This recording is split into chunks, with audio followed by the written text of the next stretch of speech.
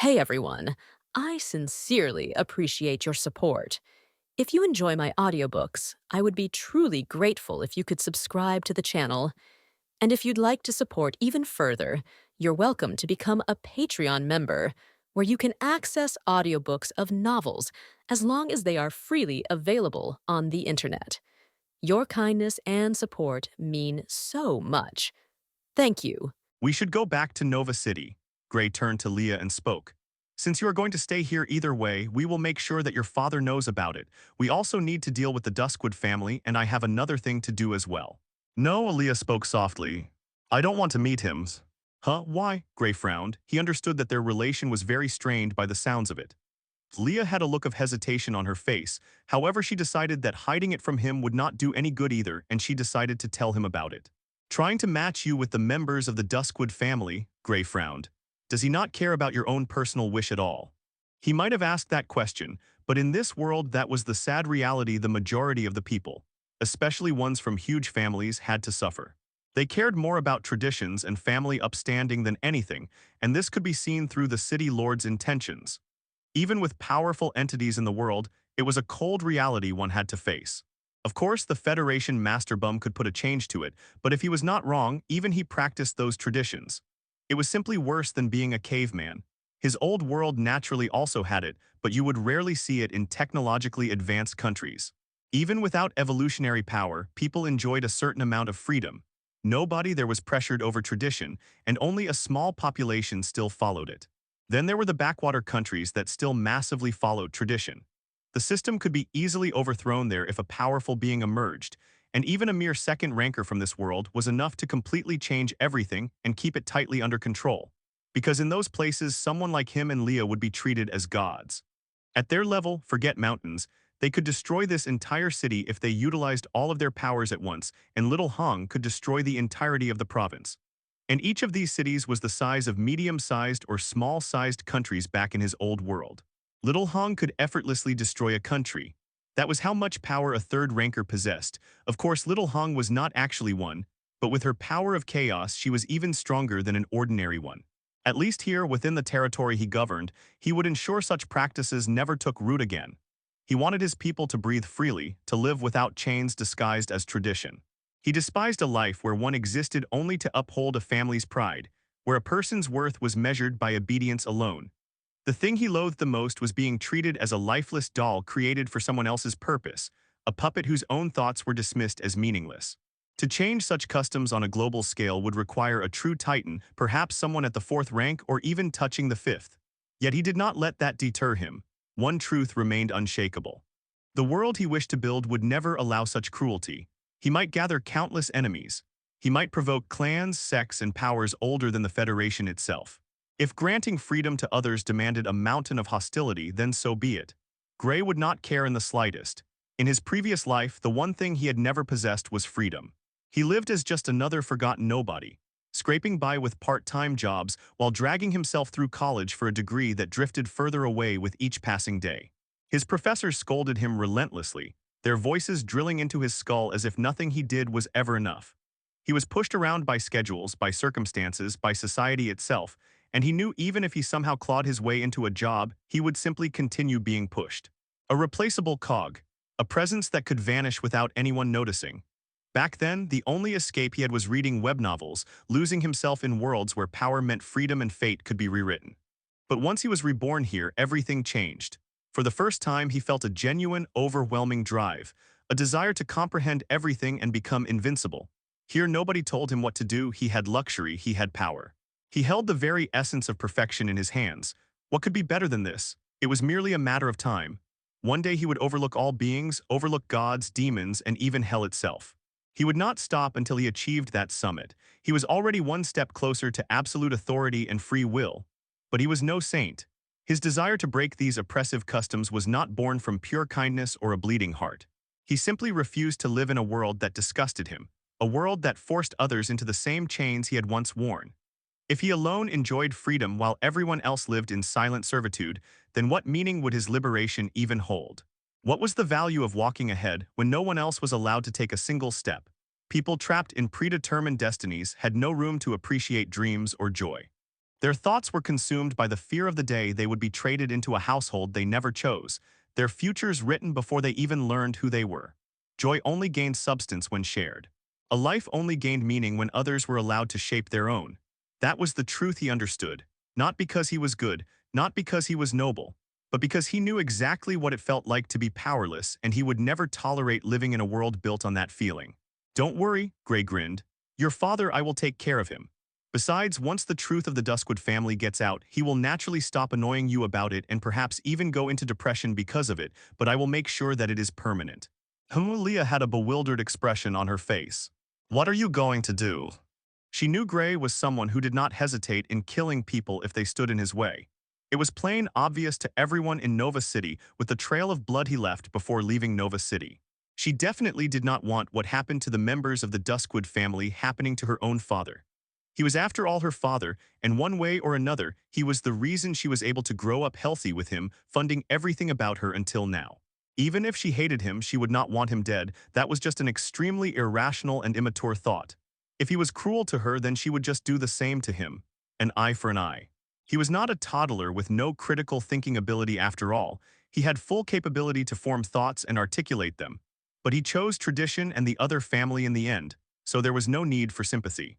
It's not like what you think, Gray said with twitching lips. I won't do anything to him. Then thinking for a moment, Gray spoke. Besides, you are sufficiently strong enough to stand your ground against your father. Gray smiled casually. In Nova City, no one can match your current strength. What Duskwood family, what city lord, just display your power and all of them will shut up. In the end, can a bunch of people at middle stage of second rank force you into their doings? One move from you can destroy sectors in seconds. Always remember that, Leah. Leah smiled brightly hearing this. That was right, she was no longer the old, powerless Leah anymore. She had already achieved a power far beyond ordinary comprehension. If she did not stand up for herself, then who would? At the same time, she felt warm on the inside. There was another person with her that supported her wishes and assisted her without a question. She could not help but be more grateful to Gray. Perhaps someone like Gray she would never meet in her life. Nobody was as unique as Gray to her. This is something you should face, Leah. You must break the shackles that bind you. I want you to speak with the city lord clearly.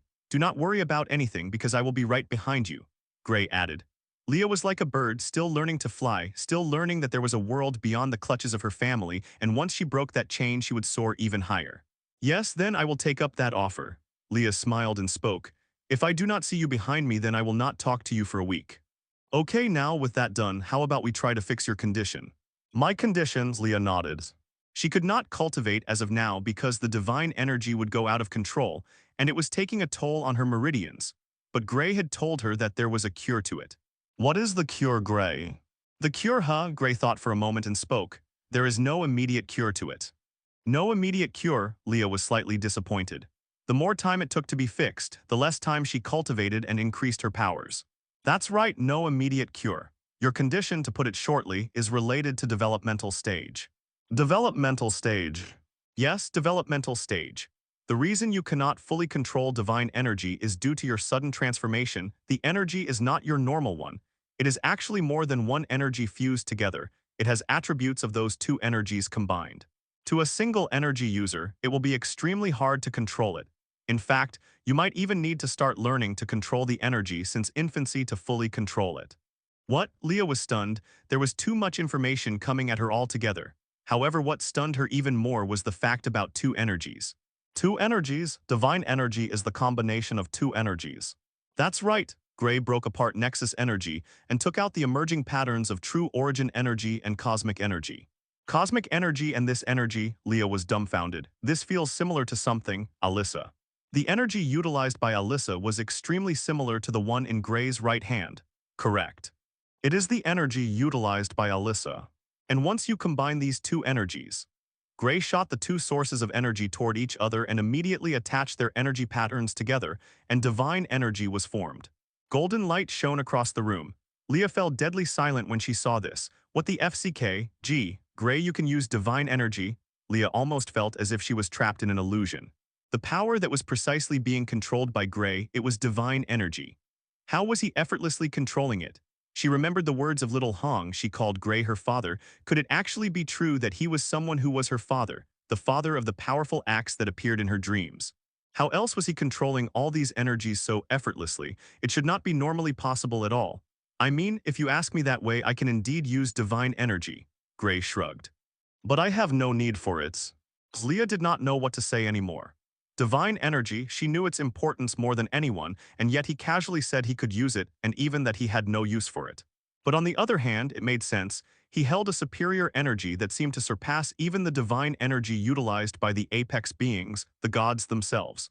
But what surprised her even more were the energies. Her divine energy was actually the combination of the energy Alyssa utilized and cosmic energy. This was an extremely shocking fact to know, and Alyssa actually used one portion of her divine energy already. What did this imply? It meant Alyssa was not simply as she seemed. How did she survive Evan's master's power either way? She and Leah were the only ones who survived it after all. She already had her doubts about it. Gray, what is Alyssa? Leah could not help but ask. What is Alyssa? Gray was silent for a moment, then shook his head. That you have to ask her yourself. I cannot say anything. She has not told me anything about it herself. So you don't know about what she is? Leah tilted her head. How could that be? The all-knowing Gray not knowing something was rather hard to believe. I know what she is, but I can't tell you about it. Gray shook his head. While he trusted Leah, he also wanted to keep Alyssa's secret. A true dragon, it was something very complex. Unless she mentioned it to Leah herself, he would not reveal it to anyone. Of course he knows, Leah said with twitching lips. He was someone who found out her status as a god without her telling anything. Why wouldn't he be able to do the same to his own sister? Forget it then, I will ask her myself. Leah shook her head softly. Then, going back to the topic, Gray casually swirled the divine energy in his hand and sent it toward Leah. The crystalline cores within her reacted abruptly and the divine energy was directly absorbed. What we need to do is make you control the energy. Like I said before, doing it will be extremely hard for a normal person. They would have to start training from infancy. But Gray paused. You are not exactly a normal person, you are special. Leah's face turned ashen when she heard him. Why was she being called special right now? Oh, I didn't mean it that way. Gray chuckled dryly. What I meant is that you have the special physique. The endless potential physique is not limited to just comprehending sword energy and advancing without bottlenecks. Gray explained. The physique allows you to draw out potential for use which is endless. So, in theory, if you wished hard enough, you will form enough potential and talent to learn energy control in a week or two. But how will I do that if I can only control it for a few short moments? Leah was worried. If she tried to overdo things, then her meridians would swell up uncontrollably. You don't have to worry about that. Gray shook his head with a smile. I will help you learn to control the energy by guiding my energy inside your energy channels to keep it under control. If it shows signs of going haywire, then I can swiftly control it. You can also cultivate that way. I just need to be close to you at the time you cultivate. He thought for a moment and spoke. All right, now climb onto the bed. Leah's face reddened slightly. Okay, now with that done, how about we try to fix your condition? My condition? Leah nodded. She could not cultivate as of now because the divine energy would go out of control and it was taking a toll on her meridians, but Gray had told her that there was a cure to it. What is the cure, Gray? The cure, huh? Gray thought for a moment and spoke. There is no immediate cure to it. No immediate cure, Leah was slightly disappointed. The more time it took to be fixed, the less time she cultivated and increased her powers. That's right, no immediate cure. Your condition, to put it shortly, is related to developmental stage. Developmental stage. Yes, developmental stage. The reason you cannot fully control divine energy is due to your sudden transformation. The energy is not your normal one. It is actually more than one energy fused together. It has attributes of those two energies combined. To a single energy user, it will be extremely hard to control it. In fact, you might even need to start learning to control the energy since infancy to fully control it. What? Leah was stunned. There was too much information coming at her altogether. However, what stunned her even more was the fact about two energies. Two energies? Divine energy is the combination of two energies. That's right. Gray broke apart Nexus energy and took out the emerging patterns of true origin energy and cosmic energy. Cosmic energy and this energy, Leah was dumbfounded. This feels similar to something, Alyssa. The energy utilized by Alyssa was extremely similar to the one in Gray's right hand. Correct. It is the energy utilized by Alyssa. And once you combine these two energies, Gray shot the two sources of energy toward each other and immediately attached their energy patterns together, and divine energy was formed. Golden light shone across the room. Leah fell deadly silent when she saw this. What the FCK? Gee, Gray, you can use divine energy. Leah almost felt as if she was trapped in an illusion. The power that was precisely being controlled by Gray, it was divine energy. How was he effortlessly controlling it? She remembered the words of little Hong. She called Gray her father. Could it actually be true that he was someone who was her father, the father of the powerful acts that appeared in her dreams? How else was he controlling all these energies so effortlessly? It should not be normally possible at all. I mean, if you ask me that way, I can indeed use divine energy. Gray shrugged. But I have no need for it. Leah did not know what to say anymore. Divine energy, she knew its importance more than anyone, and yet he casually said he could use it and even that he had no use for it. But on the other hand, it made sense. He held a superior energy that seemed to surpass even the divine energy utilized by the apex beings, the gods themselves. But what surprised her even more were the energies. Her divine energy was actually the combination of the energy Alyssa utilized and cosmic energy. This was an extremely shocking fact to know, and Alyssa actually used one portion of her divine energy already. What did this imply? It meant Alyssa was not simply as she seemed. How did she survive Evan's master's power either way? She and Leah were the only ones who survived it after all. She already had her doubts about it. Gray, what is Alyssa? Leah could not help but ask. What is Alyssa? Gray was silent for a moment, then shook his head. That you have to ask her yourself. I cannot say anything. She has not told me anything about it herself. So you don't know about what she is? Leah tilted her head. How could that be? The all-knowing Gray not knowing something was rather hard to believe. I know what she is, but I can't tell you about it. Gray shook his head. While he trusted Leah, he also wanted to keep Alyssa's secret. A true dragon, it was something very complex. Unless she mentioned it to Leah herself, he would not reveal it to anyone. Of course he knows, Leah said with twitching lips.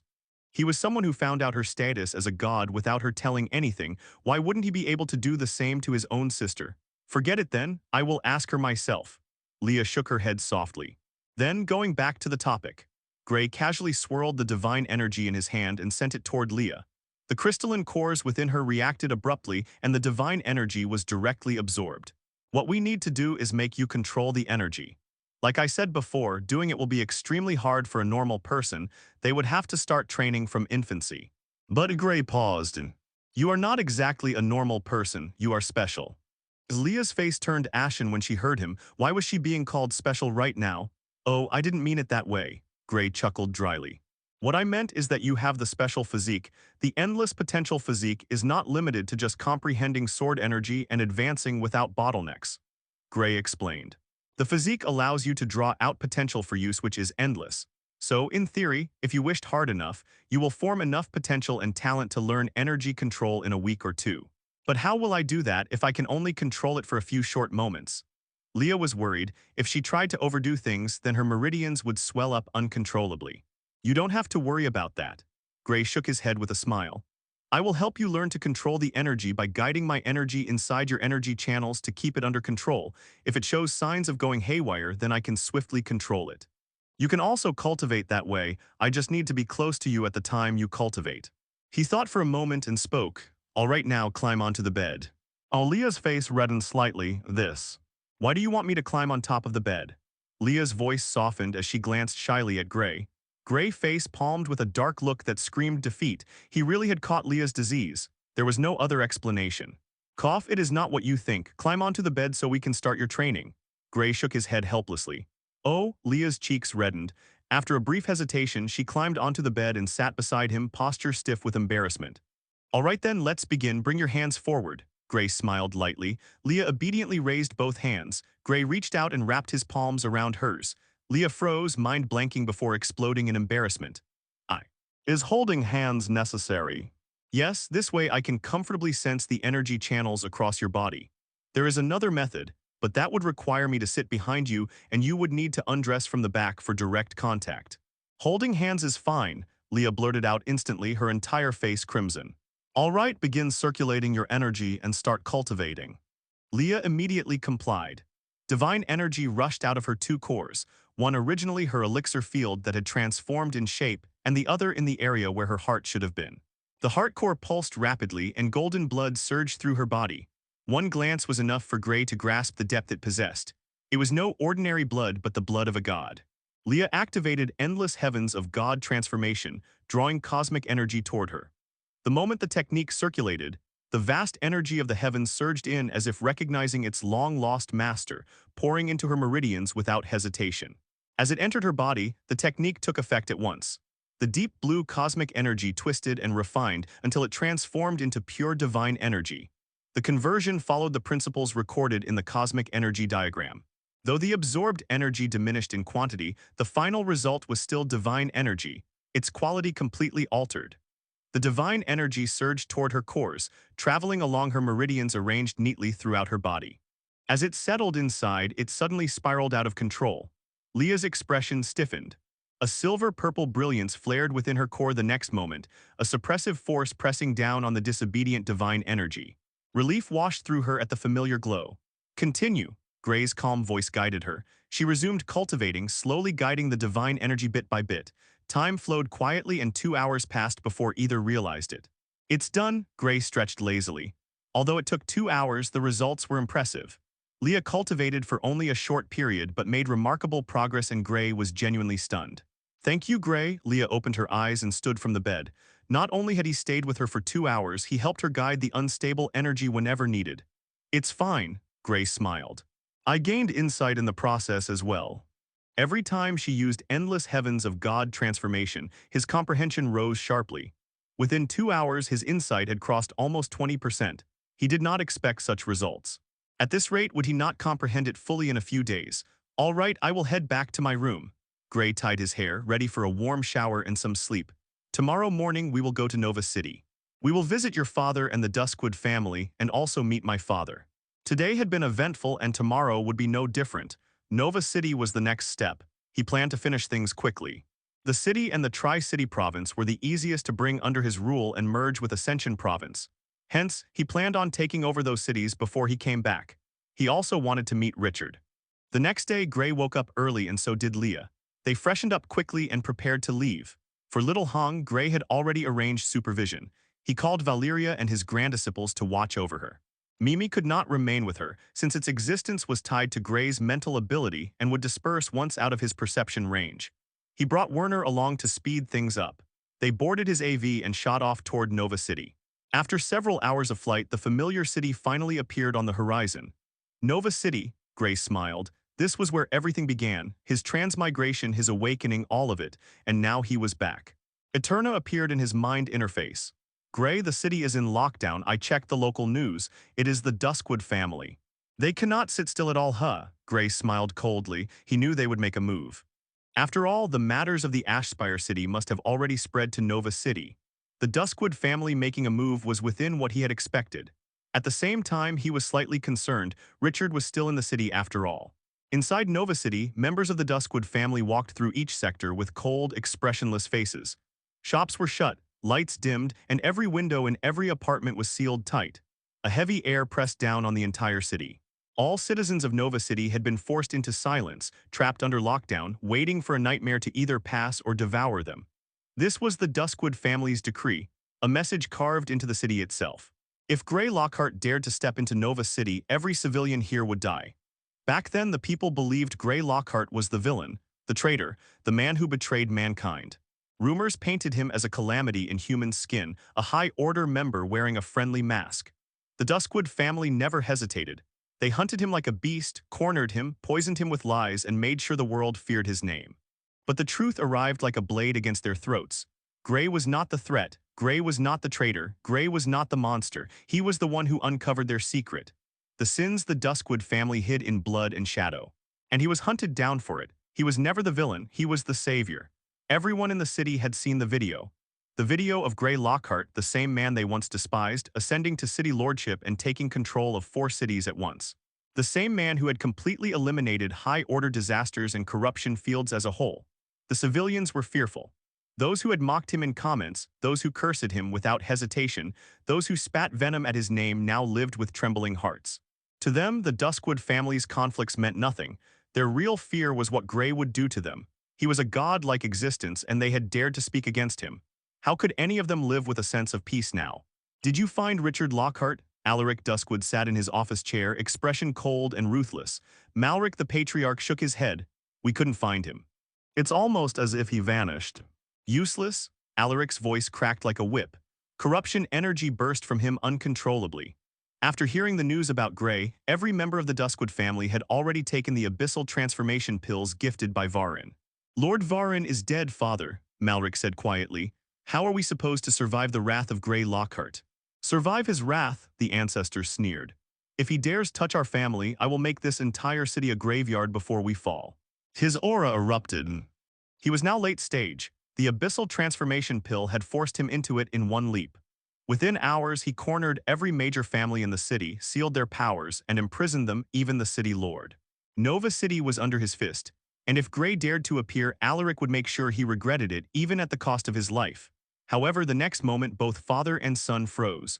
A powerful voice thundered across the sky. Hey Duskwood family, I'm here to deliver a few presents. Civilians trapped inside their homes jolted in shock. One by one, windows flew open across the city. A blinding silver-purple brilliance filled their vision, sweeping across the entire skyline and swallowing Nova City in light. It's him, Alaric's face turned grim as he exchanged a look with his son. Both nodded in silent agreement. Swoosh echoed as the two shot out of the mansion with icy expressions. Floating above the Duskwood estate was a man with long black hair and an unnervingly handsome face. Yo, Grey greeted with a cold smile. It is our first time meeting face to face, but you should know me very well since I am the one who killed Cedric Duskwood. Alaric's expression darkened instantly. Grey Lockhart, what are your intentions? My intention, Grey's saint eyes shone with purple brilliance as he smiled faintly, to eliminate your entire family, of course. You dare, Alaric roared as corruption energy exploded from him like a tidal wave.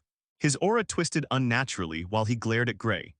You might have killed Lord Varin, but if you harm us, I will turn the entire Nova City into a graveyard, including your father and your former friends.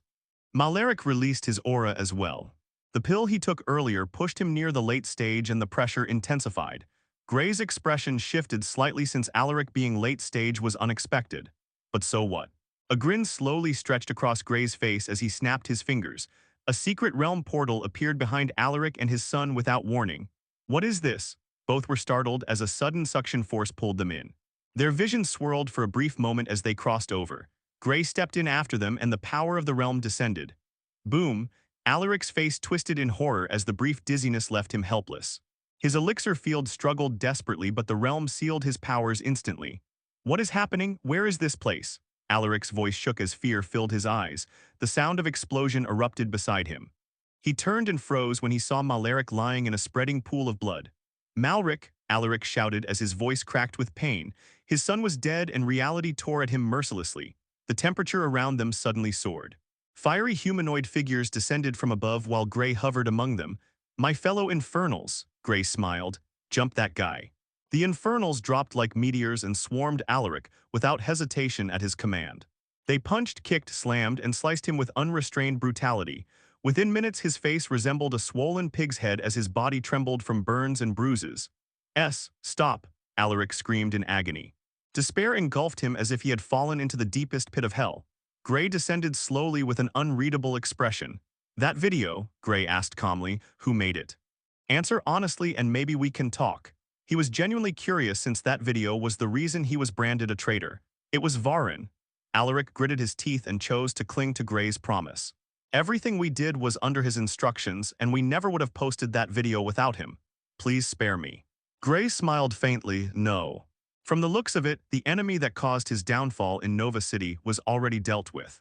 Since that was the case, there was no need to keep Alaric alive. He just gave him a false hope to make him talk faster. There was no room for negation with enemies after all. Heavenly tribulation power fused with sword energy and nexus energy in his palm. Buzzed echoed as the destructive force struck. Alaric's eyes bulged in shock. A heartbeat later, he collapsed lifelessly onto the ground. It is time to finish the Duskwood family. Grey waved his hand and the portal reappeared. Leah descended into the main city prison with a cold expression. Inside were Liebert and the head of the Ironfang family trapped behind a ceiling barrier. Their elixir fields were suppressed and their injuries made resisting impossible. When they saw Leah, they froze in disbelief. Especially Liebert Nova, who looked devastated. The Ironfang family head glared at him coldly since he had always favored the Duskwood family and even now tried to defend them. Now look what had happened due to all that. The Duskwood family, Liebert stammered with trembling lips. Leah, what is happening outside? They must have been manipulated by the High Order since they would never do something like this. He had completely lost touch with reality. The family head of Ironfang family looked at him with disgust since he was truly pathetic. Leah did not spare him any emotion either. She raised her hand and divine energy surged outward. The barrier shattered instantly. What? The Ironfang family head Torin was stunned. Miss Leah, you broke the barrier that easily. They were shocked since that barrier could restrain several middle-stage second rankers. Leah said nothing as she simply released a part of her aura. That should give them the answers they seek. They stiffened instantly, especially Liebert. You, Leah, you are a second ranker now, Liebert's voice cracked with desperate hope. Help me out of here so you can talk to the Duskwood family and make them stop. He stepped forward with trembling hands. The young master of their family likes you, and he will definitely listen if you speak. Leah looked at him with cold disappointment. The Duskwood family, she said softly. Grey has already killed their ancestor and patriarch so that family no longer exists. A trace of sadness flickered in her eyes. And you are still living in a delusion since I never said I wanted ties with them. So what if their young master liked me when I did not like him, and you decided everything on your own? Are you? What are you saying, Leah? Liebert's expression twisted with anger. I am your father and I decide what you do and what you must not do. His eyes turned cold as rage overtook him. You will obey me, do you hear me? I kept you alive and gave you food and shelter. He spat the words like they proved his ownership over her. The Ironfang family head frowned in disgust at the outburst. Liebert looked utterly pathetic in this moment. Leah stiffened briefly as a flicker of panic crossed her face, then a calm voice echoed behind her. I am behind you. The voice was unhurried, and the instant Leah heard it all her panic disappeared completely. The head of the Ironfang family snapped his head toward the source of the voice. Grey stood leaning against the wall, arms crossed, quietly observing everything. He trembled when he saw him. Only now did they realize something terrifying. He had been there the entire time, and none of them noticed. Liebert also saw him and immediately erupted. You bastard, you high-order traitor, I know you are the one behind all of this. Grey's eyelid twitched aggressively when he heard him. For a split second, it looked like he might smash Liebert into the nearest wall, but he held himself back. He wanted to let Leah speak first. You say I am your daughter, Leah said coldly. She faced Liebert with calm certainty.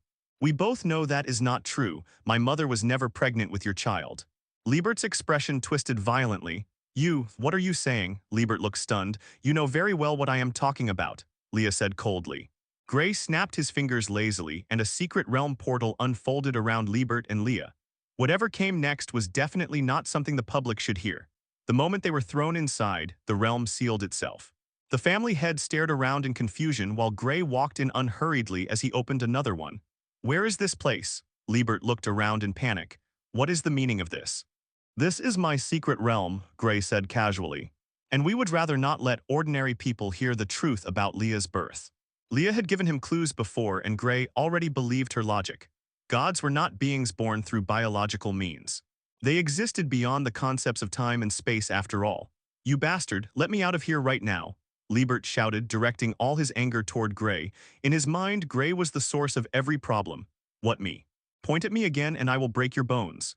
Grey said casually as the realm's power descended. Liebert's face drained of color. It felt like the world itself was pressing down on him. Grey, Leah shook her head lightly. He shrugged and stayed silent. He still planned to beat this man senseless. After all, how could he take over Nova City without challenging the city lord? The pressure finally broke Liebert's resistance. He swallowed hard and looked between them with trembling eyes. Your mother and I, we never had intercourse, he said quietly.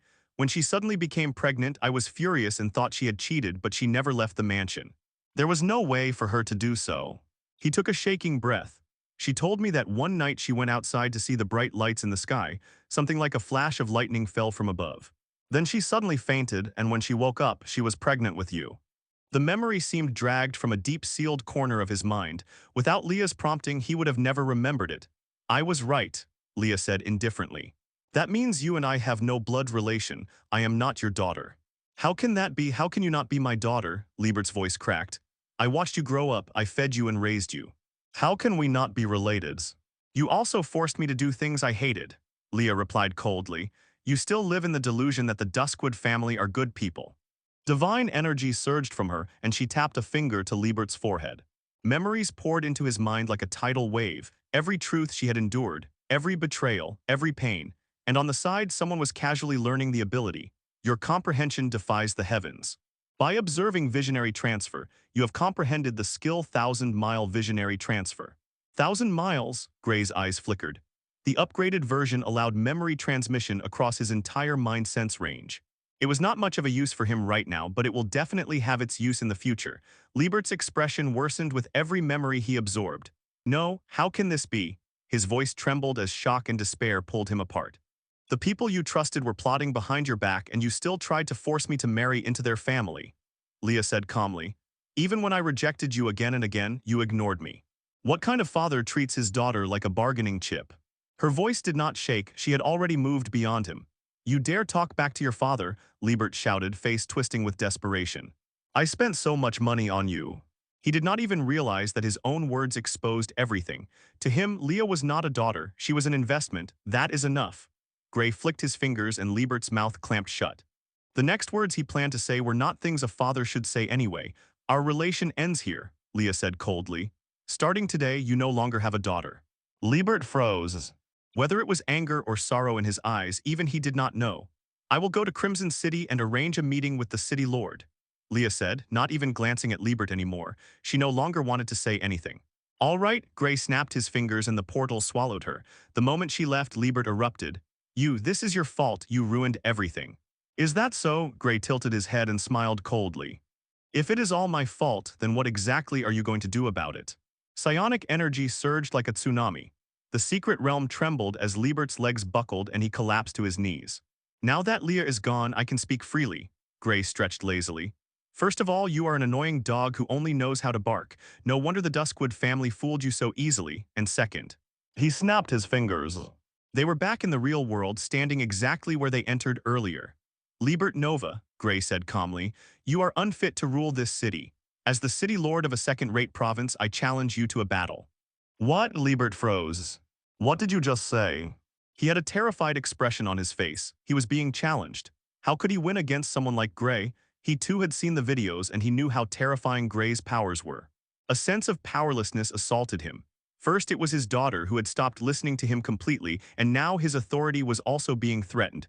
How can a man handle so much? Eterna, do your thing, Gray muttered in his mind. He knew damn well that Liebert would not readily accept handing over the city lord position. Hence, he would use the two incidents of failing to protect the city, even now, to act against him. Immediately, Eterna's voice rang out from Liebert's phone. Due to your inability to protect the citizens and the land, your merits have gone below the threshold. The challenge invitation from Gray Lockhart has automatically been accepted. The following moment, what appeared in Liebert's vision was a powerful fist coming toward him. Bang, with one punch he fell down. The Ironfang family's head stared at this scene with a dumbfounded expression. Gray merely glanced at him before turning to leave. As he began walking, the announcement started playing across the entire city. System announcement, a city authority update has been triggered, processing verification, complete. Former City Lord Liebert will now step down. Result, with Liebert Nova's inability to protect the citizens and lacking ability to contend against strong evolvers, all evolver qualifications and administrative authority tied to his identity are permanently void. All associated privileges are revoked.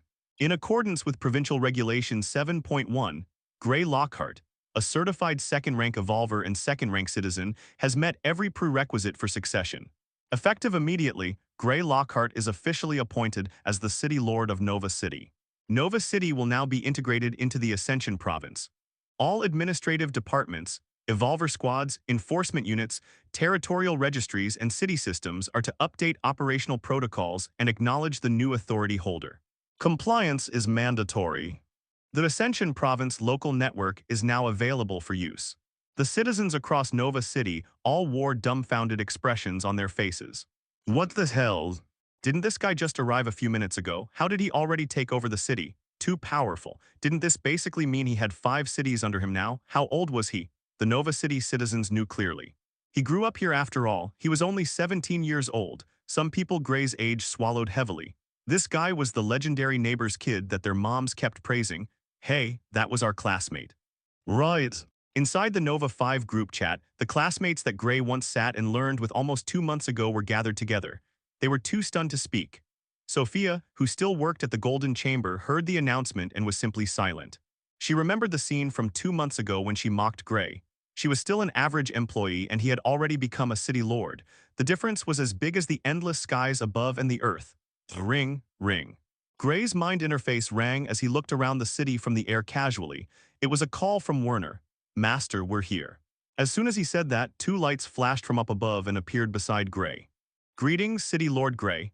The first to greet him was a rather old-looking man with an experienced look on his face. Right next to him was Werner.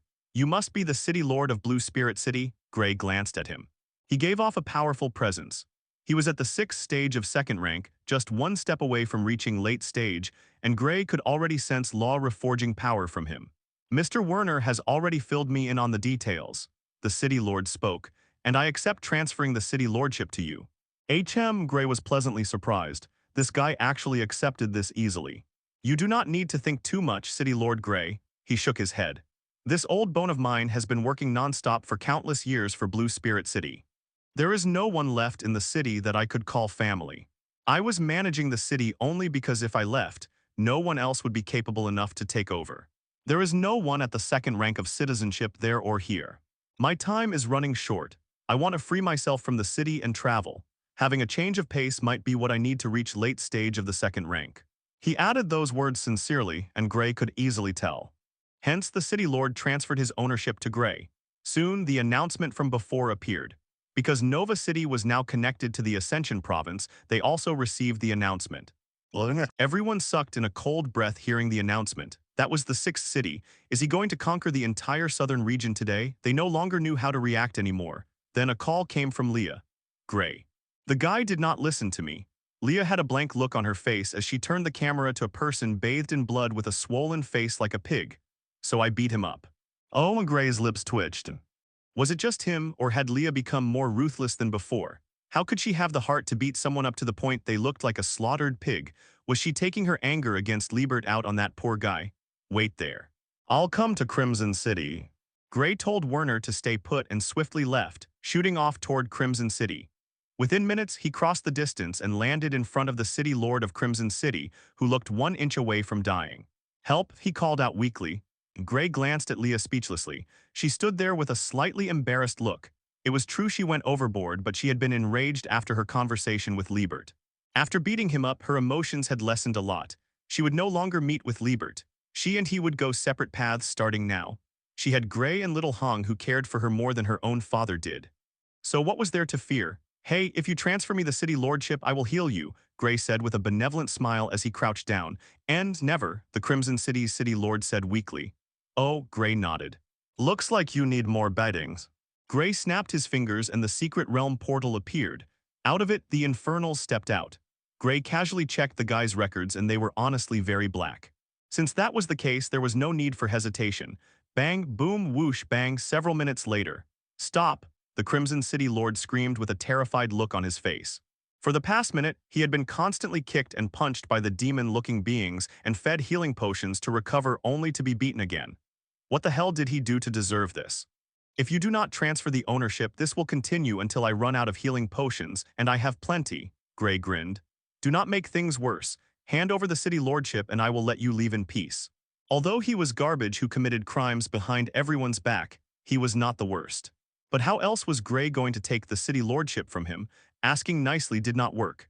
Gray definitely was not going to give this guy any privileges or money. If he had to take things by force, then he would do so without hesitation. It was for a greater purpose, and things like this would happen more often. I will transfer the ownership, the city lord finally yielded. Perfect, Gray clapped his hands. Eterna, you heard him, he said in his head. Within minutes the last announcement rang out. The Tri-Province was now completely his. That is 7 cities, Leah said with a slightly bewildered look on her face. Was it really that easy? How come others did not do what Gray did? But it made sense. He was a powerhouse no one in the southern region could probably stop. What was a city lord in front of his power? All right, Gray glanced at Leah. You go meet up with Werner and make preparations. Have him contact the law enforcers of the Ascension Province in the north and have them send men here. And you can take your time around the city if you want. I am going to visit my father's. Gray's figure flickered across the sky as he closed the distance between Crimson City and Nova City within minutes. He flew past the barrier above and arrived in the familiar Sector 6. The same place he first woke up in this world held a special place in his heart. Arriving in the housing complex zone in Sector 6, Gray swiftly navigated to his old house by walking. It had only been 2 months, but it felt like 2 years had passed. He walked aimlessly around this area when he first found out about Nexus energy, and it was very refreshing to be back. Walking up to the apartment unit he, Richard, and Alyssa once lived together in, he took a key out of his spatial ring and slid it in. Click. The door slowly opened, revealing a dark place. Instinctively, Gray entered and pressed the light switches on the side. "I'm home," Gray mumbled as he looked around. From the looks of it, Richard did not seem to be at the house.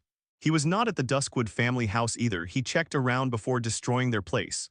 Then where did he go? Could he be in the factory? Gray frowned, but the time right now should have already been past his shift time. Abruptly, he noticed a presence at the front of the apartment. "Richard, are you back?" A concerned male voice came from the outside. Gray recognized the voice immediately. It was their neighbor, Uncle Rob. "Uncle Rob?" Gray came back to the entrance and greeted him. "Gray, I mean City Lord Gray." Uncle Rob naturally did not spawn out of nowhere. He was definitely aware of everything that was happening in the city until now. "Have you seen my father?" Gray inquired. "It is already past his shift time, no." "That is right," Uncle Rob sighed. "It is indeed past his shift time, however." He took a deep breath. He did not know how to reveal it. "Your father, he is missing. He suddenly stopped coming to the factory, and when I came to check, the apartment was empty. There was no one in here. Yesterday, the Duskwoods also came here to look for him, but they left with no clues," Rob said with a worried look on his face. He was afraid that Gray would say something. However, for some reason, Gray appeared completely calm. "Is that so?" Gray nodded. "It is fine, Uncle Rob. I know where to find father. He is safe and sound." "You do?" Rob heaved a sigh of relief. It seemed like Gray already knew he was missing. Could it be that he had already taken Richard away from Nova City to Aspire City? "Your father is really lucky," Rob said with a sigh. "To have a son like you, how many dreams every day. Send my regards to him and let him know that we old bones are still here. If he ever feels bored, he can come back here and play chess with us." "All right. I will let him know," Gray casually nodded. He did not actually know where Richard was, but he activated his mind perception and he picked up something very terrifying. It was a never-seen item in this entirety of the planet. It was a glowing crystal that gave off a special presence. The same presence as Richard. Gray closed the door behind him. The space was now completely dark and nothing appeared in his vision. Not even Eterna would be able to see anything. But he had mind perception. He swiftly navigated to Richard's room and entered while the door closed behind. As soon as he entered, he saw a bright light emerging. It came from the crystal on Richard's bed.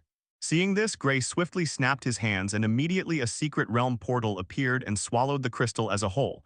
Just as quickly, Eterna appeared in his vision. "That thing," Eterna spoke emotionlessly. "It is a recording crystal utilized by the people of the Starry Sky. It is usually used when one is out of range of the Starry Sky network. You can activate it using your psionic energy or your normal energy. From the looks of it, there are no encryption runes placed on it, and you should be able to access it without any issues." And before Gray even replied, she disappeared.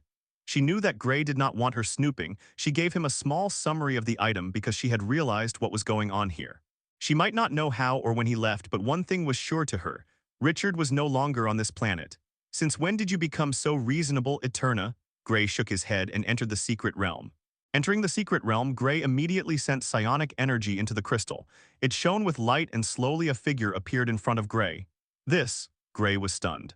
The person that appeared in front of him was not the tanned, middle-aged man with growing white hair he once knew. Instead, the person that stood in front of him was a young man in his 20s. He had sharp eyes, a tall and lean build with short white hair and an extremely handsome face and deep eyes with special inscriptions in them. "I am leaving this crystal my 2 children." The man's face was warm and a gentle smile played across his face. "Gray, Alyssa, it is me, your father." And Gray just kept quiet, watching the video in silence. "I do not know who is watching this video, but I am sure both of you will eventually see this." Richard shook his head and spoke. "First of all, let me make it clear, my name is not Richard. It is Wang Lin's." "Wang Lin?" Gray was dumbfounded.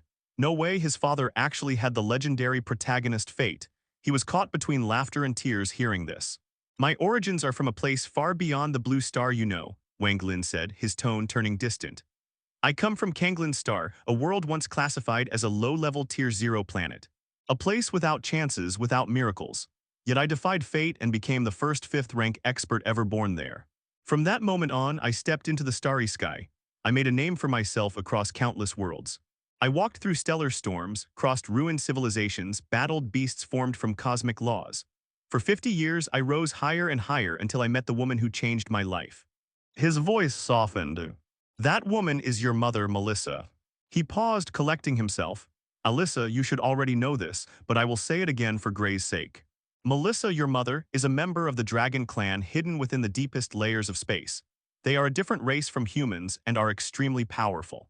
Only a few in the entire starry sky even know their clan exists. A complicated smile touched his lips. I met her on a remote planet by sheer coincidence. We traveled together for years, fought side by side, and eventually we fell in love. That was how you were born, Alyssa. But then his expression darkened. However, the moment she conceived you, disaster struck. The Dragon Clan found us. His tone grew cold and heavy. Your mother was not just any dragon. She was the Dragon Lord's daughter, one of the strongest prodigies to ever exist in the clan. A once-in-a-trillion genius, blessed with a bloodline purer than even the ancient dragons recorded in their ancestral halls. She ran away from the clan to explore the universe, but when she gave birth, her suppressed aura leaked out. The Dragon Clan instantly locked onto her location. Wang Lin clenched his fists. The Dragon Clan is proud and ruthless. Above all, they are obsessed with bloodline purity. To them, humans are an inferior race. And Melissa, someone they placed infinite expectations on, had committed the greatest taboo imaginable. She eloped with a human. She gave birth to a half-dragon child precisely with that said bloodline. His eyes dimmed with old pain. They took her away by force, they hunted me, they hunted you, Alyssa. I fought desperately, but I was only one person. Their numbers were endless and their power overwhelming. I was gravely injured. And in my final moments of consciousness, I saw a small blue planet in a forgotten corner of a remote galaxy. With you in my arms, I fell toward it. Wang Lin took a slow breath. When I woke up, my origin source had acted on its own. To keep me alive, it completely sealed itself. And with it, all my cultivation, laws, soul power, and my memories. He looked directly into the camera. The origin source is the core of a high-ranking evolver. If it seals itself, the user becomes no different from an ordinary human. That is what happened to me. I lost everything. The only thought left in my mind was to keep Alyssa safe. I wandered the outer ring of Nova City until I finally made enough resources to obtain Federation citizenship. From there, I lived as Richard, just a man trying to raise his daughter in peace. Then, a few months later, I started having dreams. His brows furrowed, dreams of something falling from the sky again and again. Like a warning, a premonition forced upon me. And one day, as I was returning from work, a streak of light descended from the sky. My body moved on its own and I ran toward it uncontrollably. And in that crater, I found a baby. Gray's stomach tightened. The baby was covered in blood, grievously wounded, barely holding onto life, yet its vitality refused to fade. That baby was you, Gray. Gray lowered his head slightly. Of course. Why would I have a normal background? I brought you to Nova City's hospital. After hours of emergency surgery, the doctors managed to save you. From that day on, I raised you as my own son. Wang Lin's voice softened. Gray, even after my memories awakened, that truth never changed. You are my son. I love both of you equally. Blood or not, family is family. He paused, his expression shifting. And now I must leave Blue Star. I have regained fragments of my memory. Your mother is still imprisoned in the Dragon Clan's forbidden region. I must return to Kanglan Star, restore my peak strength, and bring her back. I may not look like much right now, but in my generation I stood among the strongest. Your mother cannot remain trapped any longer. His face turned grave. Before I end this message, the two of you must listen carefully. Blue Star is not what it seems. I sense the power of the Chaos Seal on this planet, a legendary seal that is said to have sealed something powerful. But its location is concealed, and someone extremely powerful most likely hid it here deliberately. Additionally, the entire Blue Star is surrounded by a barrier, an artificial seal of astonishing power. Whoever created it is far beyond anything this planet can handle. His tone dropped another note, and outside the barrier I sensed countless powerful corruption fields and life force. And worse, there is a terrifying presence lurking within the second layer of space, which is a higher spatial dimension from our three-dimensional world. Traveling in that plane of existence is far easier when you are traveling across the starry sky. I believe it might be a true abyssal being. A pure one that is directly linked to the Abyssal Lord. Right now it is being held back by Eterna, but for how long I do not know. Do not attempt to leave Blue Star through the second layer of space unless you achieve major succession in the law of space. And even then, proceed with extreme caution. I must return to Kanglan Star. I must fully heal my origin source. That is the only way I can intervene in the disaster slowly approaching this planet. But do not worry. I am not abandoning you. I will return, I will bring your mother out of her prison. And I will take both of you back to Kanglin Star, where we can finally live in peace. The projection flickered, and his final words echoed with unwavering warmth. No matter what happens, remember this. Gray, Alyssa, you are my children. I love you both. I will miss each and every second I am out of this planet. These few years were the best time of my life. What? To think my father is actually a protagonist. Gray was stunned. Everything he explained so far felt like a protagonist template, and look at the guy.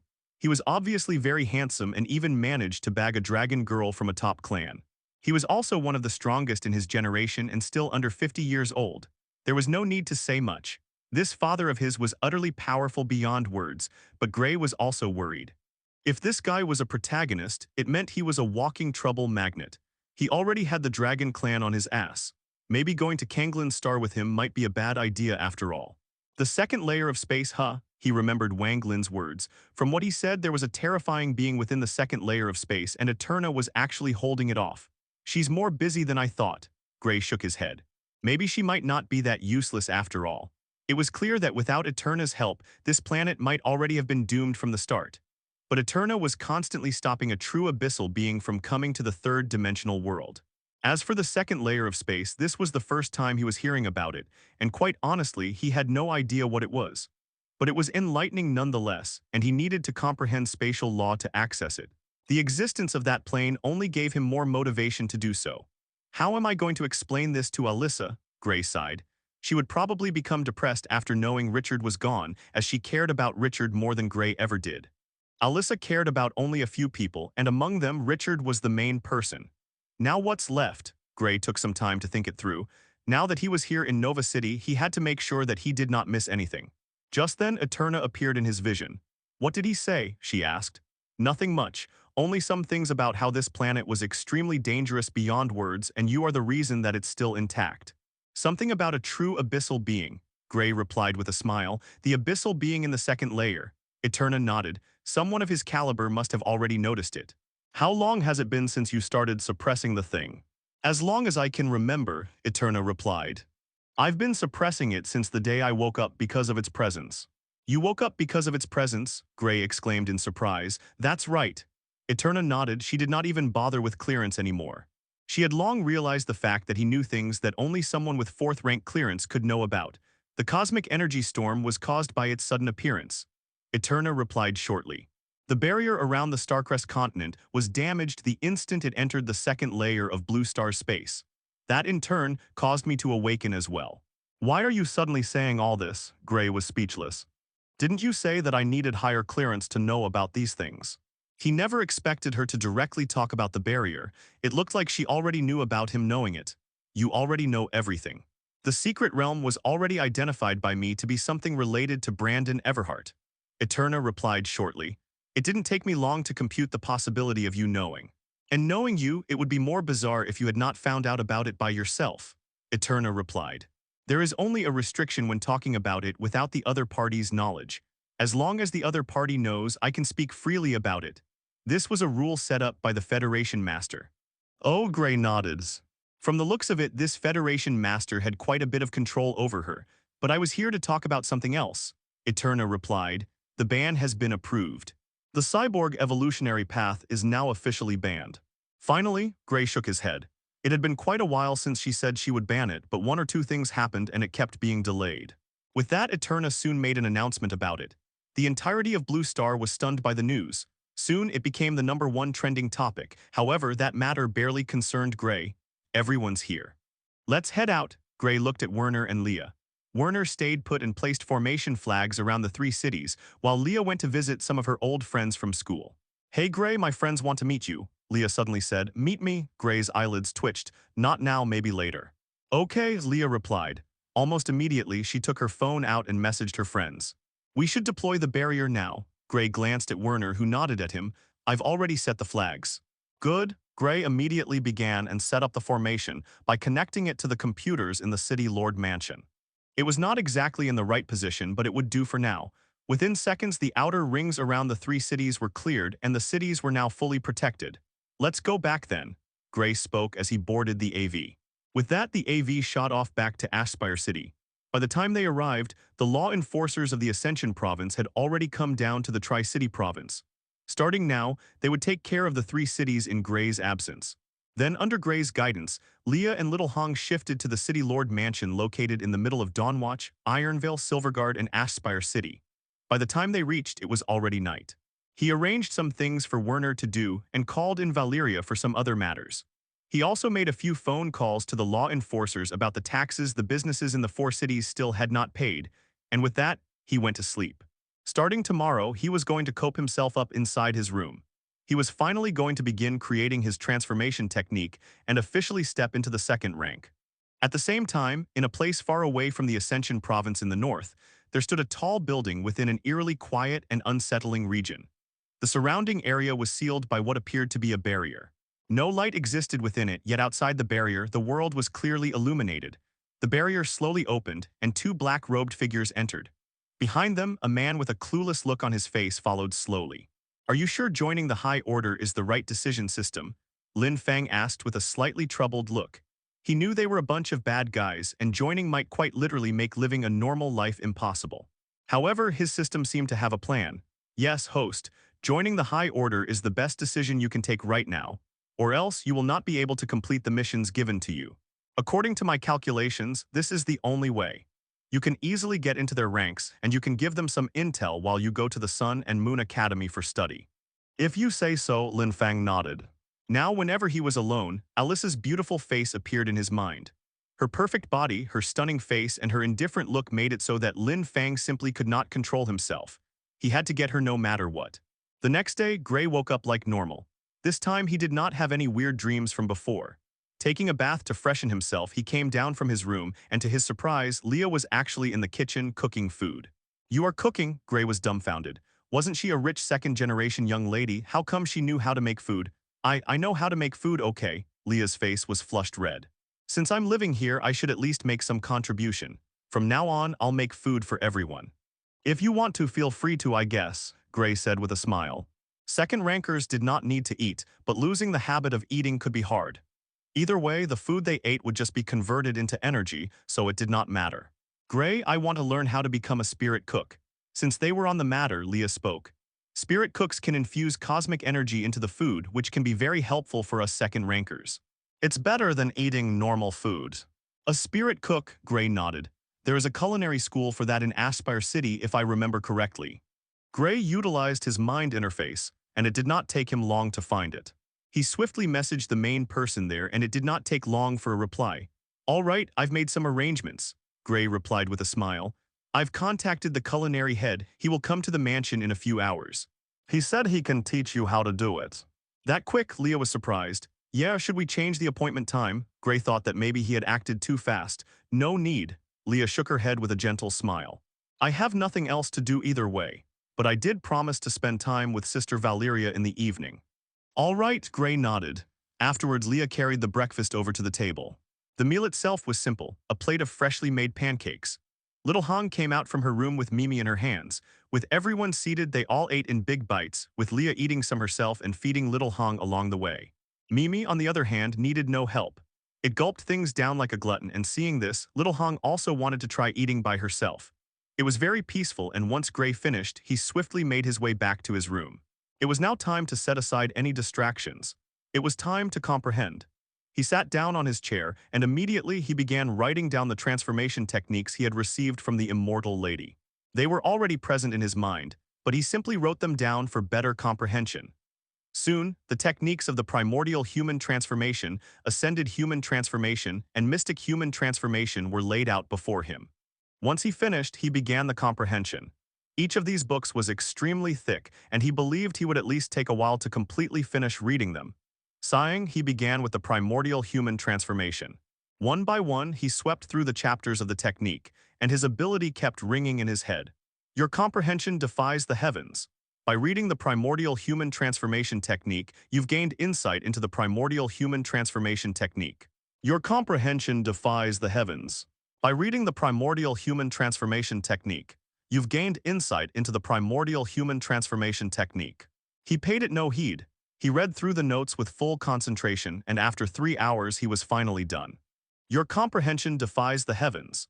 By reading the primordial human transformation technique, you've comprehended the primordial human transformation technique. It's done, Gray smiled. Reading through it continuously, he finally comprehended it. Now he knew the technique like the back of his hand, and quite honestly, once he comprehended the technique, he was rather stunned. The transformation technique for the primordial human transformation was most effective for evolutionary paths that had something to do with the body.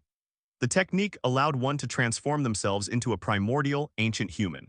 Not only did it significantly alter one's appearance to look like a far more beautiful primordial human, but it also made significant changes to the internal structure. Primordial humans had tails. That's right, tails. These tails signified their status as primordial humans, and they were also a sign of strength among other transformers. The internal structure of primordial humans was not much different from a normal human. However, by the end of the technique, one would form something known as the primordial human physique. This physique allowed one to tap into their primordial powers and amplify their attacks several times over. The physique reconstructed the muscle fibers, bones, organs, and bone marrow into primordial versions, giving them a golden gray hue upon completion. This constantly kept their cells from deteriorating over time and gave them a higher lifespan than ordinary humans. Not only that, they also had a special trait that awakened rarely but existed nonetheless: cellular memory activation. The primordial human's body remembered all the fights they had been through, all the battles they had lost and won. Slowly, they began to develop counters to them, and the body would automatically move even before the mind reacted. It was an incredible power, but the chances of awakening it were rare. Strength amplification. Gray was emotional. If he utilized this technique, wouldn't he be able to pair it with Nexus Overclock and achieve even greater results? There was also the cellular memory activation. Of course, that was far from his intentions. He would not just stop with this. There were still plenty of other transformations, for example, Leah's transformation. He would comprehend it in a few days, or if he simply stared at her for several hours, he would comprehend it directly. However, that matter aside, although the technique specifies how to start the transformation, it doesn't detail how and why it happened. Gray frowned. That was what he wanted in the first place. However, almost as he thought of that, his comprehension ability activated. Your comprehension defies the heaven. By learning transformation techniques, you've learned the importance of understanding genes and structural changes in one's body and comprehended true genetic insight by deriving it from the true origin site. These insight comprehensions, Gray shook his head speechlessly. These insight skills were the easiest things to acquire. Even the true origin insight had been comprehended from his desire to understand energies, and now another skill had formed, this time coming from his desire to understand how exactly the transformation occurred. But what am I going to do with this? Gray frowned. Sure, he might be able to observe the structure and DNA of someone else, but where was he going to find a primordial human from?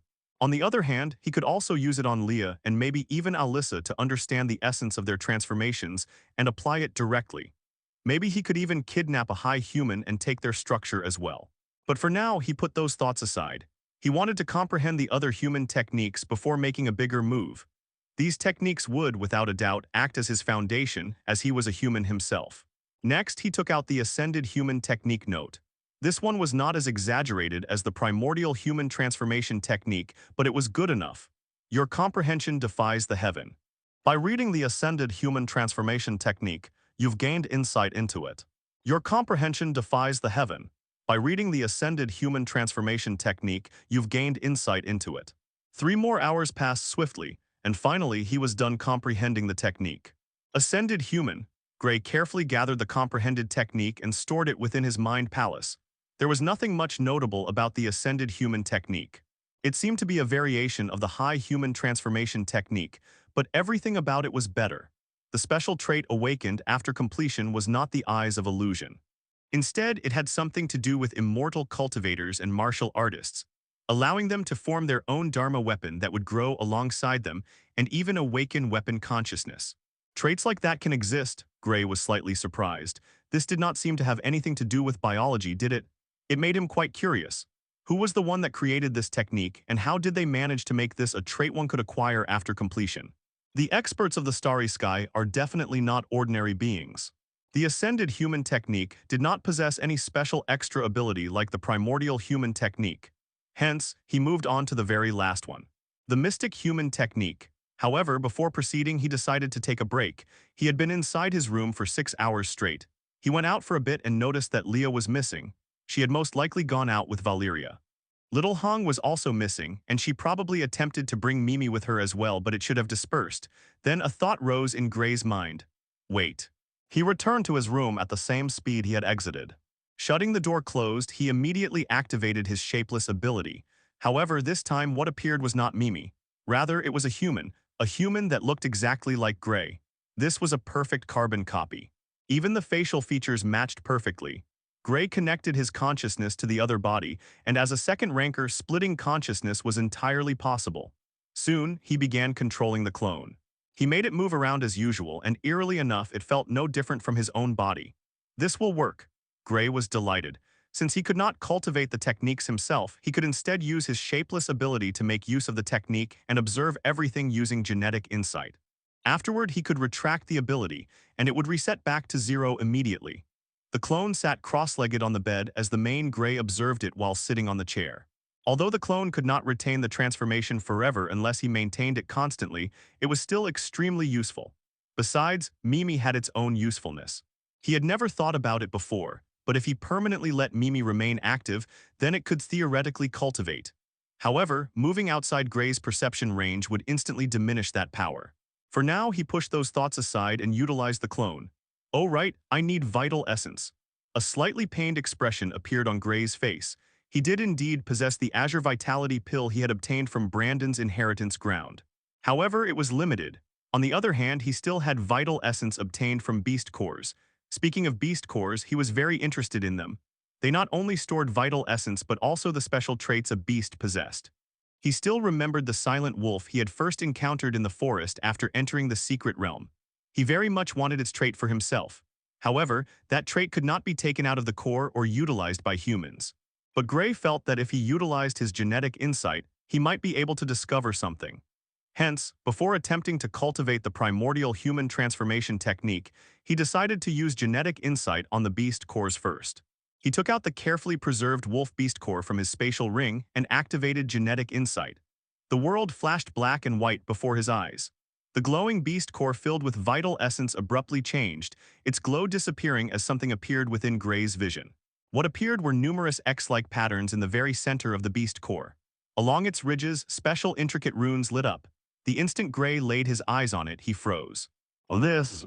He did not freeze because he was stunned, but because he was utterly confused. First of all, the thing looked like a DNA-like structure from his old world's biology textbooks. Quite honestly, he had no idea what he was supposed to comprehend from this. For a moment, Gray did not know whether to laugh or cry. He could now see the structure, but what now? What exactly was he supposed to learn from DNA?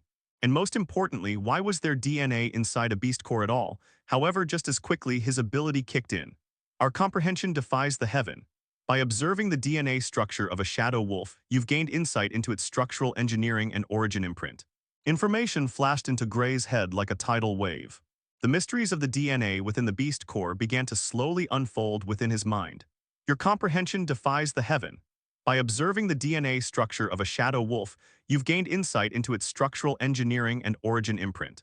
Your comprehension defies the heaven. By observing the DNA structure of a shadow wolf, you've gained insight into its structural engineering and origin imprint. Gray was completely absorbed in the beast core. Time kept moving forward, but Gray did not stop. Leah and Valeria returned to the mansion together with little Hong, who was wearing new clothing. But once they saw that he was not reacting at all, they quietly withdrew. The clone had also been dismissed by Gray since he was fully focused on the core, so they did not see it. Seeing how concentrated he was, they chose not to disturb him. What was Gray doing? Leah asked in confusion. He seemed to be paying no attention to the outside world and only kept staring at the beast core in his hand. Who knows? Valeria shook her head helplessly. He must be in the process of doing something groundbreaking, so let's not disturb him. He already told me to manage the province for him and said he would not show his face often. He is most likely experimenting with something. Come, let's try out the new dresses on little Hong. Leah nodded and turned toward little Hong, who looked at the two big sisters in front of her with a dumbfounded expression. The next moment, the smiling ladies dragged her away. The next day, Gray was still engrossed in it. The mysteries of the shadow wolf were continuously absorbed by him, and eventually the process was completed. Your comprehension defies the heaven. By observing the structure and origin imprint of a shadow wolf, you've comprehended its structural engineering and its trait silent shadow. This is shocking, Gray was quite honestly stunned. After the comprehension, he finally understood it. He finally understood where beasts obtain their special traits from and where almost all other beings obtain theirs from. Origin imprint. The beast core forms traits from these origin imprints. But what exactly was an origin imprint? He himself did not know the answer to that question. Who placed it inside the structural DNA and how did it come to be? Because it definitely did not form out of nowhere. That much was made clear to him once he understood the entire structural engineering of the wolf. The origin imprints did not always exist. Instead, they first appeared when beasts formed their cores. Speaking of structural engineering, Gray also began to understand the deeper details behind DNA, genes, and chromosomes. DNA was the complete set of pre-built instructions within a life form's biological structure. It defined everything, from how tall one could grow to physical appearance and innate limitations. It was the foundation, fixed and difficult to alter. Genes, on the other hand, were individual instruction units embedded within DNA. Each gene was responsible for a specific task, issuing commands such as build this structure, control this process, or regulate this function. Alone, a gene meant little. Only when activated did it matter. Chromosomes were where everything truly came together. They were the organizational framework. They determined how DNA was folded, how genes were grouped, and more importantly, which instructions could actually be accessed. The DNA itself might remain unchanged, but a different chromosomal structure could lead to entirely different outcomes. In other words, DNA set the limits, genes provided the instructions, and chromosomes decided what the body was allowed to use. All of these were detrimental to a person, and that was especially the case for evolvers. Transformation techniques directly altered the DNA, and once the alteration is fully complete, traits are formed using origin imprints. That was his theory. Beasts were already beasts. They did not change their races, and hence they could unlock traits earlier than humans at the second rank. Now, if I develop a transformation technique to specifically change my DNA to match the structure of the origin imprint, I can obtain the trait.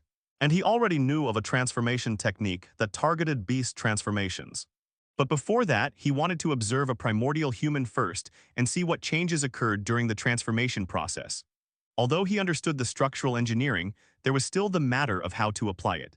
That part was still not specified. Maybe observing more changes and transformations would help him.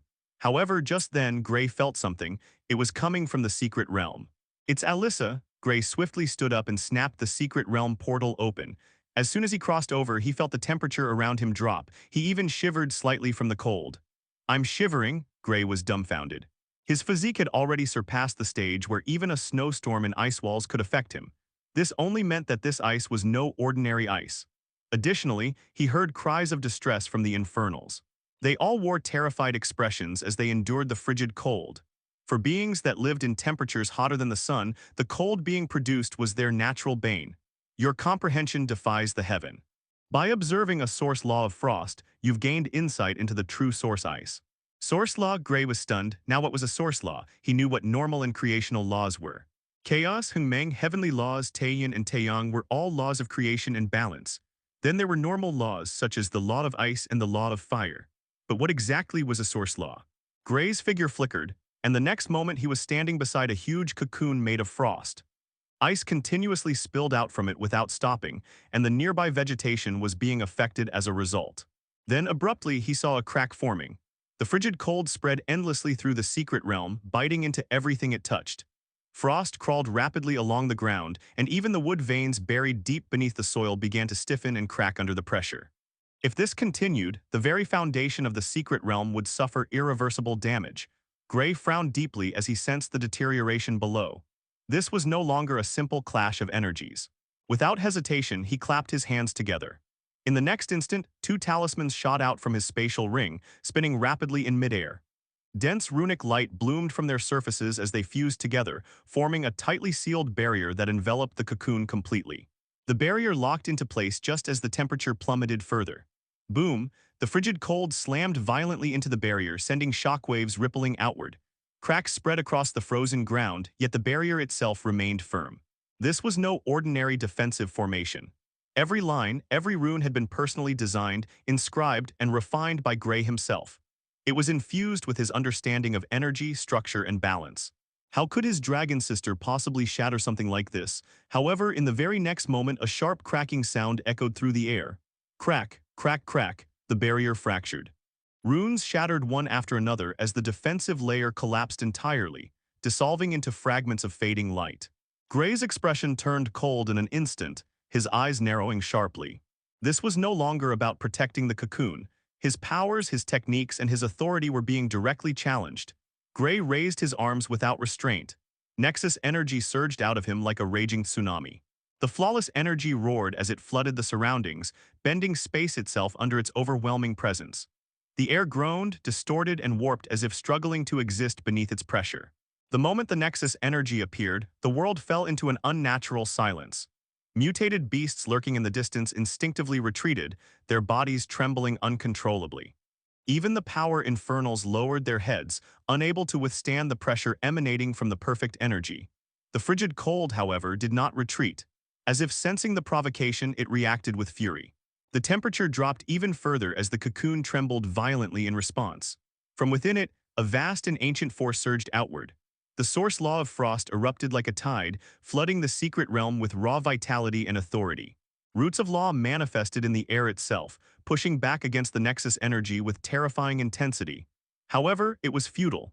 Nexus energy had even worse anger issues than the source law of frost. How could it allow a puny law to affect it? Boom, an even more terrifying power erupted from Gray. Nexus overclock lines surged across his body as his energy, body, and mind followed the reversal scale of the golden ratio, amplifying endlessly. The source law trembled violently. It struggled desperately, forcing out the remaining authority of the frost law in a final attempt to resist. Vitality lashed out wildly, roots of energy whipping through space as the cocoon shook as if screaming in defiance. But it was meaningless. The crushing pressure of Nexus energy descended like a divine verdict. Every trace of the source law of frost was violently suppressed, torn apart, and overwhelmed without mercy. What little power remained was crushed into submission, unable to even maintain its form. In front of Nexus energy, resistance itself was a mistake. However, much to Gray's surprise, it was not only the law that failed. To his dismay, even the cocoon began to crack. Maybe I overdid it, Gray muttered speechlessly. The cracked cocoon suddenly shone with dazzling brilliance. Gray frowned. The next instant, his expression twisted into utter shock. Something soft and heavy slammed into his chest. A warm, pleasant fragrance rushed into his nostrils. Gray stiffened. In front of him was Alyssa. Frigid cold energy continuously seeped from her body, forming faint, icy mist around her skin. However, what truly stunned him was not the energy. She looked different, more mature. Her figure had clearly developed, her curves far more pronounced than before. The Alyssa he remembered definitely did not have such overwhelming assets. And right now, this girl was hugging him tightly. Very tightly. Her soft body pressed firmly against his chest, arms wrapped around him with no restraint whatsoever, like lovers clinging to each other after a long separation. Bad guy, Alyssa muttered softly. Her voice was shaky, feverish, and filled with emotion. She pulled back slightly, then lightly punched Gray's chest with her slender white fists, each hit lacking any real strength. You knew everything, she accused. You knew about me being a true dragon. You knew about that powerful senior. You even became the city lord. Alyssa shouted, her face completely red, as if she were burning up from a fever or perhaps intoxicated by her own awakening. Not only that, she looked even more beautiful than before. Her skin glowed faintly, her features sharper yet softer at the same time. On her forehead, two small blue horns had emerged, delicate and cute, perfectly matching her face. You're very strong too, Alyssa suddenly said, her expression softened, eyes glistening. The next moment she hugged Gray again, even tighter than before. Her chest pressed firmly against him as she rubbed her cheek lightly against his shoulder, her small hands unconsciously circling his chest. Gray's expression turned ashen. Hey, he said with twitching lips. We are brother and sister, we shouldn't be this intimate. Alyssa froze, then she looked at him as if he were an idiot. What brother, she scoffed. You aren't the old Gray. You're a reincarnated being, aren't you? Her eyes narrowed slightly. The old bad, evil Gray who bullied me is long gone, we have no relation. She finally let go of him and folded her arms proudly, her chest lifting in a way that made Gray immediately avert his gaze. I already knew it, she declared. Since you know my secrets, I should know yours too. What? Gray frowned deeply. How did you find out? He was completely certain he had never revealed it to anyone. I'm a true dragon from the world of Source, she said proudly. Nothing can escape my eyes. Then her expression dimmed slightly, her voice turning softer. But one day, I suddenly stopped being able to sense anything from you. You became a complete mystery. She tilted her head, her drunken, dazed expression returning. That's right, she suddenly exclaimed. It's because you're strong, stronger than me. Her gaze turned affectionate once more. Without warning, she leapt toward him again, clearly intending to hug him.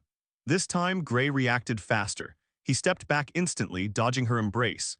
He absolutely did not let the gone-crazy dragon girl get anywhere near him again. For his own safety and hers. Seeing this, a faint shimmer of moisture gathered in Alyssa's eyes.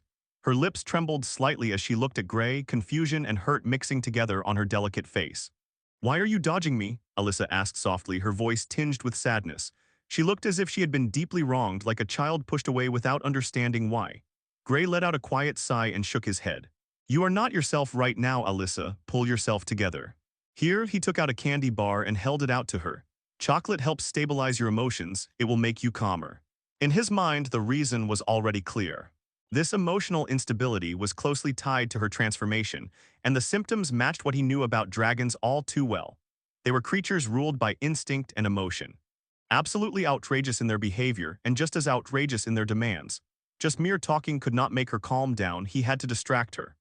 Alyssa stared at the candy in Gray's hands, then took it into her hands and immediately ate it with the packet itself. Gray finally confirmed it. She definitely had something wrong in her head. Gray, Alyssa's expression became even more feverish and drunk than before after she ate the chocolate. Gray was dumbfounded. Did he give her the wrong chocolate? But how could that be? Why would he have the wrong chocolate in his hands? Then he heard Alyssa speak again. That old Gray wasn't like this at all. Her tone slowly shifted. He looked at me with vulgar eyes. He always bullied me because I was quiet, because I didn't fight back. He never let me do anything with peace of mind. Her fingers clenched unconsciously. Whenever I tried to do something on my own, he would appear, always watching, always interfering, always sabotaging me. As the memories resurfaced, Alyssa's expression twisted. The affection in her eyes vanished, replaced by simmering fury. Anger burned visibly across her face, her breathing growing heavier. That bastard, she said through clenched teeth. He even dared to say things he should never have said. Her voice trembled, not with fear but with restrained rage. Gray just stayed silent. Although the memories related to the old Gray were fragmented and incomplete, he still understood exactly what Alyssa was referring to. He knew where her resentment came from, and he also knew that what she described was merely the surface. There had been more, much more. But that Gray is long gone, Alyssa said coldly. I'm happy about it. A bastard like him should never have been allowed to keep living. Her voice carried no hesitation, no doubt. It was firm and decisive. Then her expression shifted once more, the sharp edge softening into something conflicted. When I first found out the truth, I didn't know what to think. I was confused. I didn't know what I was supposed to feel or what I should do. She paused, taking a slow breath. But now I can say it clearly. Her gaze lifted and met his. You are not my old brother, you are his complete opposite. Alyssa smiled brilliantly, a warmth blooming across her face. You were kind to me even when I treated you coldly. Even when I kept my distance, you never forced yourself on me. As a true dragon, I understand emotions better than most, her voice softened. You never caused me trouble. You let me do what I wanted. You respected me. Her fingers curled slightly, but I was the one who pushed you away. I shouldn't have treated you like that. Alyssa sniffed quietly, her eyes glistening as if she was on the verge of breaking down. Fortunately, the tears never fell. You're completely different, she continued, her voice growing steadier. Smart, strong, and reliable. Her expression turned feverish, something instinctual flickering beneath the surface. True dragons are naturally attracted to strength. Before Gray could react, she moved. In the very next moment, Alyssa leapt toward him once again, her intent clear and unrestrained. Dark lines instantly appeared across Gray's face. With a single thought, telekinetic force surged outward, stopping her midair and holding her firmly in place before she could advance any further. Why did this woman jump at him every time she finished her words? Her gaze definitely did not look like someone jumping at him for an affectionate hug between two friends. Why? Alyssa froze again, her face half drunk. Why did you stop me? Do you not like me? Alyssa said unhappily. I'm very pretty, you know. Many men want me, but I don't care about any of them. She gazed deeply at Gray. I'm only interested in a man that can protect me. Someone stronger than me. In the entire Blue Star, there is no man strong enough to negate true origin energy except you. Alyssa's expression turned sad. Then why do you not want me? Gray genuinely wondered if this was a true dragon's mating season. Otherwise, why would she act like this? He shook his head. She was only attracted to his power. It was clear that she was not in her right mind and would only become embarrassed once she was out of this state. However, the next instant, Gray's expression shifted. A powerful fluctuation erupted from the saddened Alyssa. Her body was temporarily covered in a mysterious energy. At a glance, the energy felt like true origin energy, but it was more refined and far more powerful. No, this isn't just true origin energy. Gray was alarmed. He immediately activated his true origin insight and instantly he saw it. The brand new energy that had appeared within Alyssa, and looking at the patterns he immediately confirmed what it was. True origin energy and life energy. Your comprehension defies the heaven. By observing a true source dragon awakened, you have comprehended its main energy source, true source energy. A true source dragon, Gray frowned deeply. Is it an upgraded version of a true dragon? However, the surprise did not end there. Following the appearance of the energy, the source law of frost erupted. It formed a terrifying power together with it. In the next moment, Alyssa's body shifted. Her horns grew sharply and became covered in energy. Her body itself started becoming larger with each passing moment. Your comprehension defies the heaven. By observing a true source dragon transform, you have gained insight into the true source dragon transformation technique. Seeing this, Gray felt a surge of information flood into his mind. But now was not the time to process it. There was a far more pressing matter. He immediately activated his genetic insight, focusing it on what was happening right now. Alyssa had just defied all logic. Only third-rank cultivators who practiced the beast transformation technique could fully transform into the beast tied to their bloodline. Yet she was undergoing a complete transformation into a dragon. Gray narrowed his focus, peering directly into her genetic structure. He wanted to see exactly what was changing within her DNA, and more importantly, how her chromosomal folding patterns were being reorganized. In the following instant, Gray was finally able to clearly observe Alyssa's folding pattern. It's similar to a beast core's DNA pattern, yet not quite the same. Gray was pleasantly surprised. The folding pattern active within Alyssa was expansive and bore a strong resemblance to the structural sequence he had seen inside beast cores. However, it was far from a simple imitation. At a deeper, more microscopic level, the structure became increasingly complex.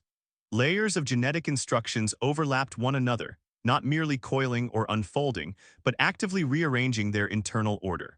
Gray could not identify the latter segment of the folding pattern at all. Yet every second, that unknown section was being converted, stretched outward and reinforced, as if the DNA itself was rewriting its own boundaries. Wait, is this the transformation? Gray narrowed his eyes. The structure of her DNA was no longer just folding. It was expanding in capacity, increasing the amount of information it could contain, preparing the body to support an entirely different biological form. This was not a simple shape change. It was a fundamental restructuring of existence at the genetic level. Your comprehension defies the heavens. By observing the DNA structure of a true source dragon, you've gained insight into its structural engineering and origin imprint. Your comprehension defies the heavens. By observing the DNA structure of a true source dragon, you've gained insight into its structural engineering and origin imprint. Your comprehension defies the heavens. By observing a true source dragon transform, you have gained insight into the true source dragon transformation technique. Insight surged into his head like a tidal wave. Gray stood rooted in place, eyes wide as torrents of fragmented knowledge crashed into his consciousness, each piece heavier than the last. The origin imprint of a true dragon was incomparably complex, far beyond the beast cores he had studied before. Merely gazing at it made his vision swim, his mind struggling to anchor itself as layers upon layers of impossible structure unfolded before him. Along its edges, countless ancient symbols and glyphs shimmered faintly, overlapping and intertwining like a living script. None of it made immediate sense to him, and his comprehension of the origin imprint itself remained abysmally low, as if he were staring at the blueprint of a god with mortal eyes. Yet strangely, the insights related to structural engineering and transformation techniques surged forward instead. With every passing second, patterns aligned, logic connected, and understanding rose sharply, as if the dragon's form was guiding him toward what mattered most. In the next moment, Alyssa's growth finally came to a halt. Her draconic body stood fully revealed. Icy scales layered her form like forged crystal, each one reflecting cold light as if carved from frozen starlight itself. Dark blue horns curved proudly from her head, glowing faintly from within, while her eyes opened slowly, vast and ancient, carrying a pressure so absolute that it felt as though the world itself might shatter if she merely chose to look upon it. Instantly, all of her powers erupted, via Rarararayam-1. The roar was not loud in the conventional sense. It arrived fractured and unstable, as if multiple voices were forcing themselves through the same throat, each one slightly misaligned. The sound felt wrong. A cold, hollow resonance bypassed the ears entirely and struck directly at the mind, making thoughts stutter and senses desync. As it spread, reality itself seemed to glitch.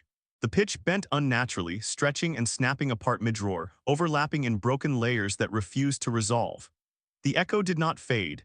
It repeated faintly out of order, like the same moment was being dragged back and replayed again and again. The following moment, the world around them flashed black and white, as if all color had been stripped away in an instant.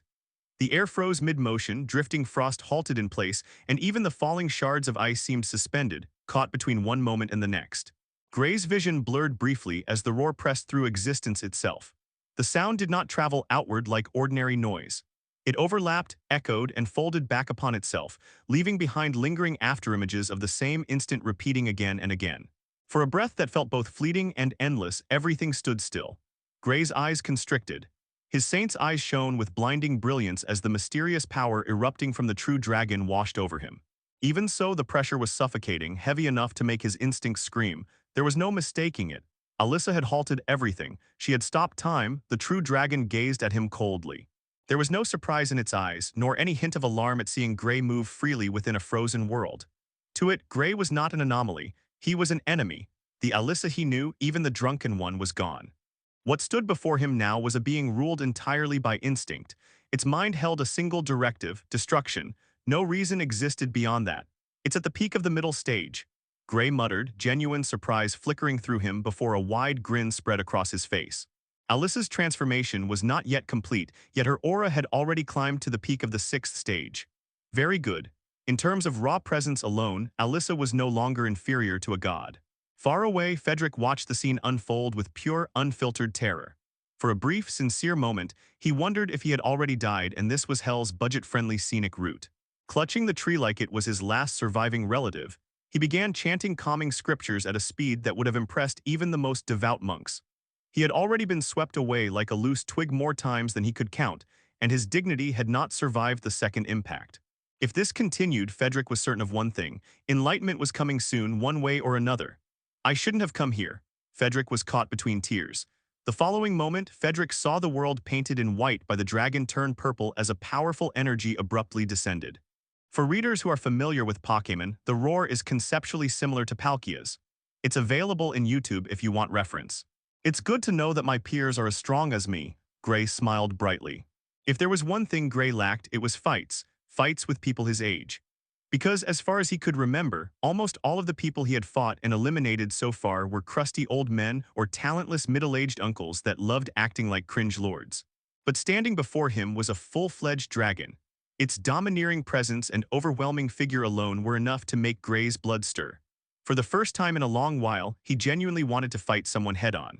More importantly, the dragon before him was of the same generation. She was even 4 months younger than him. In terms of cultivation and combat pressure, she stood squarely within his league. This was exactly what he had been seeking.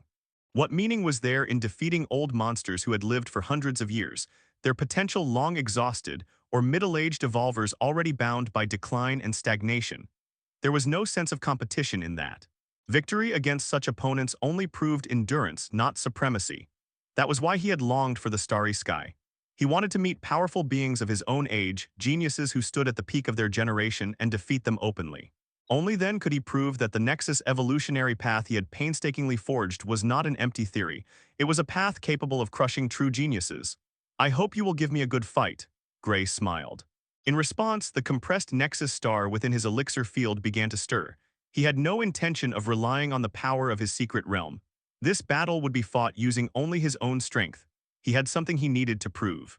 That even the so-called higher and superior races could never stand above him. This path was forged by his own hands, tempered through his own effort, and validated only through combat. And today, he would test it properly. Nexus energy surged violently, tearing free from his body in an instant. The moment it manifested, the oppressive cold of the source law of frost collapsed, as if a lesser law had been forced to kneel before something far more absolute. Sensing this, the true dragon before him moved, its eyes coldly locked onto Gray as it shot towards him with immense speed. Gray gave it a wide grin. Alyssa, I'll show you the true extent of my powers. Nexus Overclock surged with great momentum. The next moment, his entire being was dyed in deep violet as silver lines spread from his hands, branching across his body like living circuits.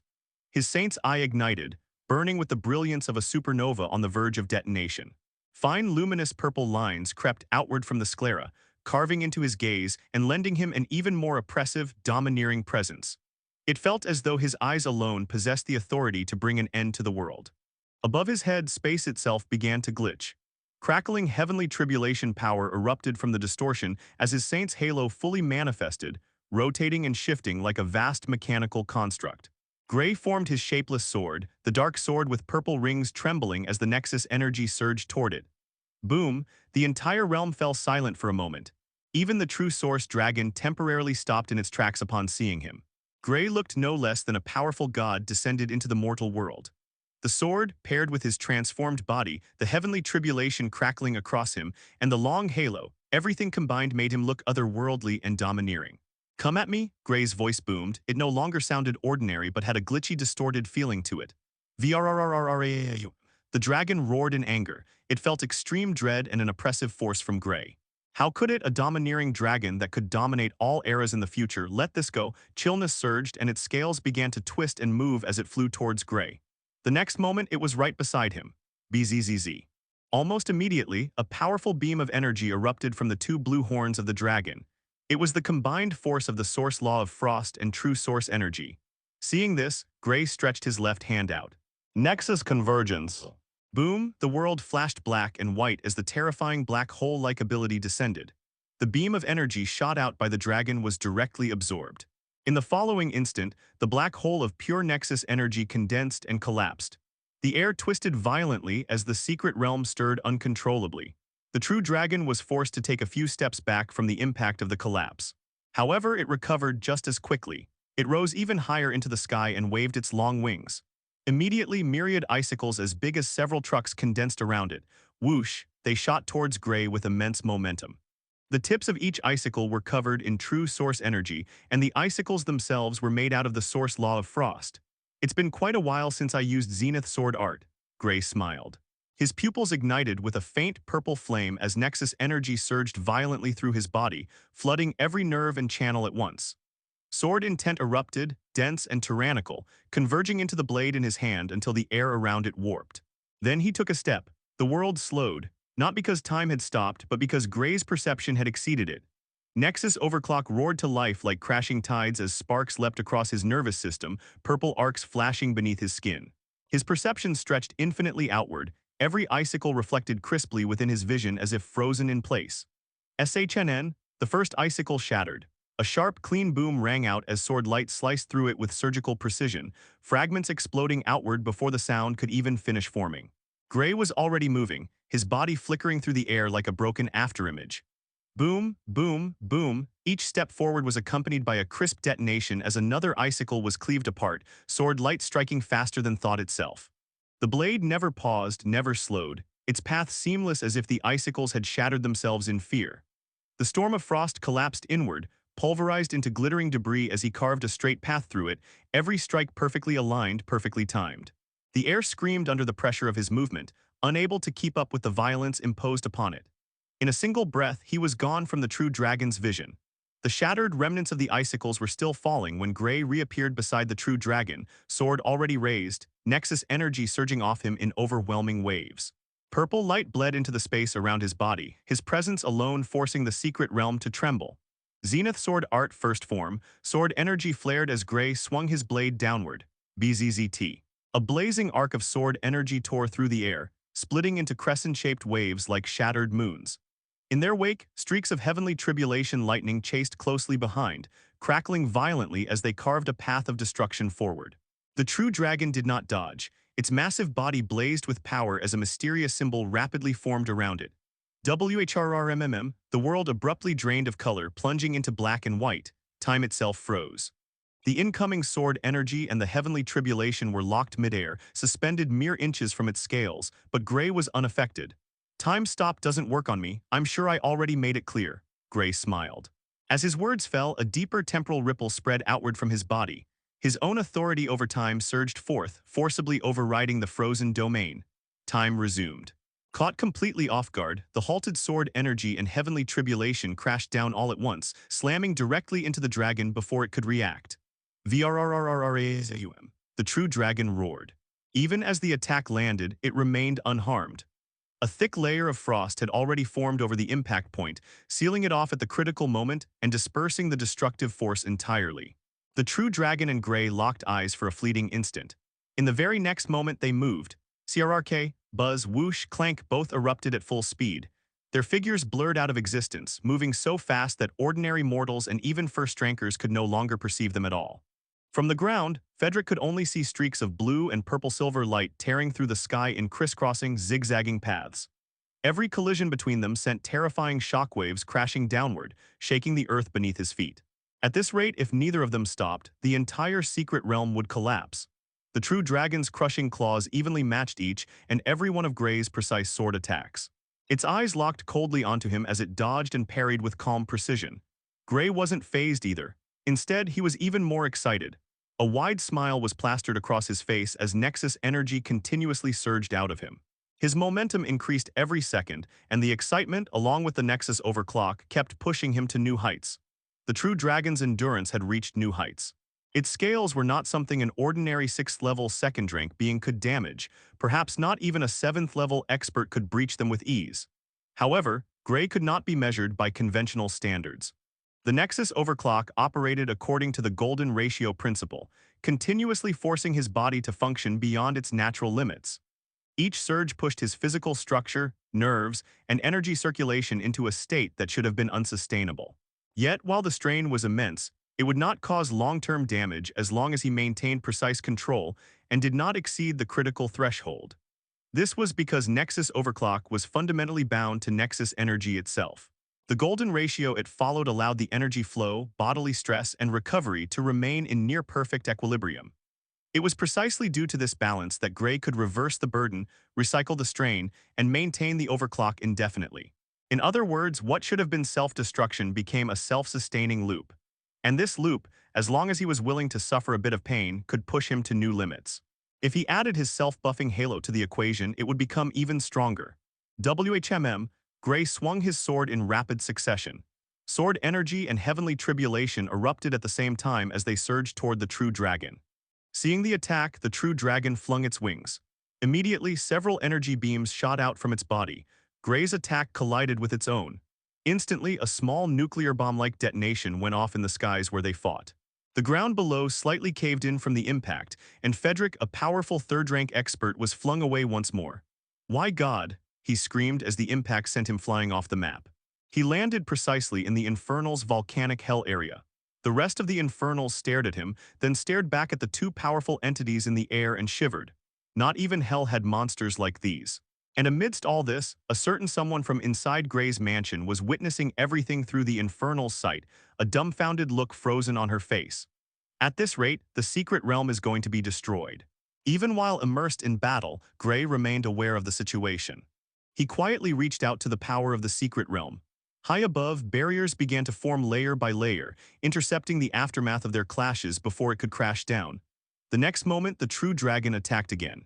Its wings flung outward, and the surrounding temperature dropped sharply as thousands of icicles condensed in midair and shot toward Grey. This time, Grey did not move. He raised his sword and pointed it straight ahead. Zenith Sword Art Myriad Swords. Sword energy surged behind him. Within a fraction of a second, it split into countless strands, each one condensing into the shape of a sword. Every blade carried a sharp, restrained pressure, as if each could cleave a mountain apart on its own. Then they burst forward. Boom, boom, boom. Resounding explosions echoed through the sky as sword energy blades collided with the incoming icicles. Shockwaves rippled outward, and the barriers above trembled as fragments of frost and light rained down.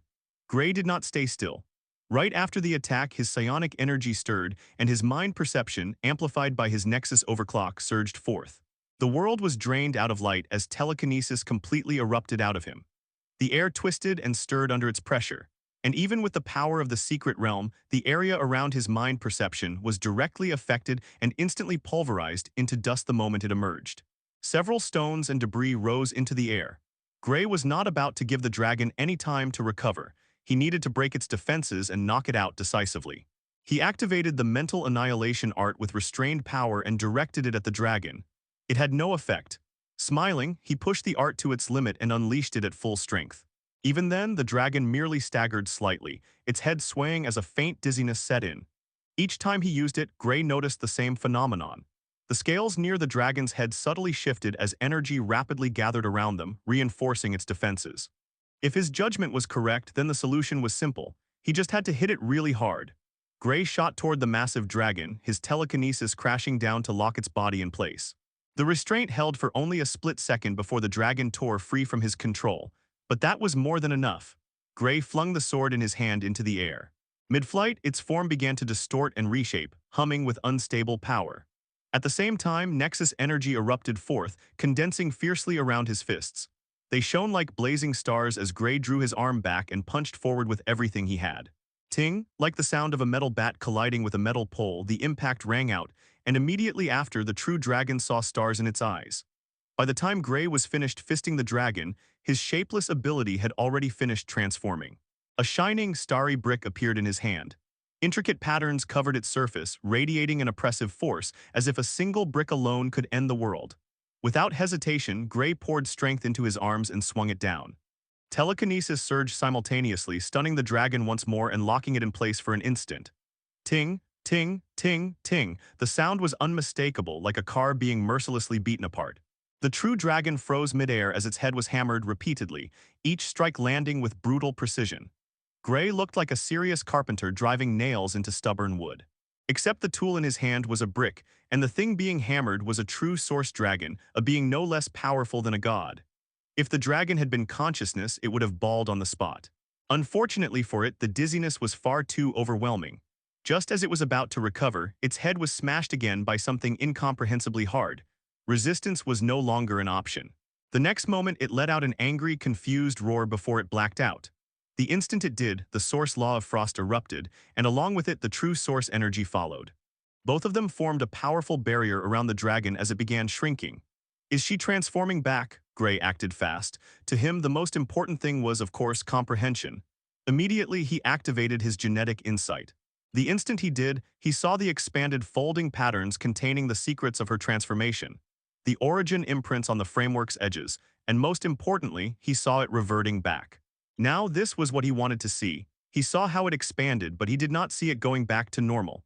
This particular moment was precisely what would help him crack the transformation code. Your comprehension defies the heavens. By observing the DNA structure of a true source dragon, you've gained insight into its structural engineering and origin imprint. Your comprehension defies the heavens. By observing the DNA structure of a true source dragon, you've gained insight into its structural engineering and origin imprint. Your comprehension defies the heavens. By observing the DNA structure of a true source dragon, you've gained insight into its structural engineering and origin imprint.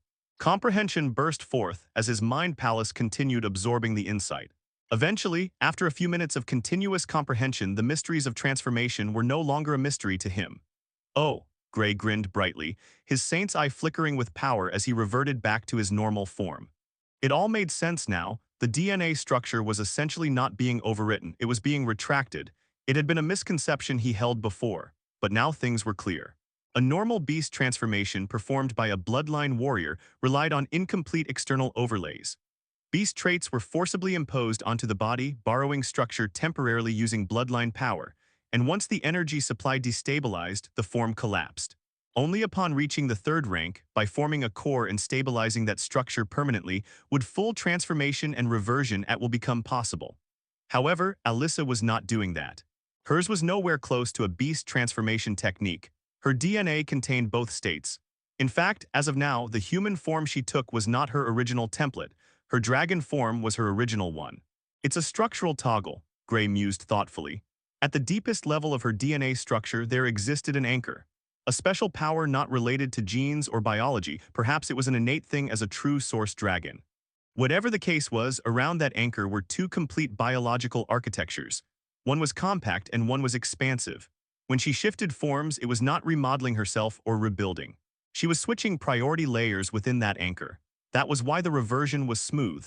That was why there was no backlash or energy requirement. This anchor was precisely the reason she could do it. In simpler terms, Alyssa had a special power within her DNA structure that allowed her to transform, and that he needed to build his own anchor if he wanted to transform into a dragon himself or anything else first. And quite honestly, he already had an inkling of how it was done.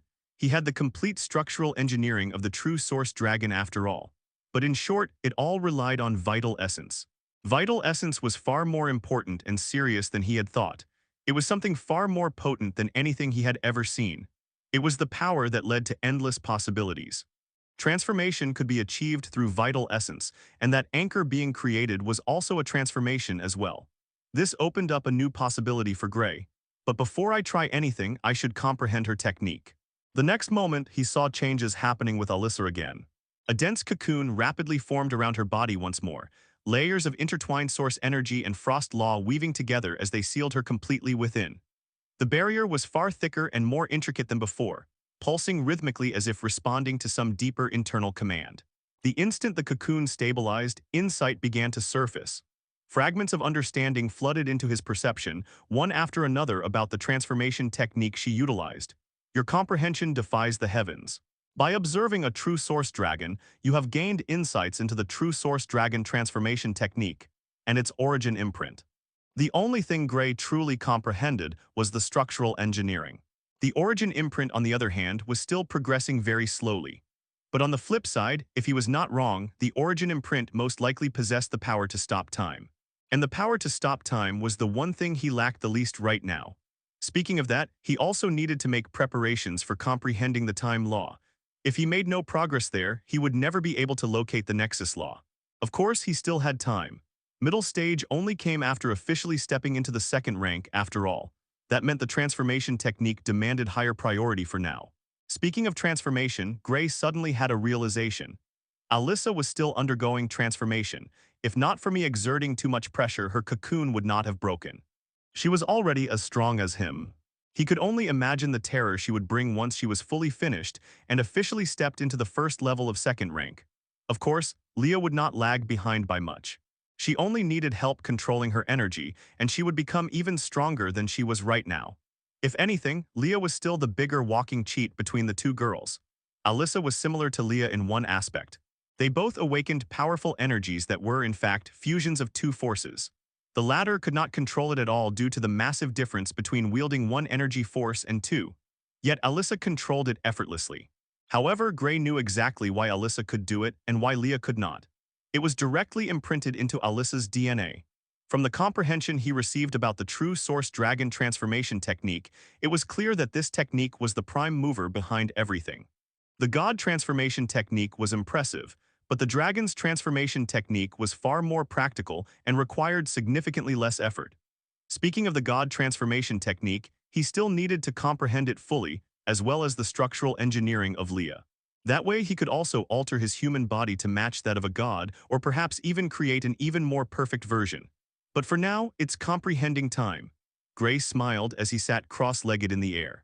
He closed his eyes and focused, letting his mind perception spread outward.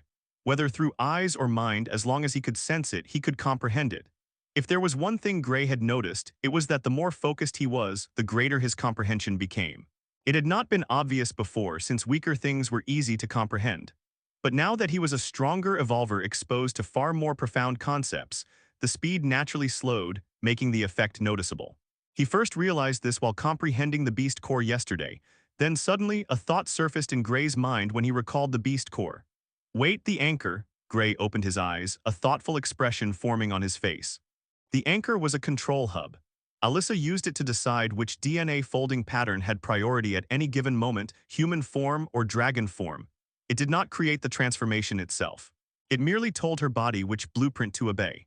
If Gray inscribed only the origin imprints into it, the anchor would not change his body on its own and also turn his body into a wolf in the process. It would simply act as a switchboard, forcing the system to load a specific structural template whenever he willed it. As long as the template existed and the conditions were met, the anchor would function. What he needed to understand now was how the transformation itself was performed using vital essence.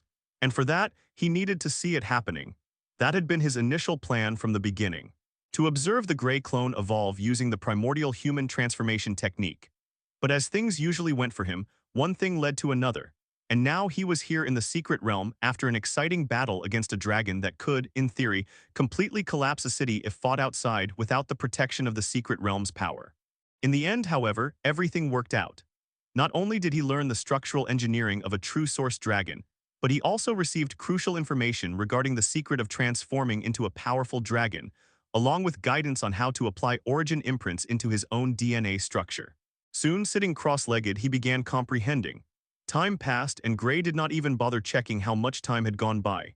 But if he had to guess, at least 2 days had passed, if not more. Your comprehension defies the heavens. By observing the transformation technique, you have comprehended the true source dragon transformation technique. Gray's mind was instantly flooded with information. Insights into the true source dragon and its internal functioning surfaced within his consciousness. Gray abruptly opened his eyes. This transformation technique was far more detailed than he had expected. It contained precise details on how the anchor was constructed. Although he already knew the process, this information further solidified his foundation. This was not vague guidance. This was a complete and detailed guide. Thank the source world's god or dragon. Gray was caught on the verge of tears. To think he would actually obtain a transformation technique that explained the entire process so clearly. On second thought, however, it made sense. This was something absolutely essential to a dragon's existence. Without it, how would they even transform? At the same time, Gray felt curious. If Alyssa was already a true dragon, how was it that she had been incapable of transforming before? Prior to this, she had been no different from a human, aside from a few minor changes that were practically negligible. And frankly speaking, although his knowledge was limited, the world she came from should possess the same level of superiority and higher dimensionality as the god's world. This was evident from the powers she displayed today and from his own comprehension, which functioned like a spoiler machine, force-feeding him answers. That aside, what truly concerned him was the nature of that world. If it was, in theory, a higher dimensional world, how could mortals even exist there?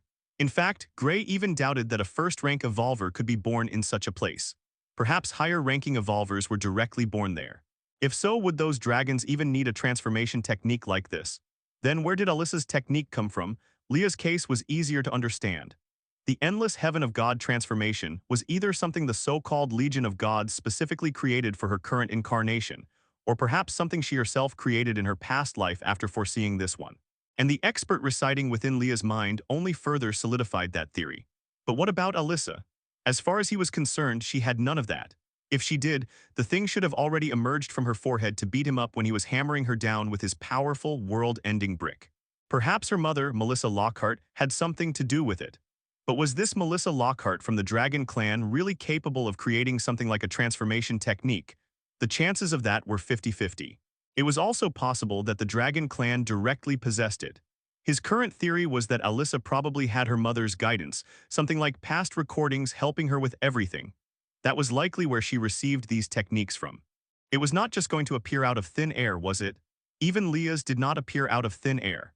It already existed, and Little Hong's awakening in the secret realm merely unsealed those dormant powers and techniques.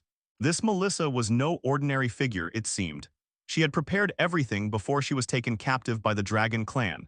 Speaking of that, Gray thought it was very stupid. The Dragon Clan had already been classified as a bunch of R*****DS by him. There was no need to say much. Just look at what they did simply because a dragon fell in love and gave birth to a half-human child, which had now officially turned into a full-blown true source dragon. It seemed that even the creatures of the starry sky were a bunch of narrow-minded dumbasses. And they most definitely did not foresee Alyssa turning into a true source dragon either. If they did, none of the current situation would have happened, that was for sure.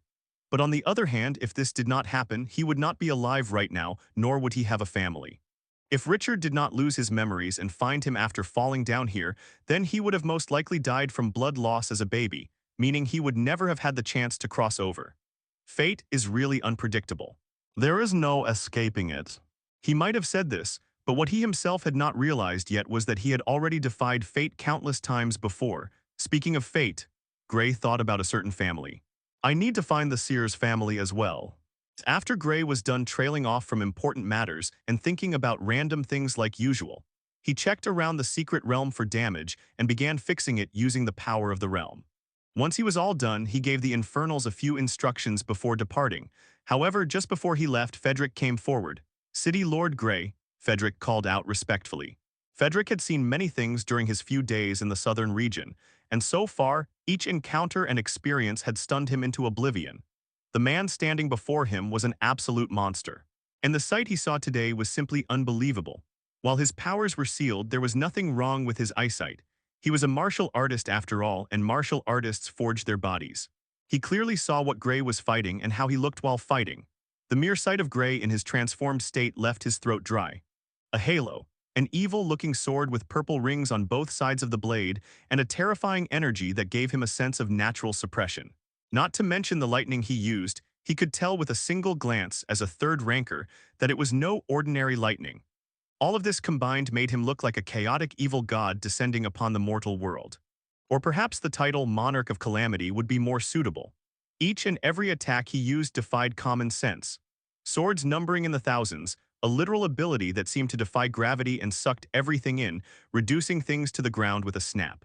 Not even the third rankers he knew were so unbelievably monstrous. The majority of evolvers shot energy beams as their main form of attack, for God's sake. He even subdued that mutated beast-like creature without any effort. Fedric's years of experience told him that if he were in that situation, he would probably get eaten by the thing. Of course, if he had his third-rank powers, he could kill it in one move. It was not even a competition. But still, if he had strength similar to the City Lord, he would be the one getting smoked, utterly vaporized. City Lord Gray, if you do not mind me asking, how old are you? Fedric asked carefully, not wanting to offend him. His past arrogance was gone after witnessing that display of power. Only respect remained, and the reason he asked about Gray's age was because of his appearance. He looked no older than 18, perhaps even younger, extremely young. He came from the fabled floating cities, and techniques that preserved youth were extremely rare, requiring enormous fortunes. Even if one pooled all the treasures of the southern region together, it still would not be enough. He even began to doubt the City Lord's true background. My age, Gray tilted his head. I'm 17, I'll turn 18 in a few months. There was no need to hide it. By now, news of his age must have spread far and wide. Nova City had already integrated into the Ascension Province, his birthplace, and if he was not wrong, he should have already become a regional sensation. What? Fedric staggered back and collapsed onto the ground with a dumbfounded expression. S-17? He asked, as if he had seen a ghost. Yeah, Gray looked at him strangely. Why was this guy overreacting? But it made sense. Becoming a city lord at 17 was practically unheard of. It was almost guaranteed that he was the first in the entirety of Blue Star. However, that was not what shocked Fedric the most. A second ranker so strong at this age, it was horrifying. People of all four regions would not be as shocked as Fedric.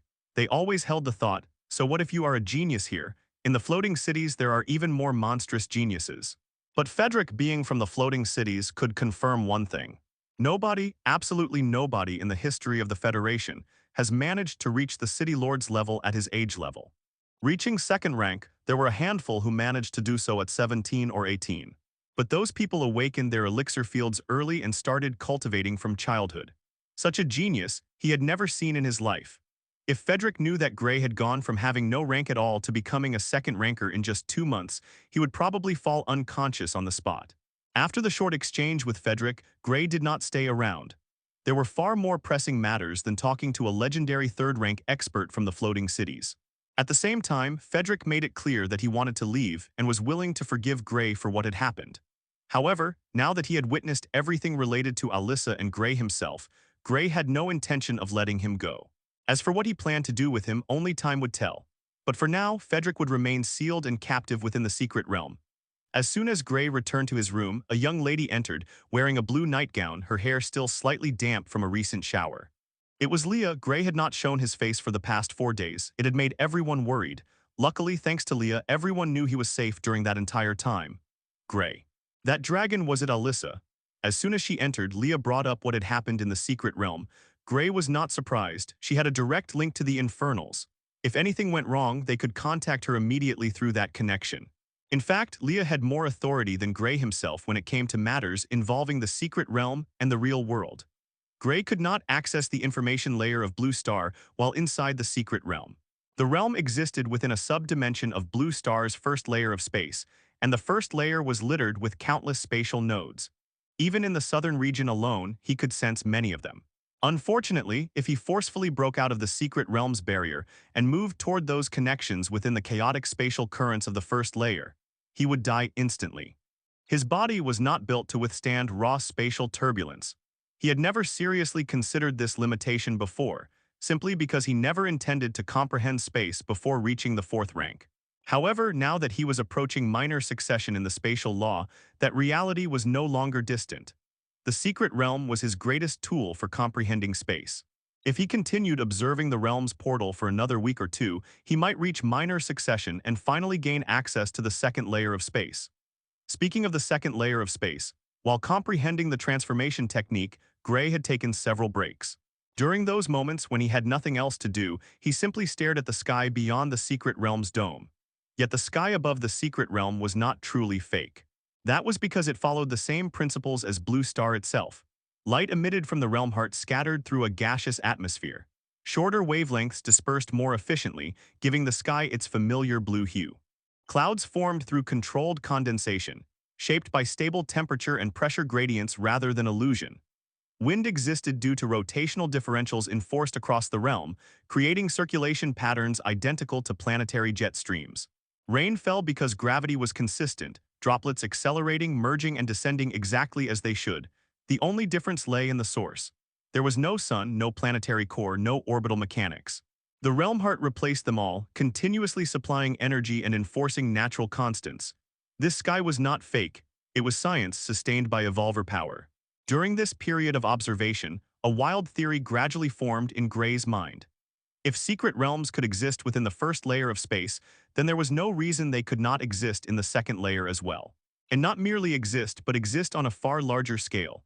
Perhaps even twice the size of his current realm. After all, as far as he knew, an abyssal being already resided there. More importantly, Wang Lin's words resurfaced vividly in his mind. The Dragon Clan lives in the deepest layer of space. That single statement carried terrifying implications. It meant life could not only exist, but adapt and thrive within higher layers of space where suppression was even more severe. In essence, it was no different from the relationship between lower realms and higher realms. Those born in a lower realm could never perceive the greater world beyond under normal circumstances unless they achieved sufficient comprehension of space. Without it, the higher world simply did not exist to them. By the same logic, beings living within secret realms of the second layer of space might be unable to perceive the main world at all, since they existed in a sub-dimension of that layer. But there was also another possibility. They could perceive it perfectly, possessing far higher comprehension of space, and simply choose not to descend. Whether due to overwhelming spatial suppression, incompatible laws, or pervasive abyssal energy, descending might not be worth the cost. In the end, one conclusion became unavoidable. If subdimensions could form in the first layer of space, then they could also form in the second. If mutated beasts could survive within first-layer secret realms, then second-layer secret realms would inevitably harbor even more terrifying existences. Gray's interest sharpened. Once he reached minor succession or even major succession, he would definitely explore the higher layers of space, assuming such realms truly existed. The scale of this world was clearly not confined to a single layer nor even a single plane. At that moment, he finally understood something.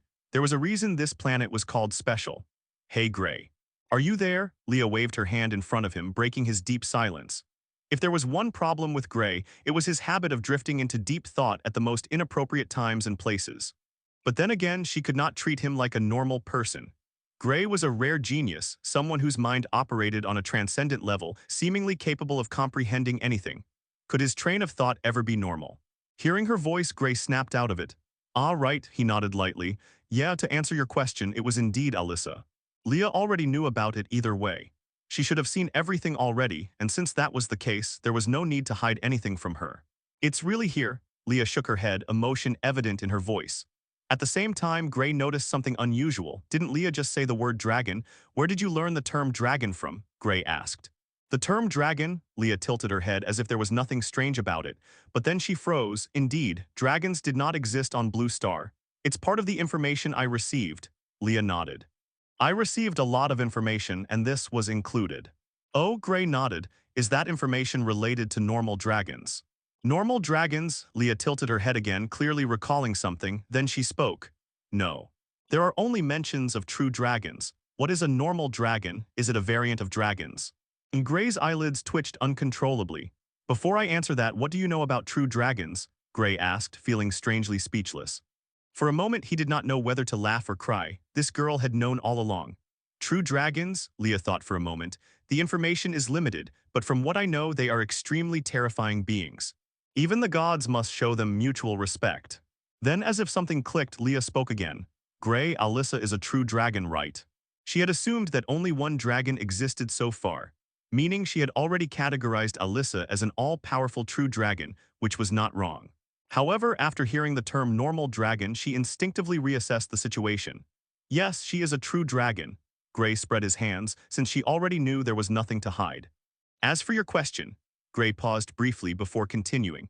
The normal dragons I know of are lower-dimensional dragons found within this universe. If I am not wrong, the world Alyssa comes from and the god world you came from both possess higher dimensionality than the universe we are currently in. Leah wore a thoughtful expression. She already understood the structure of the universe, so this explanation was not difficult for her to process. Everything makes sense now, Leah nodded slowly. Then she suddenly smiled brightly at Gray. You must be tired after spending so many days inside the secret realm, right? She asked. Do you want me to cook something for you? My cooking skills have improved significantly under the guidance of the director of the culinary school. He's a second-rank essence infusion chief. My spirit cooking skills have improved tremendously as a result. Gray would not expect anything less from Leah. She possessed an endless potential physique. He would not even be surprised if she told him that she had surpassed the director himself in a few weeks. That was how broken her physique was. All right, Gray smiled. I'll take that offer. Cook something for me. He was genuinely curious about essence infusion and spirit cooking, which involved infusing one's own energy directly into food. Soon, Leah prepared a simple stir-fried chicken and rice. However, the specialty of the dish lay in the divine energy infused within it. Its quality was bound to be exceptional. The moment Gray took a bite, the food seemed to melt in his mouth. Instantly, he fell silent. Gray had always been a fan of good food, and right now, this dish was better than anything he had ever tasted. Cook for me every day, Gray said seriously as he continued eating without pause as if his life depended on it. Leah simply sat beside him, eating together with a peaceful smile on her face. That's my plan. Soon they finished their meal. Little Hong had already gone to sleep as it was quite late, hence it was just the two of them. While they were on the topic, Leah brought up matters related to the province. Sister Valeria and Eterna have been managing the city while you were gone. Huh, Eterna? Gray raised an eyebrow. She contacted Valeria. Yes, Leah nodded. She's been giving Valeria guidance, helping her operate from the shadows. According to Valeria, Eterna has been subtly adjusting city layouts, resource routes, and even civilian work distribution. Nothing obvious, but without her help, Sister Valeria alone wouldn't have been able to manage everything in just a few days. Gray remained silent as Eterna's figure appeared within his mind interface, almost as if saying, praise me. On the other hand, this was something they had already agreed upon. Eterna probably saw Valeria struggling and decided that giving her some guidance would be beneficial. Perhaps she was even helping Valeria improve her city management skills indirectly. Thanks, Gray replied internally. At least the AI had kept its word. Eterna nodded with a blank expression and vanished. She, along with everyone else close to Gray, shared the same question. Why was an all-powerful AI that governed the world helping with city construction? Speaking of that, Leah suddenly remembered something Valeria had asked her to pass on. By the way, Sister Valeria told me to tell you something, Leah said. It's related to the herb fields. Several sectors in Dawnwatch, Silverguard, and Ironvine City are encountering problems with herb cultivation. It's not a land issue. The problem is growth. The cosmic soil is degrading faster than it can recover. Even with the Formation Association reinforcing the fields with arrays, yields continue to decline. Gray fell silent when he heard this. He immediately understood the implication. Cosmic soil was not ordinary Earth. Every harvest stripped away a portion of the latent energy stored within it. Under normal circumstances, it would slowly replenish itself through ambient cosmic flow. But now the rate of depletion had surpassed the rate of recovery. Formations could stabilize the soil and slow the degradation, but they could not create energy from nothing. At best, they merely delayed the inevitable. Replacing cosmic soil on a large scale was possible. It was also prohibitively expensive. Purchasing even a fraction of what those sectors consumed annually would drain vast resources, and the problem would eventually return anyway. This was not a simple supply issue. But suddenly Gray smiled. Didn't he already have a solution to this problem? The answer was already within the secret realm. He thought back to the array used in the herb fields of the inheritance grounds. The circle root array. It functioned as a complete agricultural system. In terms of automation, it far surpassed the current technological methods used for farming. The array handled soil regulation, gathered cosmic energy to replenish nutrients, watered the fields at precise intervals, and collected herbs once they reached maturity. Its internal sensing runes could determine a herb's maturity level with near-perfect accuracy. By comparison, the Federation's farms still relied heavily on manpower. Each field required multiple herb maturity examiners who manually verified ripeness, and these positions were paid well due to the precision involved. It was not that the Federation's AIs lacked the capability. They could easily perform these tasks. The problem was political and economic. Full automation had once caused massive unemployment, triggering large-scale protests across multiple cities. In response, the Federation stepped in and enforced strict regulations limiting AI usage to preserve jobs. As a result, most farmlands continued to function under human farmers, and that was where Gray's concern lay. If he deployed the circle root array here, thousands of farm workers could lose their jobs. He had no intention of causing starvation or pushing a large portion of the population into poverty. Fortunately, he had already devised a solution. The circle root array could automate soil maintenance, irrigation, and harvesting.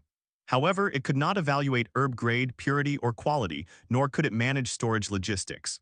Herb quality examiners and warehouse management teams would therefore remain necessary. Only the workers who manually tended the fields would be affected. For them, Gray planned to provide alternative employment. His mind interface flickered as multiple applications and data tabs opened. After cross-referencing labor demands, one option stood out clearly: mining. While riskier than farming, mining offered significantly higher pay. With Gray's recommendations submitted in batches, these workers could enter the sector with little difficulty. Farmers already possessed the physical endurance required for such labor. The real issue lay in the mining conditions themselves. Across the four cities, as well as the Tri-City province in the southern region, mines were infamous for their poor safety standards. Tunnel collapses were frequent, and working efficiency remained low. This was something Gray could address. By deploying anti-collapse arrays and reinforcing tunnel structures, mining operations could become both safer and more efficient. Improved conditions would attract more workers and stabilize the sector overall. Farmers also had other options. Warehouse logistics, herb drying, essence extraction, and other alchemical processing roles all had low entry barriers and paid wages equal to, if not higher than, basic farming. In the end, both sides would benefit. Automating the fields with the circle root array would continuously restore cosmic soil, eliminating the need for replacement or manual management. Costs would drop sharply, while productivity would increase.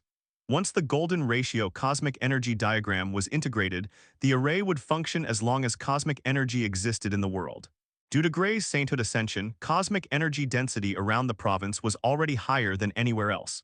Expenses would be reduced, efficiency would rise, and employment would remain stable. Everything would move forward smoothly. In a way, Gray wasn't completely neglecting city management. Although he had said that Eterna should be the one managing things, he had only been joking with her. In the end, he cared about his land. After all, he was the de facto lord of nearly 7 cities combined, and he would make sure nothing happened to them. Likewise, he would manage them. Was he really a ruler if he didn't have a hand in everything? The herb field issue, I will handle it, Gray said after finishing his thoughts. Not just the herb fields, I'll make sure the entire agricultural land is improved within a day or two. Gray had already finished messaging Valeria about the details, and by this time she should have been in her room, wearing her favorite night dress, drinking wine, and listening to calming music. So he didn't expect a reply from her, but surprisingly she replied almost as soon as he sent the message. Valeria, done, I'll come tomorrow. Is she this free? Gray muttered, stretching helplessly as he stood up. Although there was a saying that one shouldn't stretch after eating and filling their stomach, it didn't concern a second-ranking evolver. Then Leah asked a question. Is Alyssa's metamorphosis done, Gray? She had seen how much power Alyssa had output when fighting Gray and was honestly shocked, though she hadn't been losing.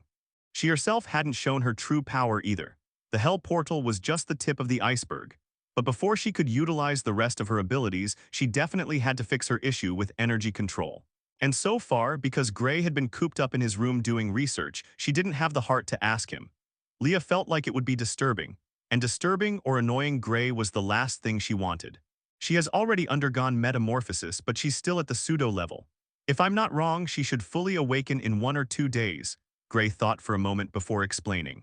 Having studied the dragon transformation technique, he naturally understood her condition better than anyone else. Not to mention, he possessed her complete structural engineering. All it took was a single glance for him to know when she would be done. And I haven't forgotten about the training, Gray added. He had been too absorbed in the mysteries of transformation and hadn't had time to guide Leah. Let's do it before bed, Gray said as he stood up. Come, let's go to your room. Yes, Leah smiled and stood up as well. Soon, Gray returned to his room. He shut the door behind him after helping Leah control her energy and guiding her cultivation. Much to his surprise, Leah was actually close to reaching the second level. That meant she would need massive amounts of vital essence. Fortunately, vital essence was something he never lacked, so it wasn't an issue. He had also received sufficient comprehension from her just now. Now, it was finally time to observe the primordial human transformation technique. Gray quickly summoned his clone. He sat on the chair to the side, observing it quietly. Then he took out several Azure Vitality pills. Although using the pills for transformation was painful, he did not want any side effects or instability occurring during the process. The pills were far more refined than the raw vital essence contained within a beast core. Because of that, he decided to use the pills first. He could always refine more later. If there was one thing he understood about the secret realm, it was this. The realm heart drew energy from the main world, converted it, and refined it into realm heart energy. As long as he did not excessively strain the realm heart, the herb gardens would never run dry. That meant he could obtain an effectively infinite supply of these pills. He also planned to establish multiple herb fields throughout the secret realm to further increase yield, along with forging powerful arrays to accelerate energy gathering. With that thought settled, Gray split his consciousness. A portion of his awareness descended and anchored itself within the clone. The Gray clone sat cross-legged atop the bed, posture straight and expression calm. Its breathing gradually slowed, settling into a steady rhythm as it prepared to receive external energy. With a casual wave of Gray's hand, an Azure Vitality pill floated forward. It hovered briefly before dissolving into pure energy, streaming toward the clone like mist drawn into an invisible vortex. The moment the clone closed its eyes, the transformation technique activated. Vitality was pulled inward and guided along predetermined pathways. Gray narrowed his eyes. I should also assist with Nexus Essence. As a clone, it possessed no true vitality of its own. It could think, move, and execute commands flawlessly, but it lacked the most fundamental requirement of cultivation: the ability to generate essence born from one's own existence. If Gray's understanding was correct, Nexus Essence should display effects several times stronger than ordinary essence. After all, it was the fusion of the three fundamental aspects of existence, mind, body, and energy. In essence, whether one used mind essence, energy essence, or vital essence, the final result was the same: the transformation of the body itself. That was why, to the wider population, these forces were collectively referred to as vital essence. The method differed, but the outcome did not. Whatever the case, Gray refocused. He severed the main body's consciousness from the clone for better focus. The instant vital essence and nexus essence entered the clone's body, it began to tremble slightly. The Gray clone was not aware of it, as it was now circulating the incoming vital and nexus energies with precise control. One by one, the vital essence and nexus essence spread to every corner of its body, beginning to permeate each and every cell. Seeing this, Gray immediately activated his genetic insight. The instant he did, everything vanished. Light, shadow, noise, all of it disappeared. All that remained was the DNA structure of the Gray clone, his own DNA structure. It behaved exactly like that of an ordinary human. After all, the clone was fundamentally human. However, at this moment, a massive transformation was occurring within the DNA structures inside its cells. Vital essence and nexus essence fused together, transforming into a radiant light as they surged toward the microscopic DNA framework. They seeped into the tightly packed and folded strands, permeating every single cell within the clone. In the very next second, Gray's expression turned grave. The mixed essence permeating the cells was triggering transformation. The DNA structure, once tightly packed and folded, was loosening. It's loosening? Gray was stunned. This was illogical. How could the DNA structure loosen without immediate death? In real biology, DNA could not loosen under normal circumstances. If the helix lost its integrity, or if the structure destabilized like this, it would result in catastrophic genomic instability. Cells would detect the damage and immediately initiate self-destruction. By conventional biological standards, the clone should already be dead. Your comprehension defies the heavens. By observing the transformation process, you have gained insight into the hidden rules of evolution and achieved insight into the mysteries of evolutionary essence. Continue. Gray did not interfere. He allowed the split consciousness to proceed. The Gray clone was unaware of anything occurring within its body. It did not possess genetic insight after all. As the mixed essence fully permeated the cells, the clone received the signal for activation. It was finally time for full transformation. Following the instructions outlined in the manual, it began circulating the mixed essence according to the prescribed pattern. The circulation route was strange, almost illogical, and Gray himself did not fully understand why it was structured this way. But he was certain of one thing. These circulation patterns were where the transformation truly occurred. Buzz, the mixed essence, bubbled within the clone's DNA structures. Soon, it rotated throughout the entire body, completing one full circulation.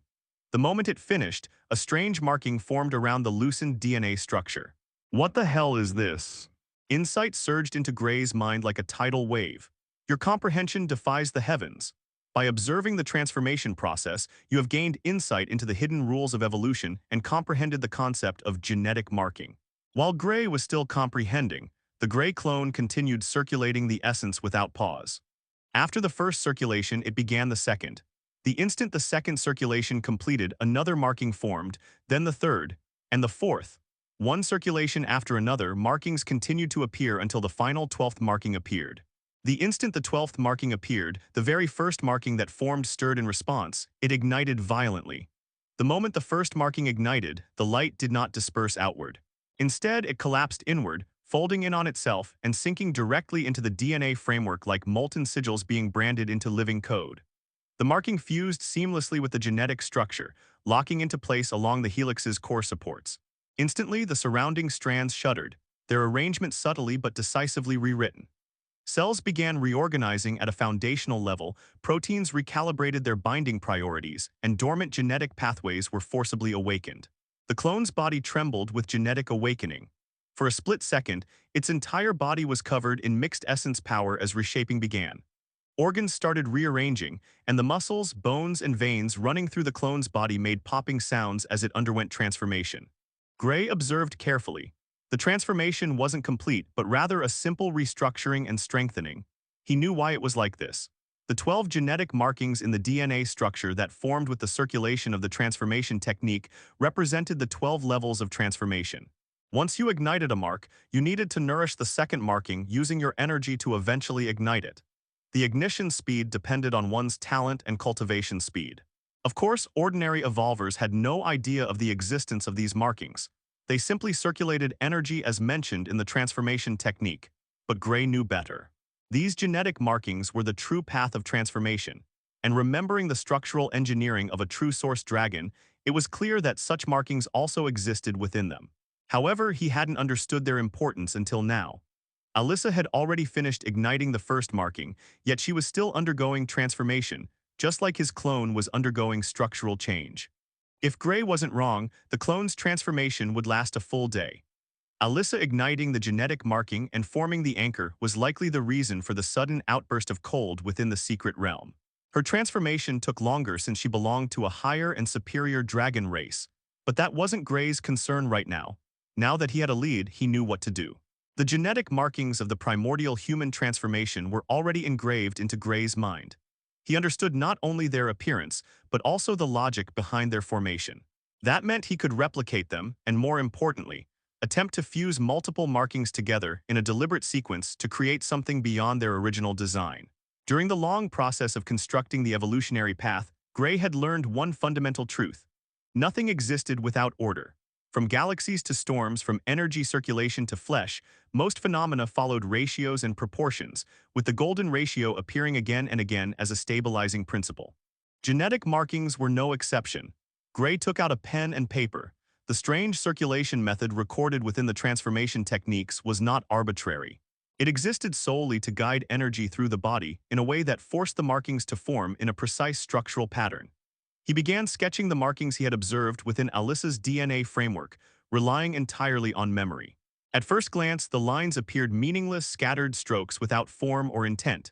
But when viewed with the correct context, when one understood that these lines represented a dragon's genetic marking and its folding logic, the structure revealed itself. What seemed chaotic was in fact a complete pattern waiting to be recognized. Gray began drawing over it. He was no artist, but precision mattered more than aesthetics.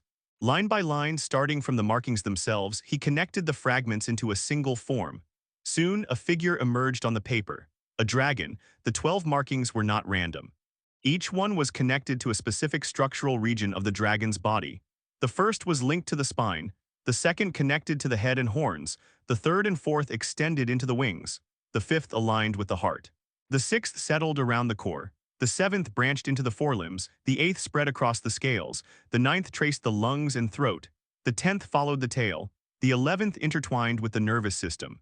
The 12th did not correspond to any physical organ at all. It sat at the center of the structure, connected directly to the dragon's origin imprint itself, acting as the point where all other markings converged. The markings were, in fact, formed in the appearance of a dragon. He then began drawing the primordial human transformation's genetic markings. After finishing, what appeared was a complete humanoid form. Were things really this easy? Gray was momentarily speechless. Yet upon reflection, it made perfect sense.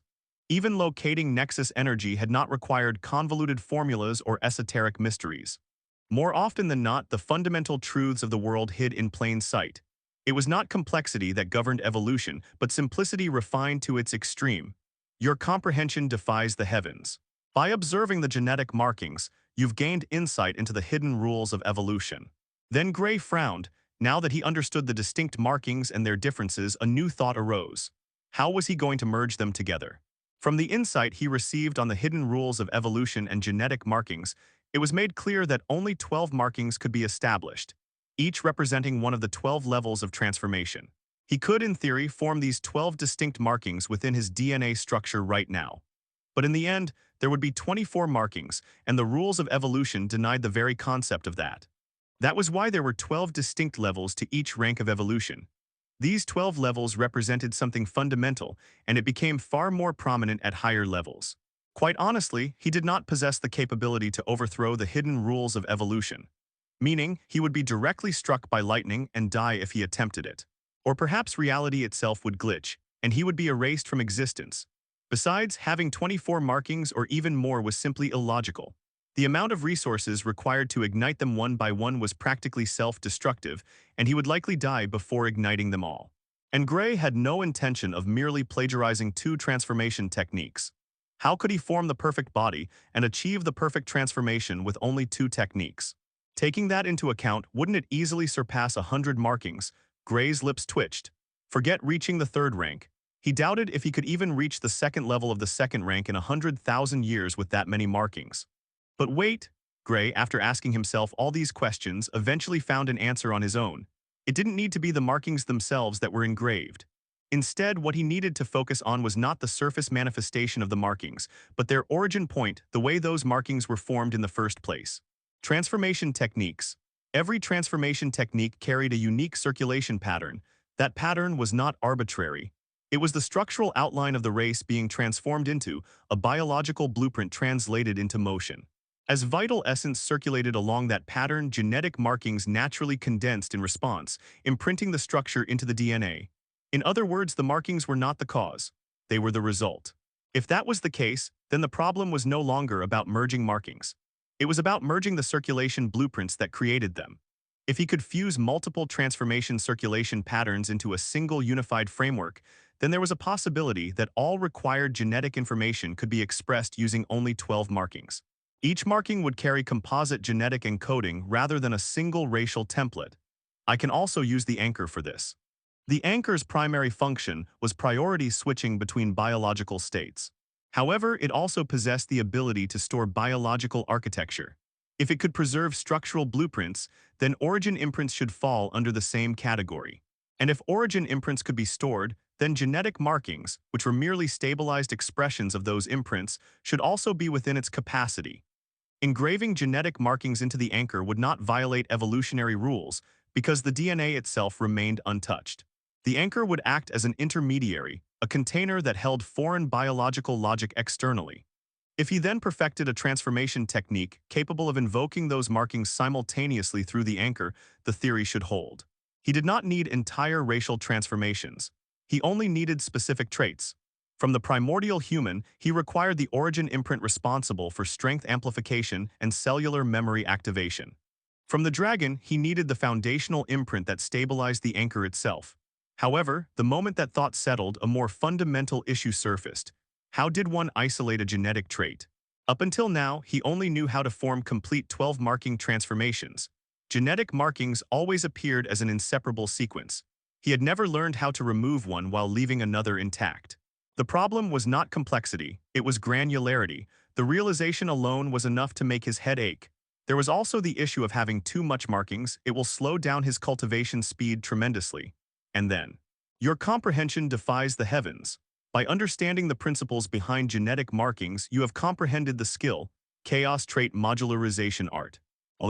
Gray stared blankly at the walls of his room after hearing his notification.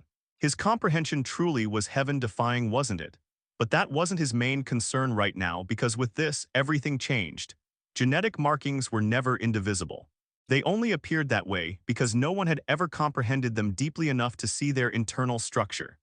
Each marking was, in truth, composed of multiple trait modules bound together by the transformation circulation logic. Trait modularization allowed him to decompose those bindings.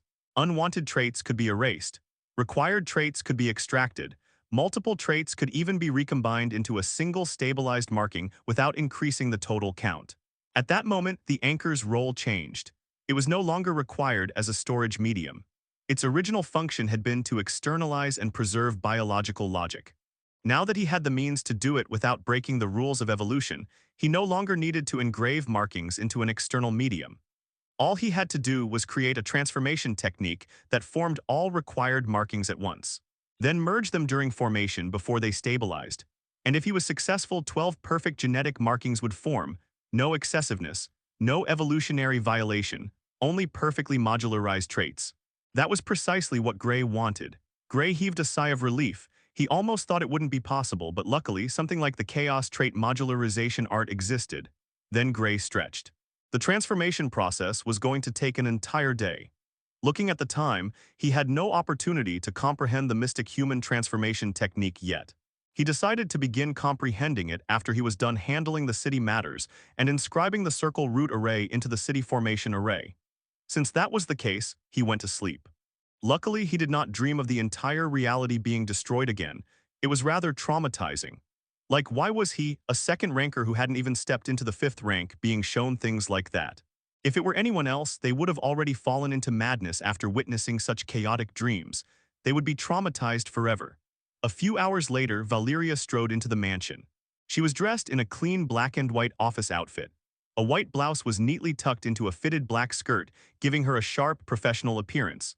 The skirt ended just above her knees, revealing a pair of slender, well-proportioned legs that naturally drew attention as she walked. She lightly pressed the cooling glass against the side of her face. The chilled surface eased the heat as a faint mist curled along her cheek. In her other hand was a small, luxurious bag, simple and practical. A fresh, cool scent lingered around her, matching her composed expression. Combined with her posture and attire, she looked like a high-class office beauty, elegant and very beautiful. Sister Valeria. Leah sat comfortably on the sofa with little Hong in her lap. Leah was reading the news on the tablet in her hands, and little Hong was also staring at it seriously, trying to comprehend it. "You both look like a pair of mother and daughter," Valeria said as she shook her head speechlessly. "I'm the older one here." She could only sigh. She wanted to hold Gray's daughter this close too. Should she also move into his mansion? No, she couldn't be that shameless, right? But the man she was paying attention to never bothered with her. Speaking of that man, the door to Gray's room opened with a click. Gray stretched lazily as he stepped outside. "You're here," Gray yawned. "Well then, shall we head out?" "Is everything prepared, Werner?" Gray stood in the sky with Valeria beside him. Werner flew over. "It's done, Master Gray. The Formation Association has placed more formation flags near the agricultural fields." "But Master Gray, is it really right for us to do this?" Werner rubbed his goatee with a calm expression. "Won't this cause work issues?" "I already thought of that," Gray smiled lightly. "There won't be any issues in that matter. The farmers can switch working sectors if they want to, anything at all. In the end, everyone is here for labor pay, and automating the herb growth process can massively cut costs." He continued. "Them changing sectors wouldn't make a difference either. And in the long run, when we no longer need to manage cosmic fields or acquire new ones, we will profit from this." "As expected of you," Werner sighed. "You really thought it through." "Valeria, I'll leave this matter to you." Gray glanced sideways at the woman beside him. Valeria froze for a heartbeat, then placed a hand over her chest, looking genuinely wounded. So cold, she sighed softly, her eyes glistening as if wronged. Am I really just a tool you order around? She continued. Big sister's heart can't take this, you know. She leaned slightly closer, lips curling into a playful smile. If I'm working this hard, shouldn't I at least get a reward? Rewards, Gray smiled when he heard this. What would you like, Miss Valeria? You've been working hard for the city. What she said wasn't wrong. She had been doing everything he instructed without complaint, and that was because Valeria deeply cared about him and considered him close. What kind of friend would he be if he didn't listen to her wishes? Hearing this, a wide smile bloomed on Valeria's face. Then, she stepped closer and wrapped her arms around Gray's arm, leaning in without the slightest restraint. Smiling sweetly, she looked up at him and spoke. How about you accompany me shopping for a day? Shopping? Gray's expression stiffened instantly. If there was one thing Gray dreaded the most, it was shopping, especially with women. It was nothing short of a traumatizing experience. In his previous life, he had gone shopping with his female friends from college, and every single time he would be dragged from store to store. He would be asked for opinions he didn't understand and bombarded with endless questions. After trying nearly 100 outfits, they would finally leave one shop only to enter the next. Worse still, he couldn't even glance at his phone. The moment he did, they would start accusing him of not paying attention. Fine, Gray let out a long sigh and spread his hands helplessly. It's a deal, Miss Valeria. I'll take you around Ashspire City for an entire day. But only after I reach the first level of the second rank, he added. His first priority right now was getting the transformation technique to work and reaching that level. Reaching the first level would directly cause his power to soar to new heights, and only then would he feel a sense of security. Deal? Valeria nodded firmly, then she let go of Gray. He was about to begin the formation work and she had no intention of disturbing him. Soon, Gray moved. Standing before the city barrier, his focus sharpened as streams of energy flowed from his fingertips. The patterns he inscribed were identical to those of the circle root array within the secret realm. Before attempting this, he had deliberately spent time in the herb fields, observing the array at work and comprehending its logic at the source. Once he understood its structure, replicating it was no longer difficult. Lines of light spread across the barrier, forming a complete cycle. Moments later, the last inscription settled into place and the formation stabilized. Gray lowered his hand. The array was complete. All right, it's done. Gray glanced at Valeria and Werner. You know what needs to be done next. I'll manage it, Valeria giggled. Besides, I have the assistance of Eterna. Gray nodded. Gray flew back to the City Lord mansion after everything was done. The rest would be handled by Valeria, and by now, the clone should have already finished transforming as well. As soon as he entered, he saw the director of the Culinary Arts School of Ashspire City teaching Leah. She was a woman in her 30s, and after greeting them, he entered the room. To think the City Lord is your husband, the director sighed. You are really lucky to marry such a young man, Miss Leah. W, what are you saying? Leah was embarrassed. W, we are not married, we're just friends. Hearing this, the director looked at Leah strangely and spoke. Yeah, whatever. Come, I'll teach you how to make essence-infused steak. Back in the room, the gray clone sat cross-legged on the bed, completely immersed in cultivation. From the fluctuations around him, it was clear that the transformation had already concluded, and he was now stabilizing his breakthrough. Seeing this, Gray immediately stepped forward and sat opposite him. His eyes sharpened as he activated genetic insight. In an instant, a torrent of information surged into his mind. Your comprehension defies the heavens. By observing a primordial human, you have gained insight into the structural engineering of the primordial human body. The primordial human transformation itself was incomplete, but the structural changes it produced were already fully manifested. For Gray, that was more than enough. He focused entirely on those changes. Every adjustment in bone density, every alteration in muscle fiber alignment, and every subtle rewrite within the genetic framework was laid bare before his perception. Time passed unnoticed. Several hours later, Gray slowly opened his eyes. The comprehension was complete. He had grasped the structural engineering of the primordial human body. Now time for the mystic human transformation technique. Gray took out the written mystic human transformation technique.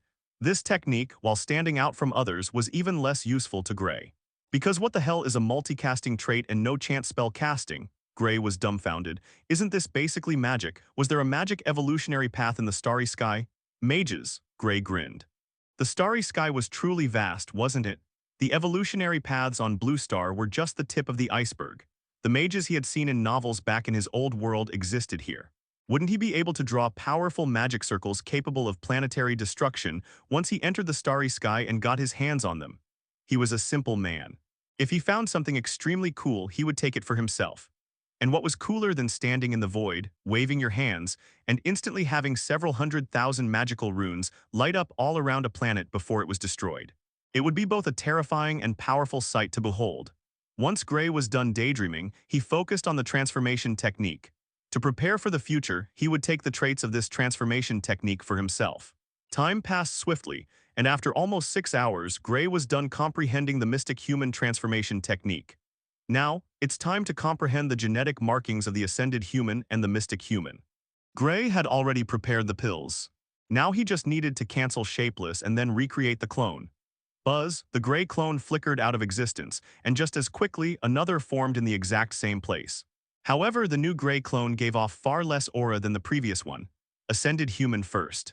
At the same time, while Gray was observing the genetic markings of the ascended human and the mystic human, near the ice walls of the southern region, inside a secret hideout, several gray-robed high-order members gathered together, with one red-robed member standing at the center.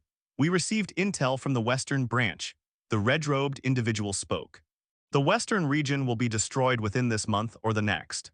The western region was always the biggest resistance the High Order faced. But in a few days, it will be reduced to ruins, and if the plan goes right, another abyssal being can be successfully summoned. Brother 7, is Brother 16 back from the abyss? A gray-robed individual asked the red-robed member. Not yet, the red-robed high member's expression tightened. Gathering world-breaking source power is not easy. 16 was lucky to be present at a portal opening. That's the only reason he managed to return to the abyss. But it's been several years since he left, he continued. It's very possible that he'll come back soon. The expressions of the gray-robed individuals changed. If he comes back, what are we going to say? One of them asked quietly. Young Master Zurieth is all ready. We can't do anything, the red-hooded figure said gravely. You all know how he is when he's angry. The others shivered at the thought. 16, also known as Lord Zarin, was an abyssal being who had crossed over to this world hundreds of years ago. As a third ranker, his lifespan was immense. Recently, he had jumped into an abyssal portal, claiming he had matters to attend to back in the abyssal world. He left his wife and son in their care before departing.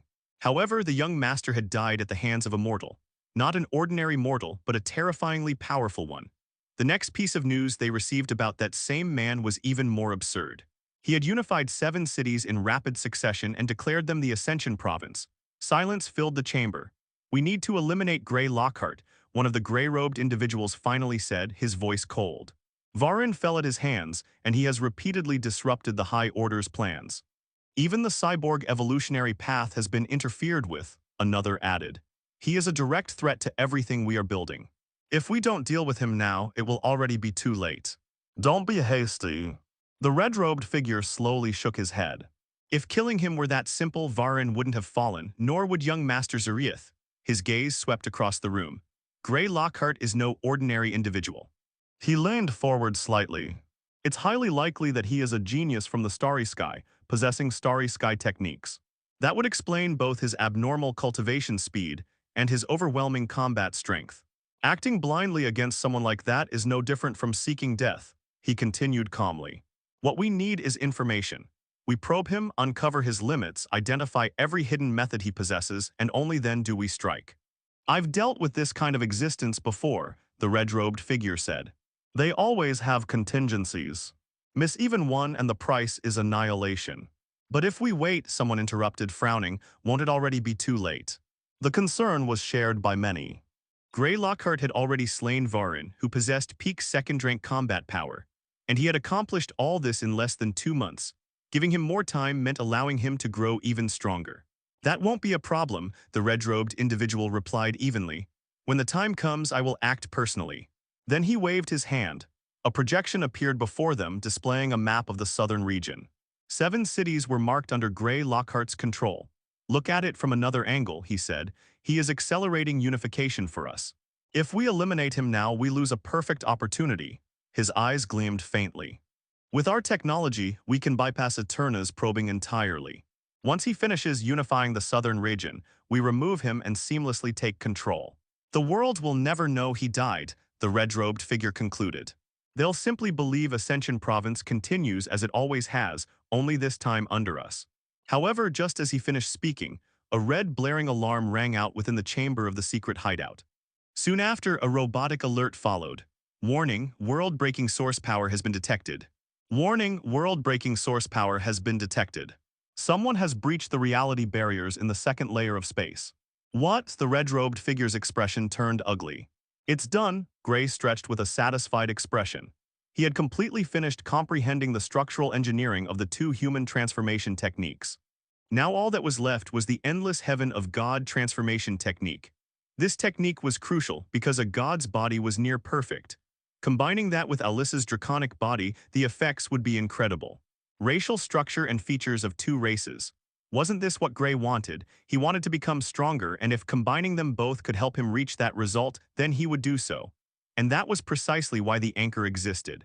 He could switch between them anytime he wanted to. The true dragon possessed an extremely resilient body. If not for Nexus Overclock working overtime to push his limits, he most likely would never have broken her scales. In battle, the best defense was always the best defense. After the endless heaven of God transformation, I still need to deduce the transformation technique that forges the genetic markings all at the same time. Gray let out a tired sigh. If he was being honest, that transformation technique was going to be extremely difficult to deduce. If he used the transformation techniques one by one and formed several hundred markings all at once, it wouldn't work. The chaos trait modularization arts process was instantaneous, and he did not possess an endless supply of vital essence to keep the DNA structure stretched for long. In the worst-case scenario, he would die because the process remained unfinished, and his body initiated self-destruction due to destabilized DNA. Of course, that could be solved by having a massive amount of vital essence. He believed that an amount comparable to a large pool would be enough. But where would he find that much vital essence? Even wiping the herb fields clean wouldn't get him that amount. In the end, if he could not deduce a transformation technique capable of invoking all genetic markings simultaneously, he would resort to the former method. He would spend a vast amount of time engraving them first, then cut down the traits using the chaos trait modularization art. But if he succeeded in deducing such a technique, he could not only make the process faster, but also require far less vital essence. He could condense hundreds of markings at once, and then immediately forge the perfect 12 markings. Whatever the case, he would definitely forge it and reach the first level. Just then, he sensed something from the secret realm. "Oh, she's out." Gray's expression turned strange. Because he had been studying the clone's transformation, he had likely cooped himself up in his room for too long. If he wasn't wrong, exactly 2 days had passed. Then a wide grin spread across his face. He still vividly remembered the way Alyssa had acted a few days ago. He couldn't wait to see her face. Alyssa blinked. She looked around in her human form with a blank expression. She already knew where she was. She still vividly remembered Gray bringing her here when she suddenly began her true origin dragon transformation. Then her body trembled as memories from a few days ago resurfaced. Her cold, expressionless face cracked slightly as a deep crimson flush bloomed from embarrassment.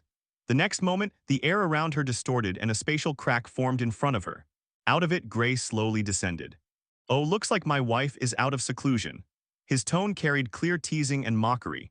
In the following instant, the temperature plummeted as a sharp icicle shot toward Gray at breakneck speed, but Gray merely stood there with a grin. He didn't even need to move, simply using telekinesis to shatter it apart. Then a hurt expression appeared on his face. "What happened, my wife? Did I do something wrong? I was thinking of going to the marriage office to officially register us." Dark lines formed on Alyssa's cold face. She knew very well that Gray was making fun of her, yet she couldn't understand why she was so angry.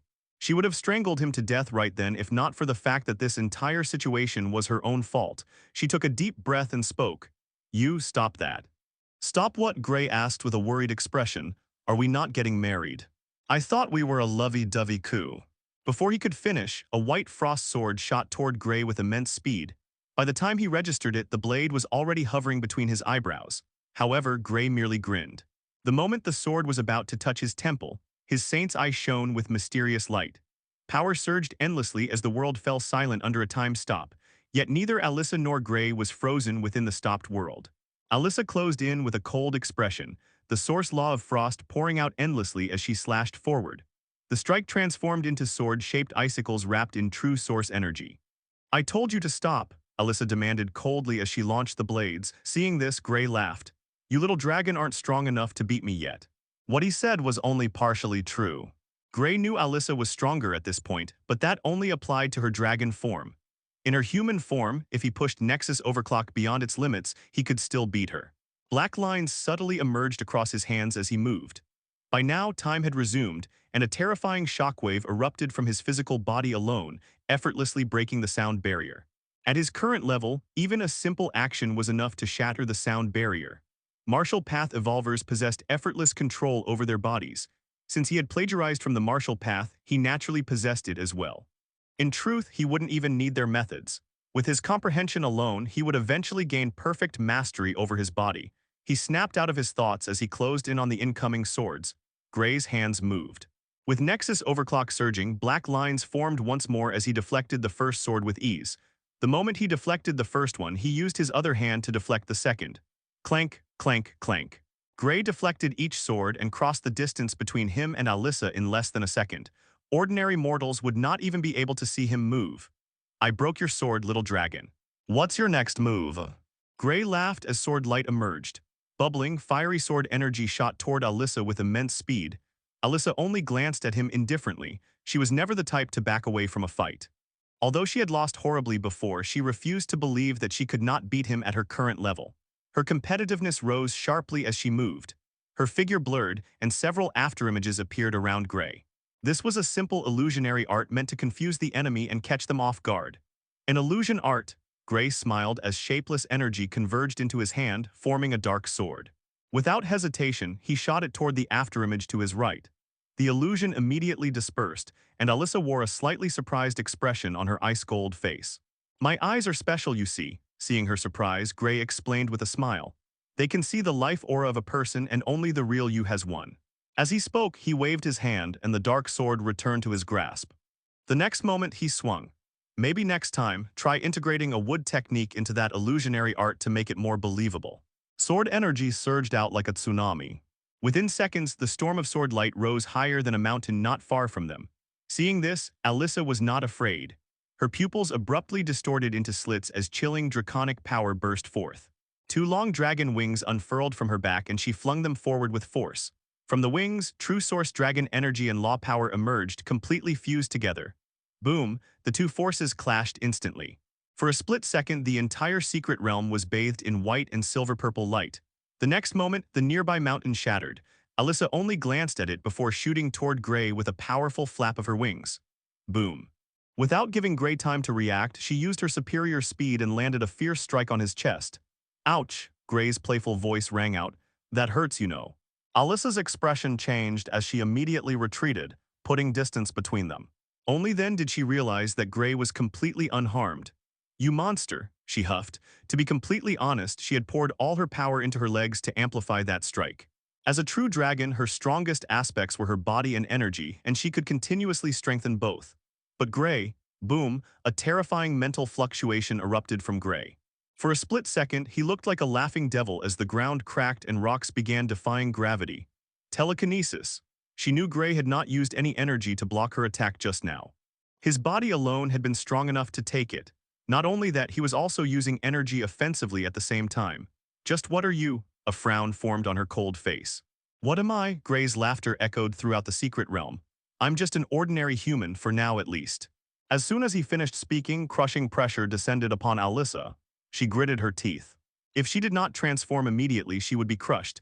However, just before she could transform, everything reverted and the pressure vanished. All right, that's enough. Gray clutched his head painfully as he swiftly took out a healing potion and drank it in one gulp. Overclocking with Nexus Overclock was truly dangerous. Now that he had become a second ranker, his resilience was higher, allowing him to push it further. Still, exceeding even that limit caused a splitting headache. Let's fight after I officially reach the first level, Gray said with a half-smile as he dispersed the shapeless ability. Seeing this, Alyssa stared at him silently for a moment. You are not to say anything or mention anything about what happened a few days ago.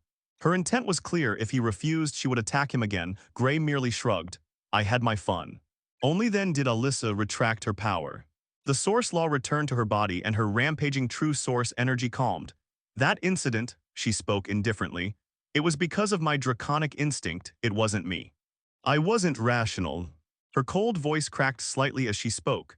Thinking about it made her cringe in embarrassment. She had acted like a newlywed in heat, and she genuinely wanted to curse all the dragon gods for that so-called dragon instinct. Still, that dormant instinct had its uses. If she fell unconscious, it would take over and fight with everything it had. The might of a true source dragon was far more terrifying in a life-and-death battle. Then Alyssa noticed Gray standing there with a thoughtful expression. Then she saw him hesitate slightly. The instant she noticed that hesitation, she sensed something was wrong. Instinctively, she asked, "What's wrong?" "It's about our father," Gray sighed. "Richard is gone." What? Alyssa's cold expression cracked. "What do you mean he's gone?" she asked urgently. "As in he broke through the skies of Blue Star and left this planet." Gray shook his head. He himself did not feel much from Richard's departure.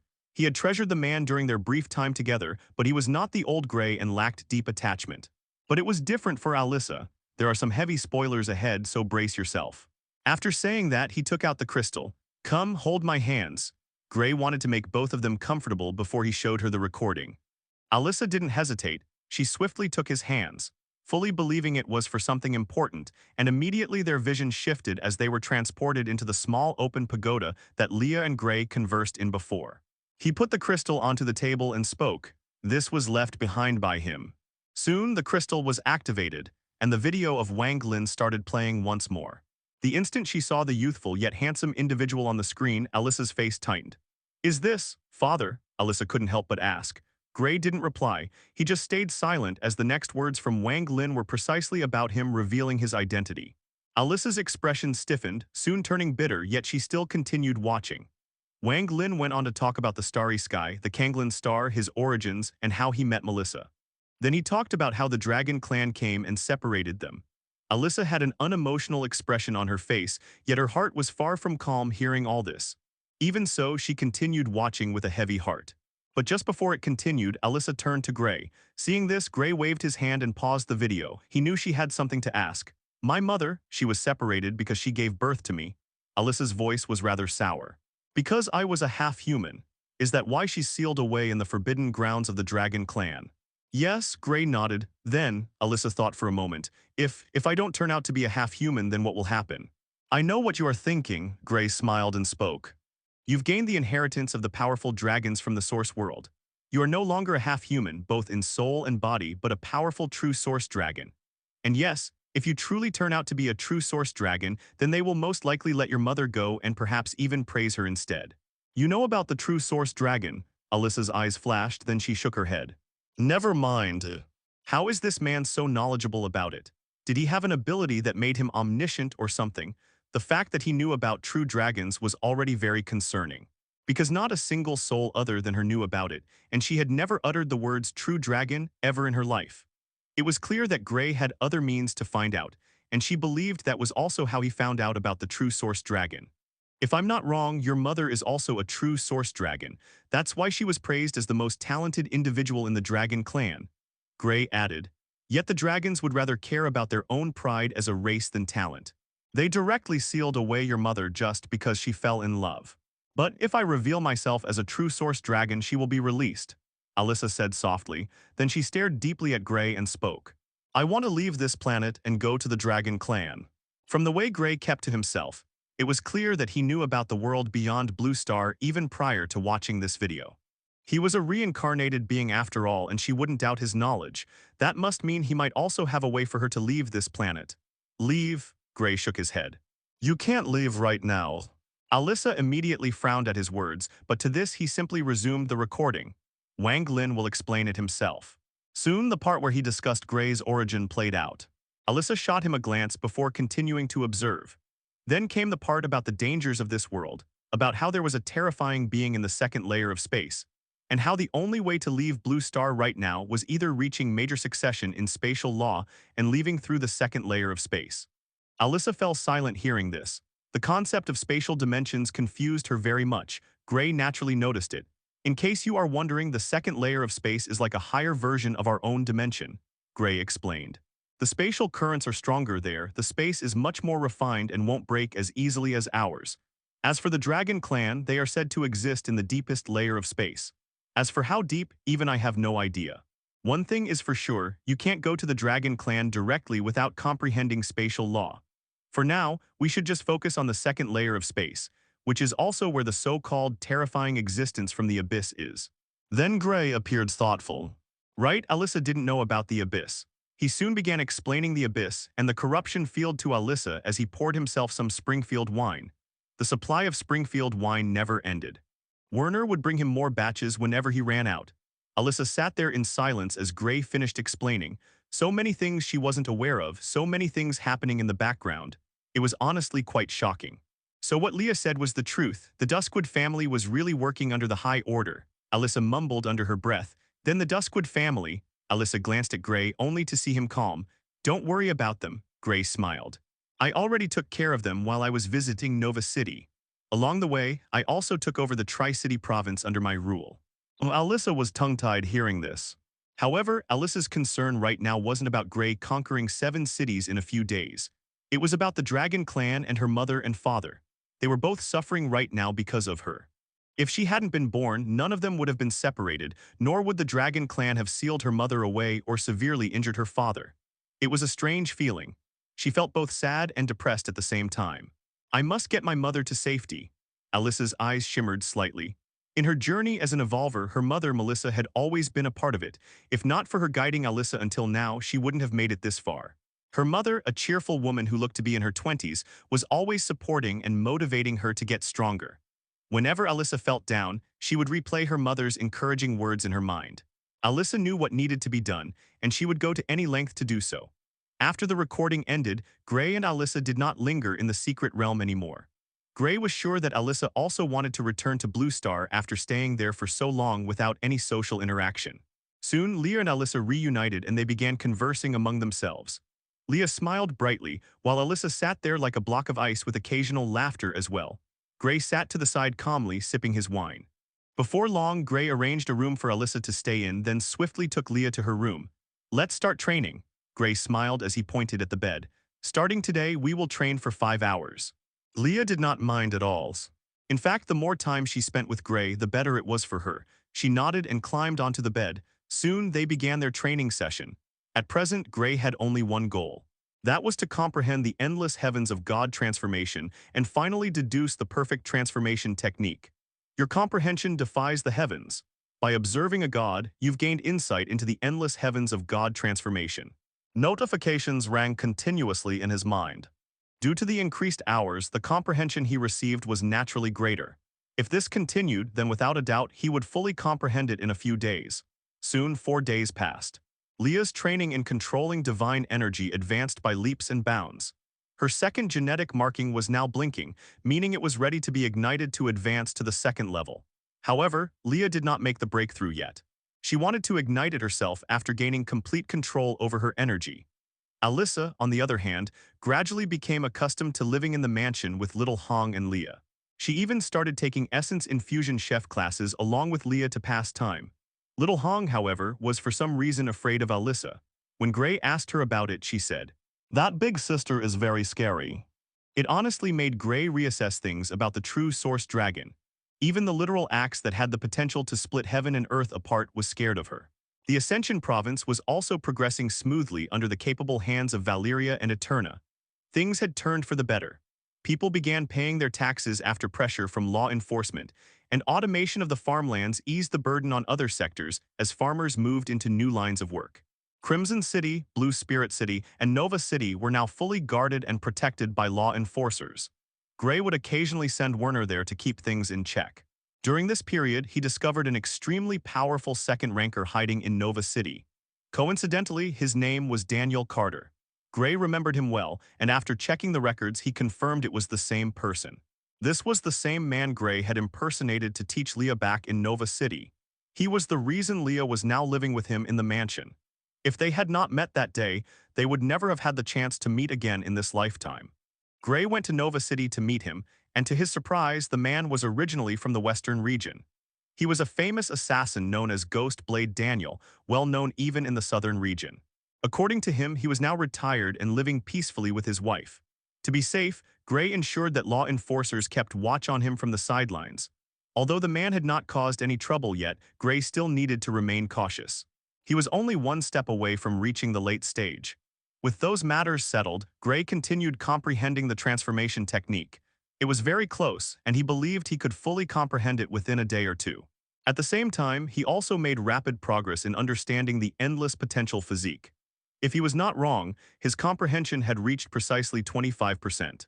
He now understood some of its applications and realized it was not directly tied to the body, but rather to the soul itself.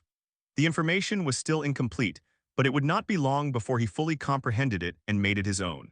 Additionally, he had completely grasped Leah's structural engineering as well, including the genetic markings and their DNA placement. Everything was now clear to him. The next day, Leah and Gray sat on the bed holding hands. Divine energy revolved around Leah, while Gray sat opposite her with a serious expression. Your comprehension defies the heavens. By observing a god, you've gained insight into the endless heavens of God transformation and comprehended the endless heavens of God transformation. Information surged into his mind like a massive hammer striking his head. The circulation method, its function, and the secrets of the God body were fully revealed to him. He understood it now. The transformation technique had been acquired. Now there was only one thing left to do. Gray swiftly climbed out of the bed. All right, we're ending today's session, Gray said. Also, remember this, do not disturb me for the next few days. I'll be in seclusion. With that, Gray's figure blurred through the hallway, and he shut the door behind him as he entered his room. Leah stared at the spot where Gray had been standing, confusion written on her face. What had gotten into him? It's time to start deducing the transformation. Gray sat down and took out a pen and paper. From this moment on, he had only one goal: to create a technique capable of invoking all genetic markings at the same time by fusing their circulations together. It was far easier said than done. The circulation methods were already bizarre enough on their own. Fortunately, he had a clone he could use at any time. He could run as many tests as he wanted.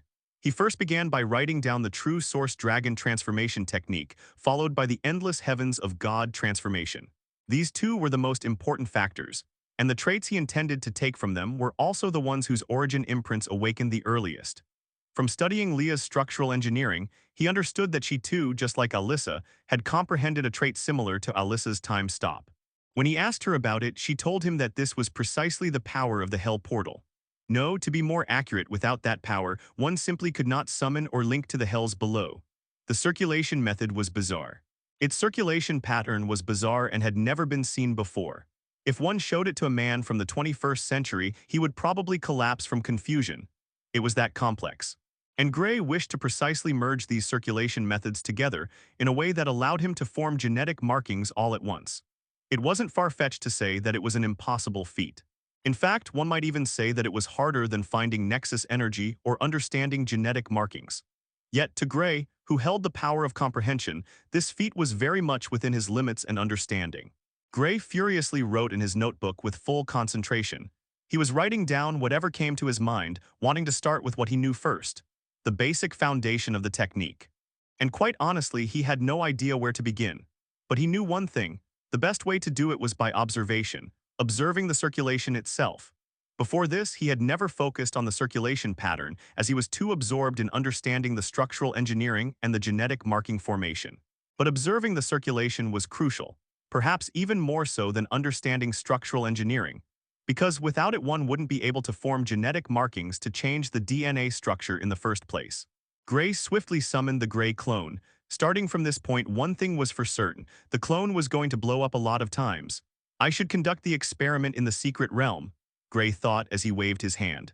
The secret realm portal appeared, and by splitting his consciousness, he controlled the Gray clone and entered it. Now, even if it blew up, he could suppress it using the power of the secret realm. Gray then fell into deep thought. For starters, he wanted to try merging two circulation patterns of two different races together to see the result. He instructed the clone to start cultivating the God transformation technique and the human transformation technique. Just in case he activated his true origin insight, perhaps he would be able to comprehend the pattern more clearly with it. And he wasn't wrong. His heaven-defying comprehension stirred. Your comprehension defies the heavens. By observing the circulation pattern of the endless heavens of God transformation technique and the primordial human transformation, you've understood their circulation patterns. The process was instantaneous. He instantly comprehended the patterns, but at the same time the clone burst apart. A terrifying shockwave spread outward from the Gray clone's collapse, and a mushroom cloud rose from the site. The energy generated by the explosion was enough to level an entire city. Gray said nothing as he was currently reviewing the circulation patterns. He now understood them completely, and also why they contradicted each other. The gods' technique followed a circulation pattern that closely resembled autonomy, while the primordial human's energy pattern was a sharp contrast to it. The amount of time they shared a similar circulation pattern was only once, and when they both met, the clone exploded. Then Gray's expression turned thoughtful. If Gray wasn't wrong, the interconnection between the two circulation methods happened just before the first genetic marking formed. The god and human circulation patterns only aligned once. That alignment just so happened to be before the first genetic marking formed. The reason the clone collapsed was precisely due to this. Both techniques tried to finalize a marking, but one attempted to override the other, causing it to explode and completely destroying the body in the process. If we can freeze the moment just before the two markings collide. If there was a technique that could keep that instant frozen for a split second, neither technique would complete its overwrite. And if neither could complete it alone, the DNA itself would be forced to act to resolve the contradiction in one unified rewrite. This would result in two genetic markings forming at the same time. In simpler terms, both techniques were trying to write instructions into the DNA. One always finished first and erased the other, which caused the body to collapse. But if that exact moment was frozen, even for a split second, neither side could finish. With no winner, the DNA would have no choice but to merge both instructions into one. Instead of conflict, it would flow together. That was the only moment the body wouldn't reject either side. Gray's expression turned into one of excitement. He couldn't believe it. He had actually found a solution by himself without completely relying on his comprehension. This solution he came up with on his own. Of course, the comprehension also deserved its praise. Without it, he absolutely wouldn't have reached this conclusion. Without it, would he have been able to instantly comprehend the circulation patterns? The answer was no. Gray swiftly calmed himself down.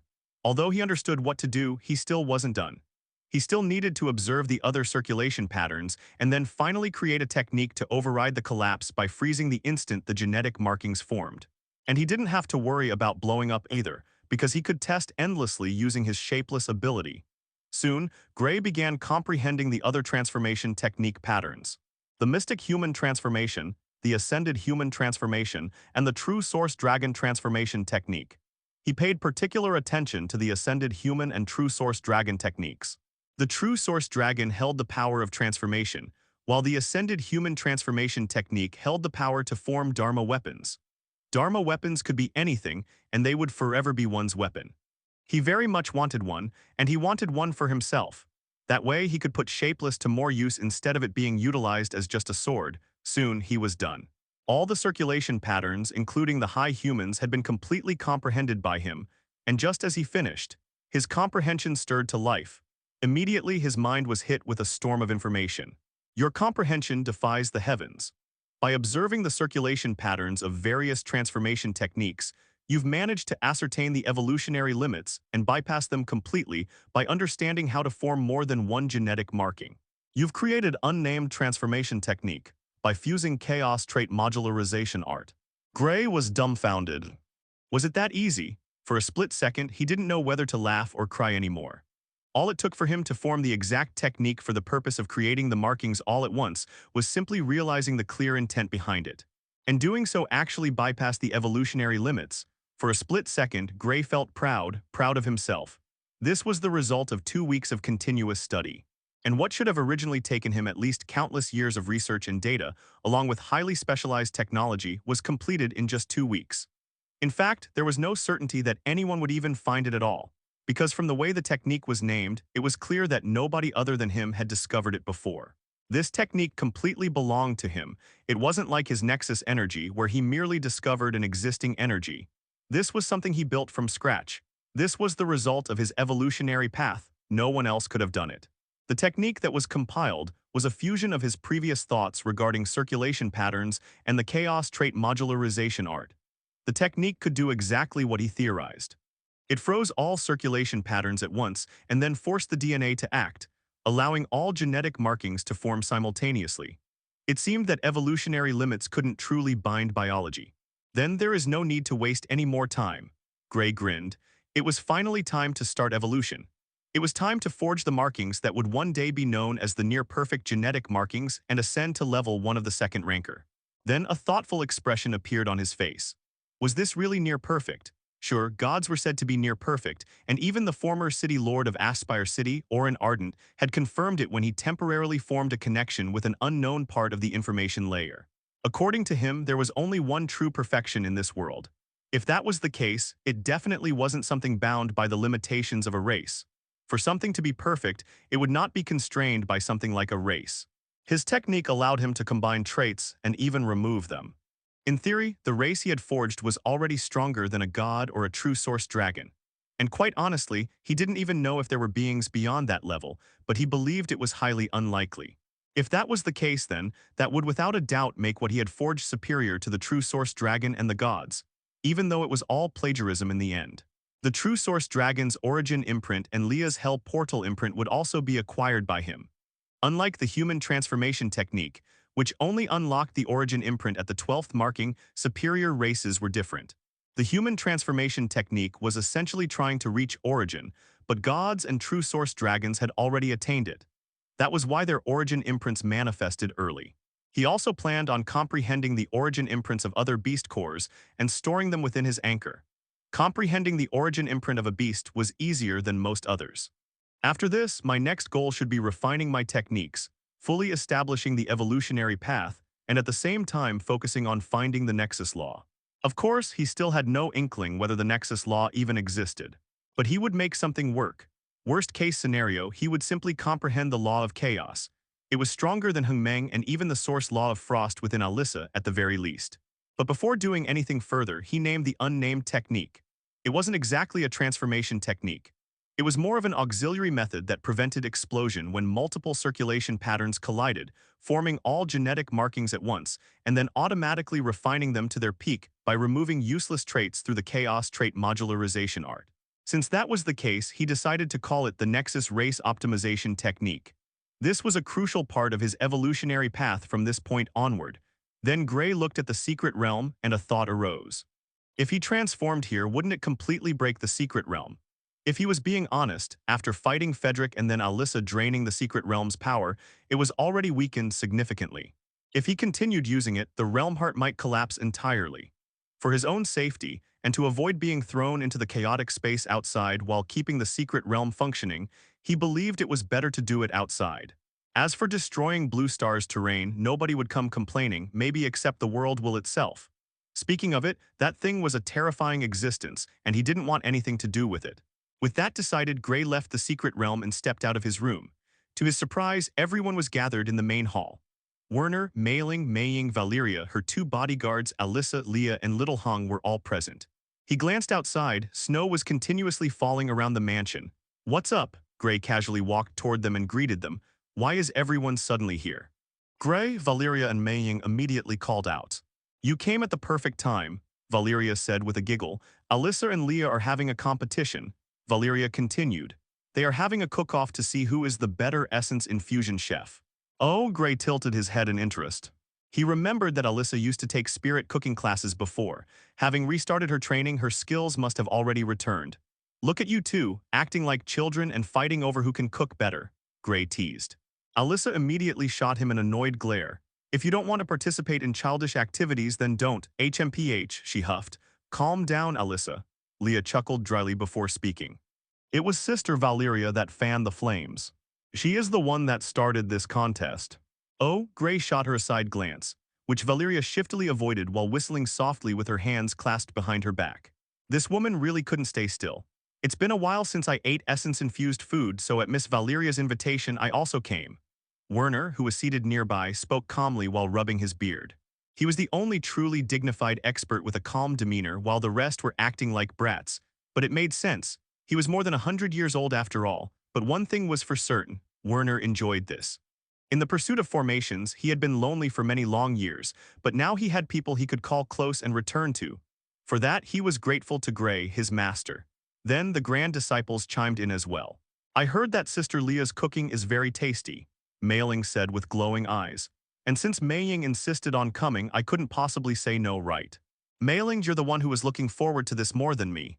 Mei Ying shot her twin a glare. Gray simply laughed. It was a rare sight, everyone gathered together like this. He glanced outside once more at the falling snow and smiled. Today was the 25th day of the 12th month, almost exactly 2 weeks since the High Order incident. In his old world, this was the time when the entire population of Earth celebrated. It was a time for family and friends to gather and connect, talk about the old things and welcome a new year together. And right now, this gathering was no different. Soon, Alyssa and Leah placed a variety of dishes in front of everyone and took their seats. Gray sat at the center of the long table. Everyone turned to look at him. They saw him smiling at the food as if reminiscing about the past. Everyone, Merry Christmas. He spoke those words under the confused gazes of the others and began eating while drinking wine. Soon, they forget about his words as everyone was too stunned by the savory and flavorful food prepared by Alyssa and Leah. In the end, Gray declared both of them winners and rewarded them with a pair of Azure Spirit Vitality pills along with some Federation credit to splurge. After that, Gray discussed his rank up and gave instructions to Werner and Valeria before leaving the Ascension province. He was heading toward the eastern part of the southern region to attempt his breakthrough. That area was more barren and sparsely populated, and it was also where White Spring was located. It would be beneficial for him to utilize the pure concentrated energy there for his breakthrough. While Gray was making his way toward the White Spring, far away in the second layer of space, things were changing. The second layer of space was grayish in color, with chaotic spatial currents continuously flowing within it. Several lights blinked in the distance of the second layer of space, each one a subdimension of Blue Star's second layer. They were directly connected to it. Beyond the second layer was a thin barrier. This barrier separated the planet from the vast expanse outside. Chaotic runes flashed across the barrier, and multicolored pure light rippled through the silent void. If one observed it closely, it resembled an immense wall of ice. Directly beneath that thin barrier floated a massive being shaped like a whale. Its body carried a bluish hue, while dense black energy coursed through it as it swam within a pool of abyssal energy. Not far from it, a light shimmered. It resembled a matrix cube collapsing inward before rapidly reconstructing itself, as if it had transcended the limits of the third dimension. The moment the whale stirred, the light responded. The true abyssal whale coldly regarded the light as it began murmuring in an unknown language. Despite this, it did not appear to possess true intelligence. Even so, it did not engage the light. It was still recovering from a battle that had taken place not long ago. Suddenly, its expression changed as it looked toward the far end of the vast second layer of space.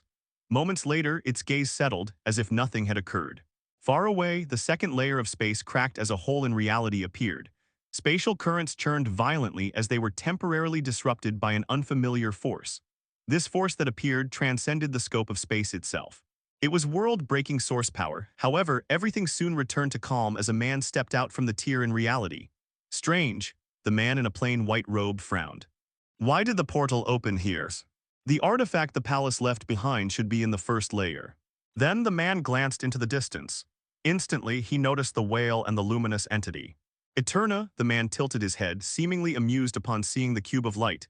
As for the whale, he did not appear to care about it at all. What a strange planet. The man grew thoughtful. By now, he had already sensed it. A powerful suppression from a barrier bound everything in place. This barrier, did a fifth rank sacrifice themselves to form it? The man analyzed calmly. The power of world will combined with an evolver's origin source. He quickly identified how the barrier was formed and where it was anchored. Then the man frowned again. I shouldn't remain in the second layer of space for too long. Oppressive spatial currents attempted to crush his fragile third-rank body, but a thin veil of heavenly light surrounded him, allowing him to endure. There are many subdimensions here. Should I enter one first and gather information? The man glanced at the distant flickering lights. There is also a chance the seal fell into the second layer. With that thought, he decided to enter the nearest subdimension to investigate. However, just before he moved, he sensed something. It was coming from the first layer. East of the southern region stood the White Spring. The White Spring rested atop a massive plateau. Only second rankers or those using aerial vehicles could even consider reaching it, as the plateau was colossal in both height and width. Even stacking two mountains atop one another would still leave the plateau taller. 3 cities surrounded the plateau. These cities had once been sparsely populated, but after the White Spring appeared, they transformed into a major tourist hub within the southern region.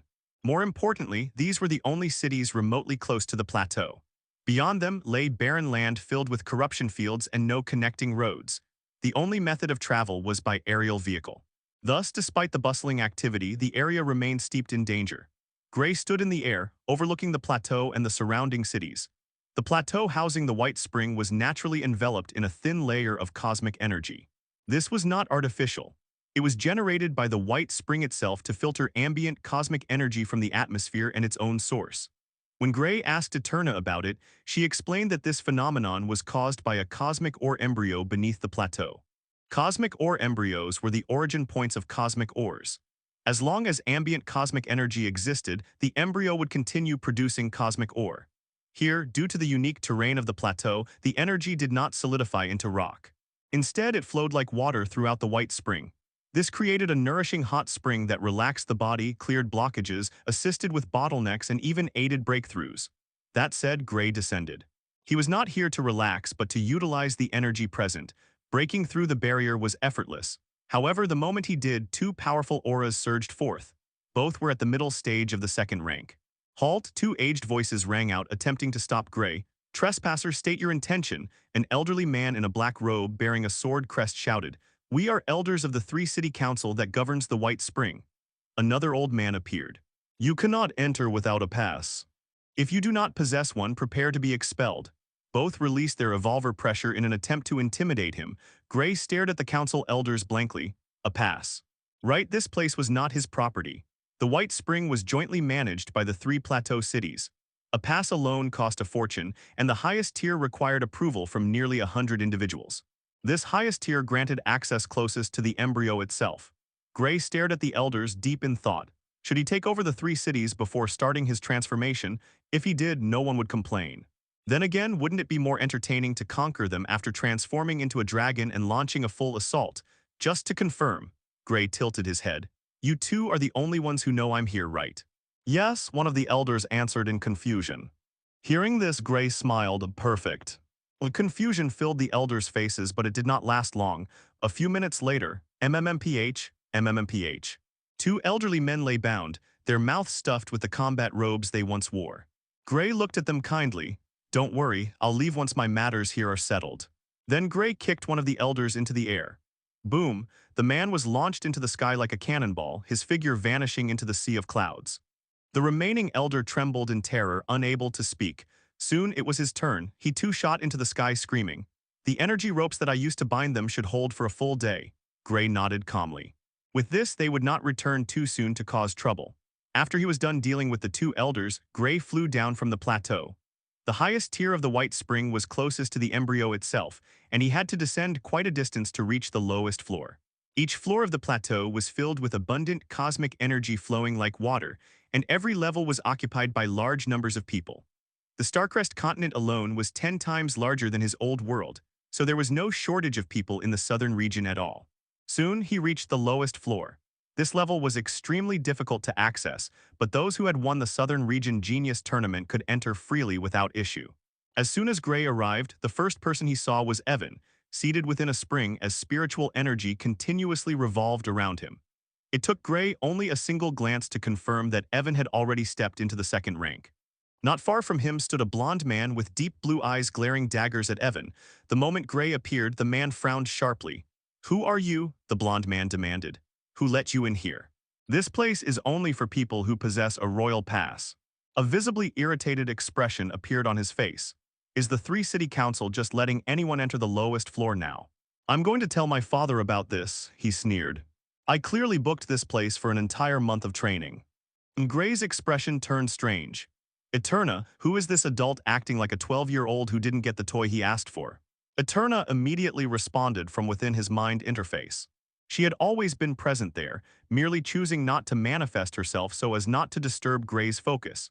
He is the youngest son of the city lord of Mandate Province. Mandate Province, Gray's eyes lit up with interest. Of course he knew it. Mandate Province was not officially a ruling province, yet it might as well have been one. The provinces were independent and self-governed, yet many had willingly aligned under the Mandate Alliance. Not through force, but through accumulated credibility, vast resources, and centuries of carefully maintained balance. The city lord of Mandate Province was exceptionally skilled with words, and he was one of the rare late-stage second rankers who stood just a step away from the peak. In truth, he might as well have already reached it. Mandate Province itself possessed an abundant number of late-stage second rankers, and this concentration of power was precisely why other provinces flocked to it for alliance. In the west, east, and central territories of the southern region, mandate's stance often became the final word. Even provinces outside the alliance rarely ignored its position. In short, it was the top ruling force of the southern region. Gray laughed softly. I was planning on visiting Mandate Province anyway, to think I would encounter someone from there and from the direct line of the city lord at that. Why would he visit Mandate Province? Of course, to challenge the city lord and take control of the province. If he started there, other provinces would naturally become far easier to handle afterward. In fact, Eterna had already informed him that several people from Mandate Province had entered Ascension Province days ago. They were likely there to assess the situation and evaluate how the province was progressing under Gray's rule. Gray did not interfere with them. Instead, he ordered law enforcers to quietly tail them, and they eventually left with whatever information they had gathered. By now, the city lord of Mandate Province had surely heard of Gray's existence. Gray turned back to the blond man, wearing an innocent smile. I'm going to cultivate here. He tilted his head. So unless you want to get swept away, you should leave. What? The blond man was completely dumbfounded. He was seriously pissed off. This was the second time he was being asked to leave.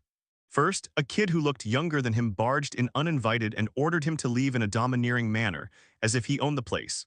They even fought, and he got beaten up, forcing him to swallow his anger and cultivate quietly on the side. And now another guy who looked the same age as that kid appeared and told him to leave again. I paid for this goddamn place. Well, my dad did, but how can you ask me to leave like this? The next moment his expression froze.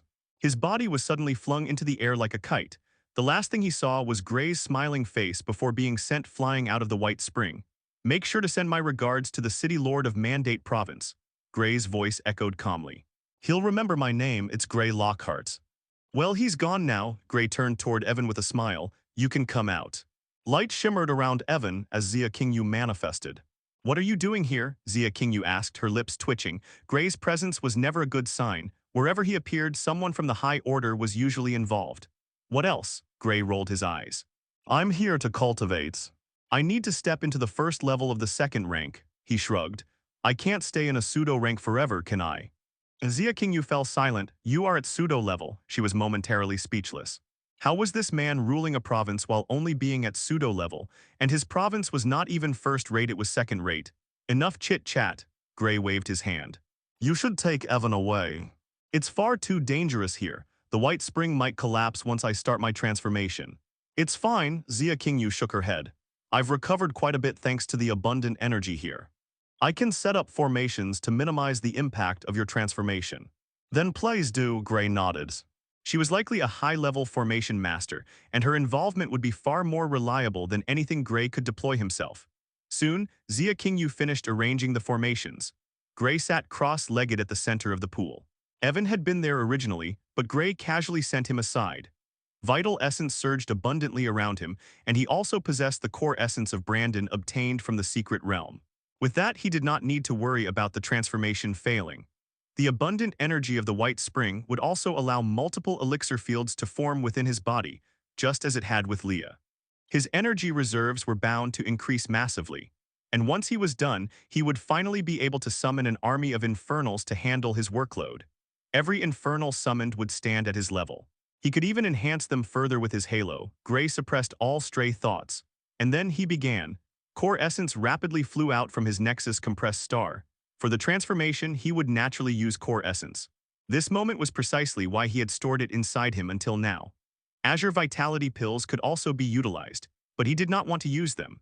A part of him told him to use the superior core essence formed from the domain of a fourth-rank evolver rather than inferior vital essence. Core essence was essentially an upgraded version of vital essence. The core essence of a third-ranker was crucial in developing core markings and advancing through the third rank to establish a domain at the fourth rank. The more core essence one had, the better.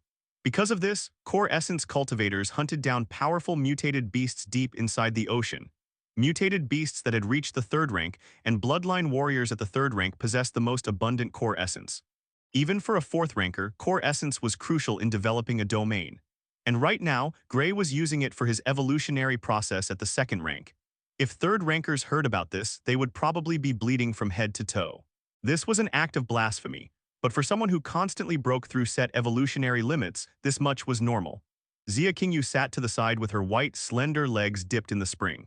She gently waved her legs as she observed Gray, who sat not too far from her. To the outside, it might look like he was sitting close.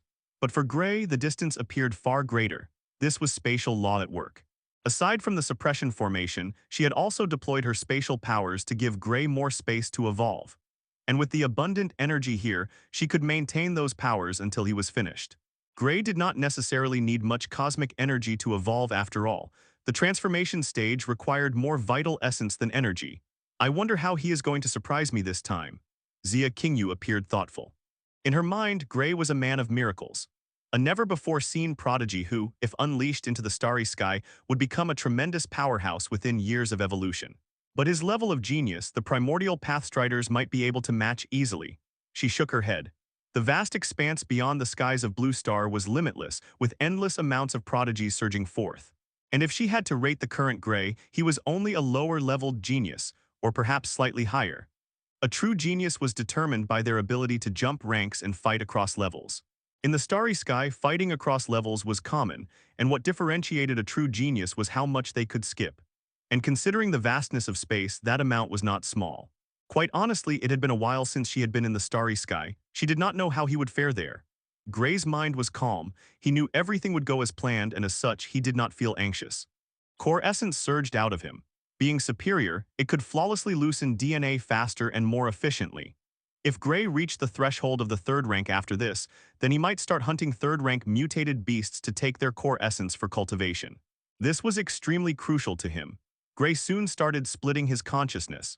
He was going to activate all transformation techniques at once, and with his mind palace created and having reached a level similar to a second-rank Esper, his mind was particularly sharp.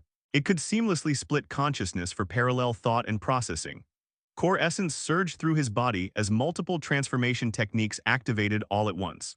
The core essence revolved around his body for a cycle before starting to permeate into his cells, then into his genes, and finally into his DNA structure. The instant the DNA structure and core essence came into contact, its helix pattern began loosening, making space for the transformation and the new form of information that was about to enter across all DNA structures within his cells. Soon the circulation process began. Core essence split apart several times as it began circulating in different ways within his DNA structure all at once. The instant it started, Gray focused. This was the moment he needed to activate the Nexus race optimization technique. If there was a single mishap, he would quite literally blow up. Soon, the time to activate it arrived. All circulation methods reached the point of forming genetic markings. The Nexus race optimization technique immediately activated. Buzz, the circulating core essences that were about to collide and explode in him paused. The instant they paused, the DNA stirred, as if awakened by an irregularity. The following moment, it trembled once. Immediately after, the pause was restored, and in the next second, like a small Big Bang, a multitude of genetic markings began forming rapidly in his body. The instant they started forming, Gray activated the chaos trait modularization art. His vision shifted, and several lights formed around him. A few words appeared. Genetic marking customization menu. Dark lines formed on the inner consciousness face of Gray. What the F*** K is this? Why was there a customization menu in front of him? Before he could process it, more panels unfolded one after another. Cell structure, unassigned.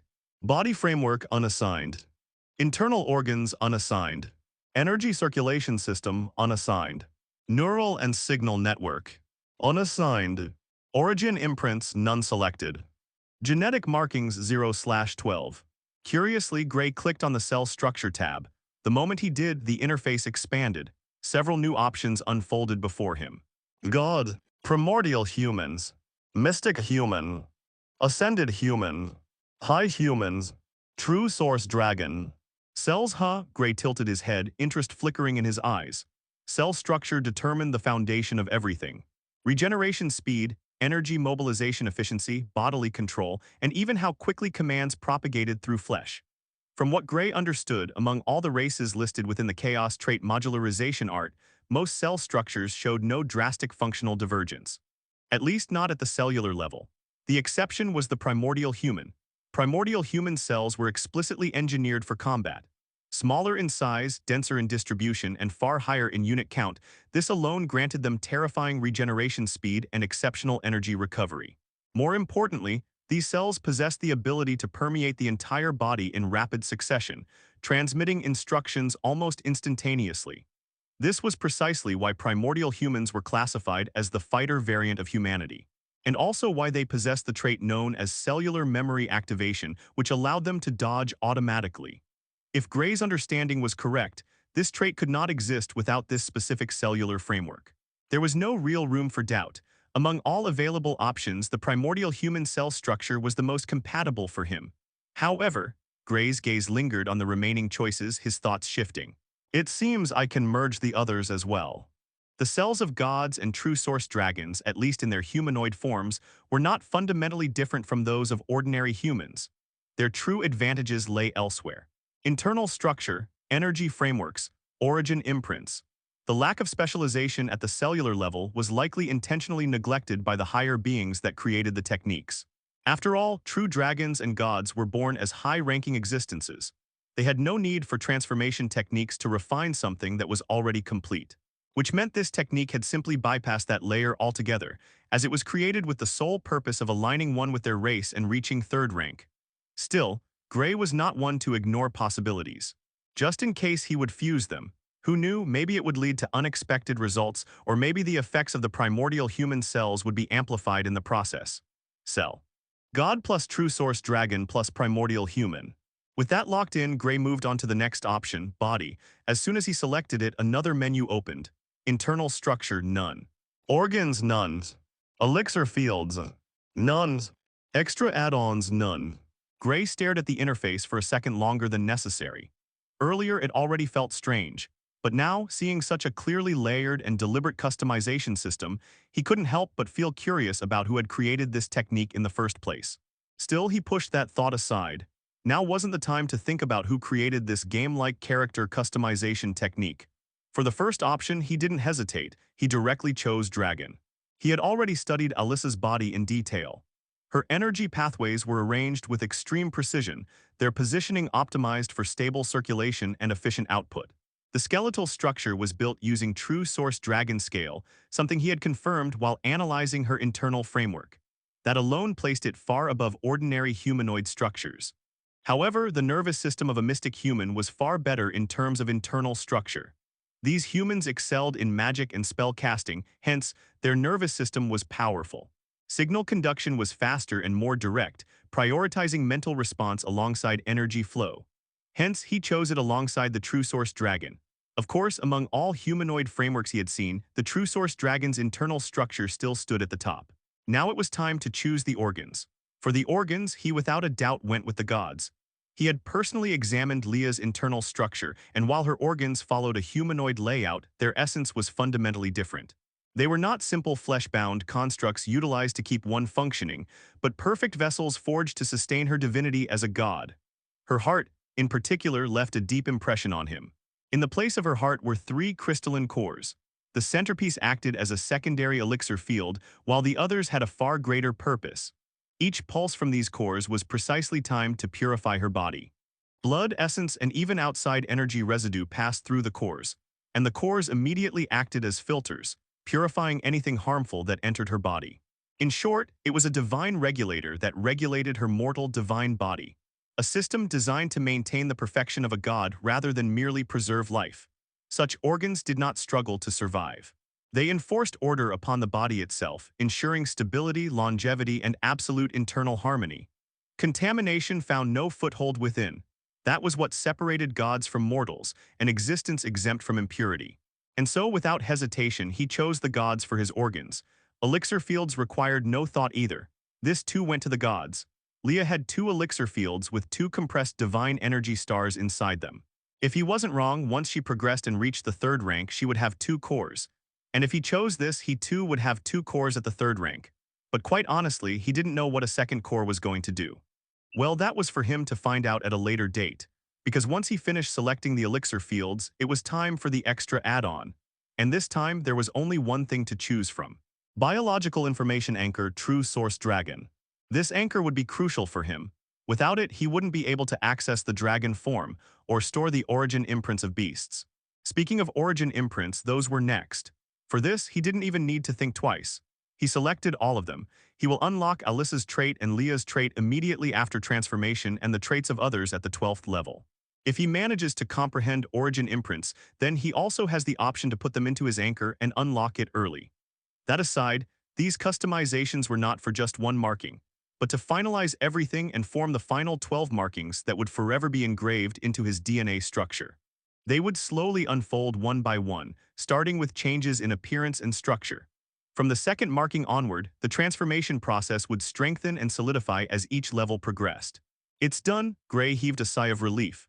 The technique being game-like was quite surprising to him, but this must have been created by an extremely powerful powerhouse, perhaps at the level of true dragons and gods or even higher.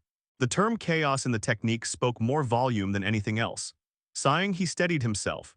Starting from the next moment, he would begin his transformation, and he didn't want any mishaps to occur. While Gray was customizing his own race template, not even a second had passed in the outside world. Xia Qingyu was observing Gray quietly. Then the next moment her expression turned serious. Boom. Core essence covered his body in a thin layer of light, and Nexus energy surged out. The following moment, Gray's body was rapidly beginning to expand. Core essence rolled out of Gray's body like a tidal wave, and the Nexus energy began to stir violently. With the markings finalized, the loosened DNA structure became tight once more. However, just as quickly, it started loosening again, because new information was about to arrive within the structure. Like a fusion reactor blinking with light and revolving at high speed, the first marking was flooded with core essence until it could no longer take it and exploded. Boom.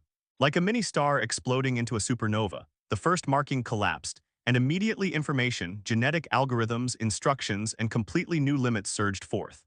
The DNA structure was collapsing under the sheer power of the new information appearing. This was not normal after all. Just one genetic marking alone contained all sorts of biological information, and the DNA was constantly trying to rewrite its algorithms and reset its patterns to completely make space for the new data. Chromosomes twisted violently, folding in on themselves as old sequences were torn apart and reassembled.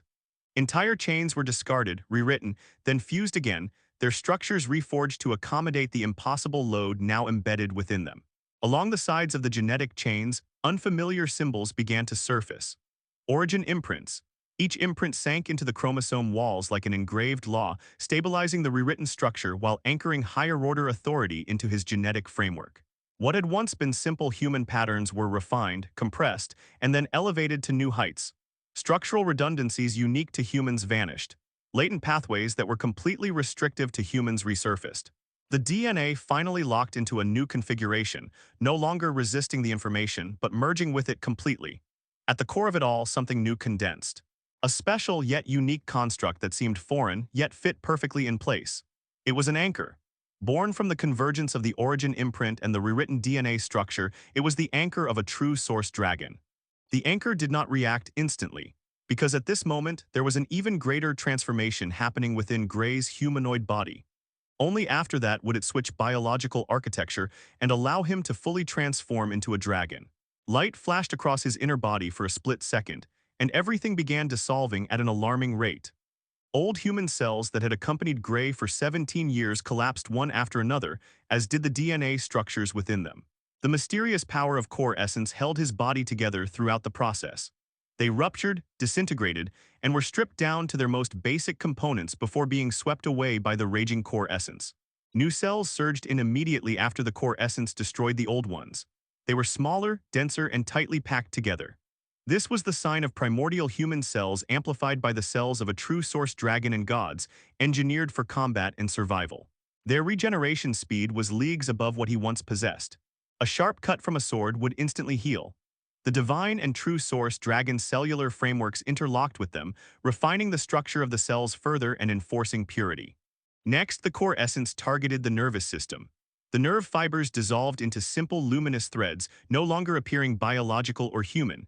Then they snapped apart one by one and reformed into something far more complex. The new system branched outward in layered pathways, overlapping instead of separating, conditioned for simultaneous processing. Signals no longer traveled in a straight line for Gray. They arrived in bursts, allowing multiple thoughts, reactions, and decisions to be made at once. This was the nervous system of a mystic human. The following moment his bones cracked. With everything else undergoing transformation, his internal structure and bones could no longer remain unchanged. The sound of bones breaking echoed loudly, and even Xia Qingyu, who had been observing closely, heard it. Within seconds, his entire skeletal structure shattered, collapsing into radiant fragments before core essence surged forward with information from his DNA and began reforging it. Silver-purple energy emerged from within the core essence, carrying a domineering might and a draconic presence. The liquid-like energy began condensing and compressing rapidly, layering itself into scale-like bone structures. Each segment was engraved with microscopic patterns unique to true source origin dragons. It did not stop there. The next target was his organs. His heart stopped beating for a fraction of a moment. Then it collapsed like a star.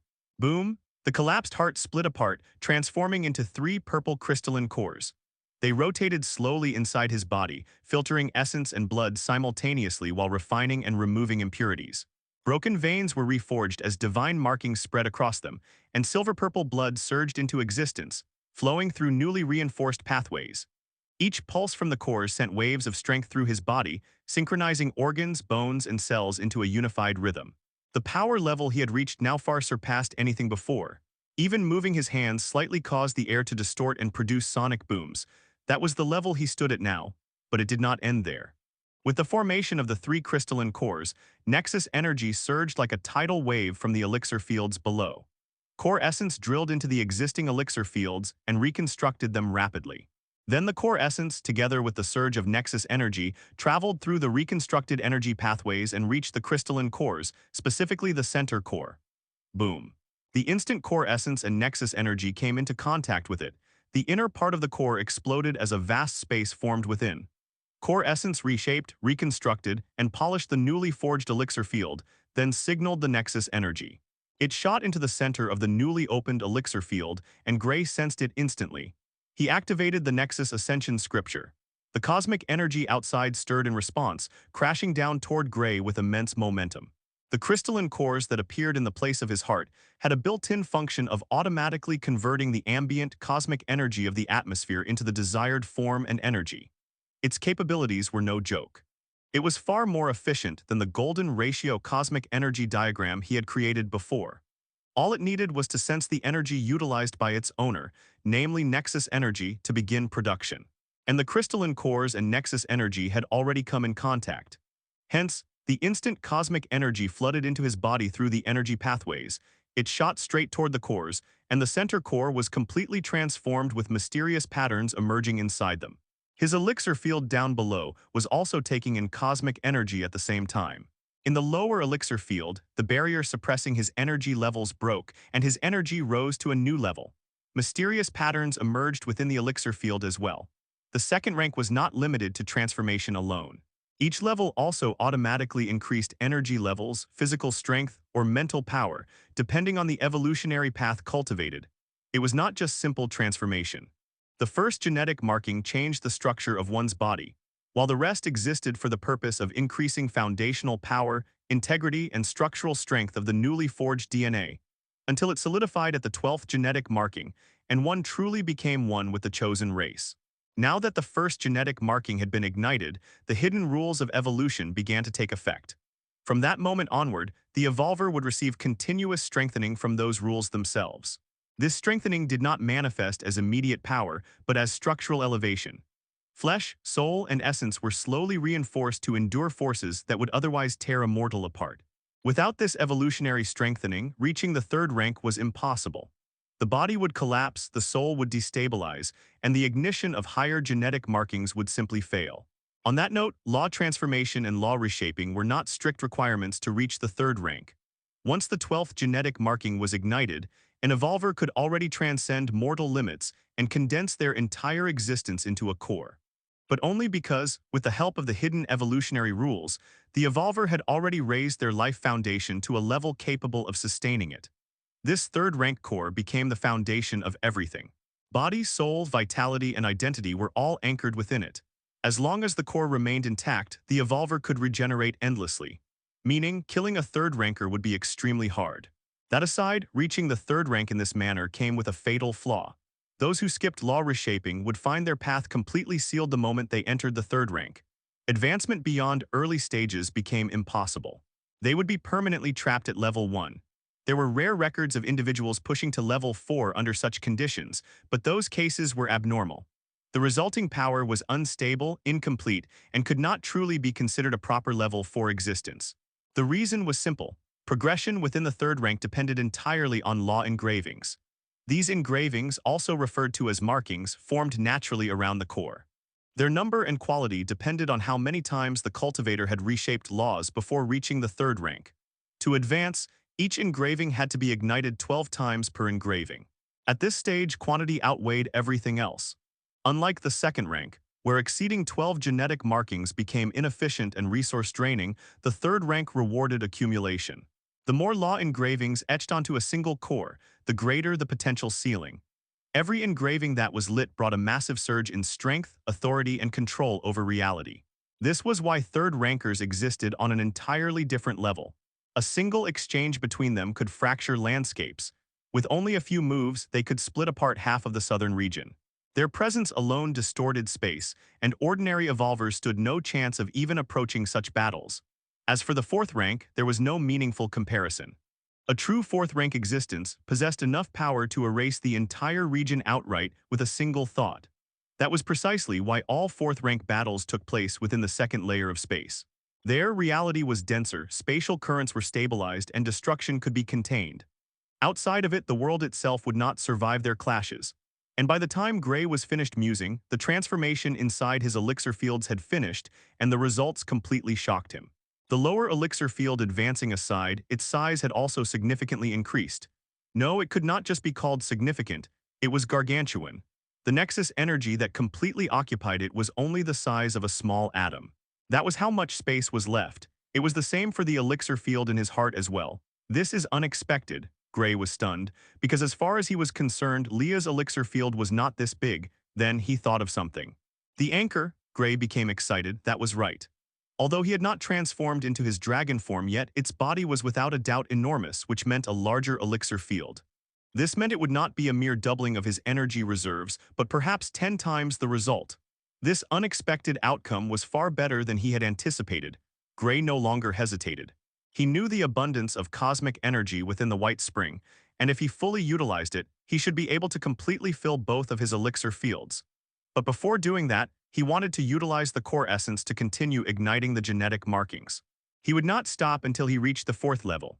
He wanted to reach as close as possible to the law transformation level, which was the fifth level, to sense laws more clearly than before. Core essence surged into his body like a tidal wave at his instruction. Guiding it with precision, he shattered the second genetic marking just as swiftly. Immediately, his DNA structure compacted and stabilized. The underlying framework of his cells thickened, and the foundation of his life force rose as the hidden rules of evolution activated once more. His muscles tightened, fibers compressing into denser strands while his blood refined itself, circulating with greater efficiency and carrying essence without resistance. Without pausing, he moved on to the third. Boom! The third genetic marking exploded the instant it ignited. Core essence flooded inward again, and the hidden rules of evolution descended for the second time in rapid succession. His skeleton rang softly as it was reinforced, bone density increasing as internal microstructures reorganized. His organs adapted in tandem, strengthening to withstand the mounting pressure. Meanwhile, his nervous system sharpened, signal transmission accelerating as pathways were refined. Then, finally, the fourth. By now, the core essence had been almost completely used up. Only a small strand remained, but it was enough to ignite the fourth marking. It's done, Gray thought as he observed his body. The leap in strength was definitely noticeable. In fact, without his comprehension, he would not have been able to control his current strength at all. He swiftly set those thoughts aside because there was something far more important to do. Hoard the cosmic energy and fill up his elixir fields, which had now become even larger than before. He honestly did not know whether he would be able to fill them using only the white spring. Xia Qingyu's expression changed drastically as she sensed the cosmic energy stirring more than ever. Is it not over yet? Xia Qingyu was in disbelief. Does he need more? It had been quite a while since cosmic energy kept pouring into his body, yet it still showed no signs of stopping. On the side, Evan could not sit still either, because by this time no cosmic energy was flowing toward him. What is happening? The instant he opened his eyes, he saw a man completely covered in light and energy sitting where he once sat, with his master standing not far from that person. Hearing him, Zia Kingu gestured toward him casually with her slender fingers. Evan immediately moved toward her, a questioning gaze still lingering on his face. Seeing this, Zia Kingu chuckled and spoke. It's him. Gray. Oh, Evan nodded with a blank look. It made sense. Irregularities in his life only happened when this gray Lockhart was nearby. Then in the next moment both the master's and disciples' faces fell.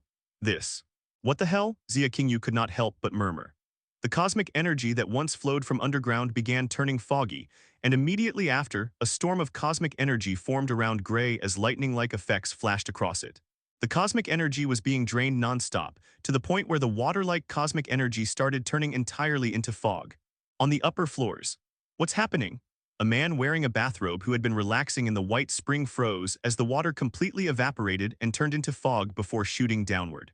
It was not just him, others were experiencing the same thing as well. Kaya, the water disappeared, someone help. A fine-looking lady who had been enjoying the spring alone screamed. She had been completely naked, but because of the density and specialty of the cosmic energy water, one could not see through it. Now that it was gone, she was completely exposed. What are you men looking at? The lady screamed in shame and anger as she saw stares directed at her from nearby men. One by one, all the spring water in the white spring was completely drained. Did the 3 cities turn off the water? I heard the water from the lower floors is gone too. What is this? I demand my money back. I can only stay here for a short amount of time, and you're telling me I won't get to experience it fully. Give us our money back. Contact the 3 City Council. 3 City Council Law Enforcement Bureau Headquarters. Chief Williams, an irregularity has been found in the White Spring. A law enforcement personnel came barging into the main room of the headquarters. Chief Williams, the head of the Law Enforcement Bureau, was seated there alongside other important officers as a meeting was underway. With the sudden interruption, everyone turned to look at him. Irregularities in the White Spring? The chief immediately reacted. The Law Enforcement Bureau had stationed 2 council elders there to maintain order, and they were extremely powerful. How could an irregularity arise under their watch? It must be some guy barging in to hoard cosmic ore embryos again. I'm sure the elders have already dealt with him. A woman wearing a police uniform and sharp glasses spoke calmly. Regardless, we should contact the elders before continuing the meeting, Chief Williams said seriously. The White Spring is our greatest asset. We cannot allow anything to happen to it. However, even after ringing for several minutes, no one picked up. The faces of the officers and the chief fell when they saw this. Immediately, Chief Williams pressed a button beneath the table and a holographic projection appeared. It showed the White Spring, with multiple views displaying different levels of the facility. Every floor had surveillance coverage except the lowest one, which was usually reserved for noble families or royalty. From a single glance, they identified the irregularity. The spring was gone. My officers, Chief Williams spoke with a grave expression, prepare for dispatch. This is not an ordinary occurrence, especially since we cannot contact the elders. Yes, everyone shouted in unison. Just as they rose to leave, they froze. VRRRA. A bone-chilling, out-of-place roar erupted from the direction of the White Spring. All the officers turned toward the holographic screen in terror. They knew one thing. The projection system had no sound capability. That roar was loud enough to reach deep into the city itself. The next moment, silver-purple brilliance erupted across the White Spring, covering it entirely. What is this? Civilians and evolvers inside the spring panicked as they felt the entire structure shake with power. Then they heard the roar. What is that? A first ranker trembled and in the next moment collapsed unconscious. Others shook in fear. The second rankers fared slightly better, but those below them fell unconscious instantly. Boom! The following instant, an explosion rang out. The silver-purple brilliance shone even brighter than before, and a violent gale swept through every floor. Those on the upper levels fell silent as the sunlight above vanished. They were mute. They simply could not process what had appeared before them.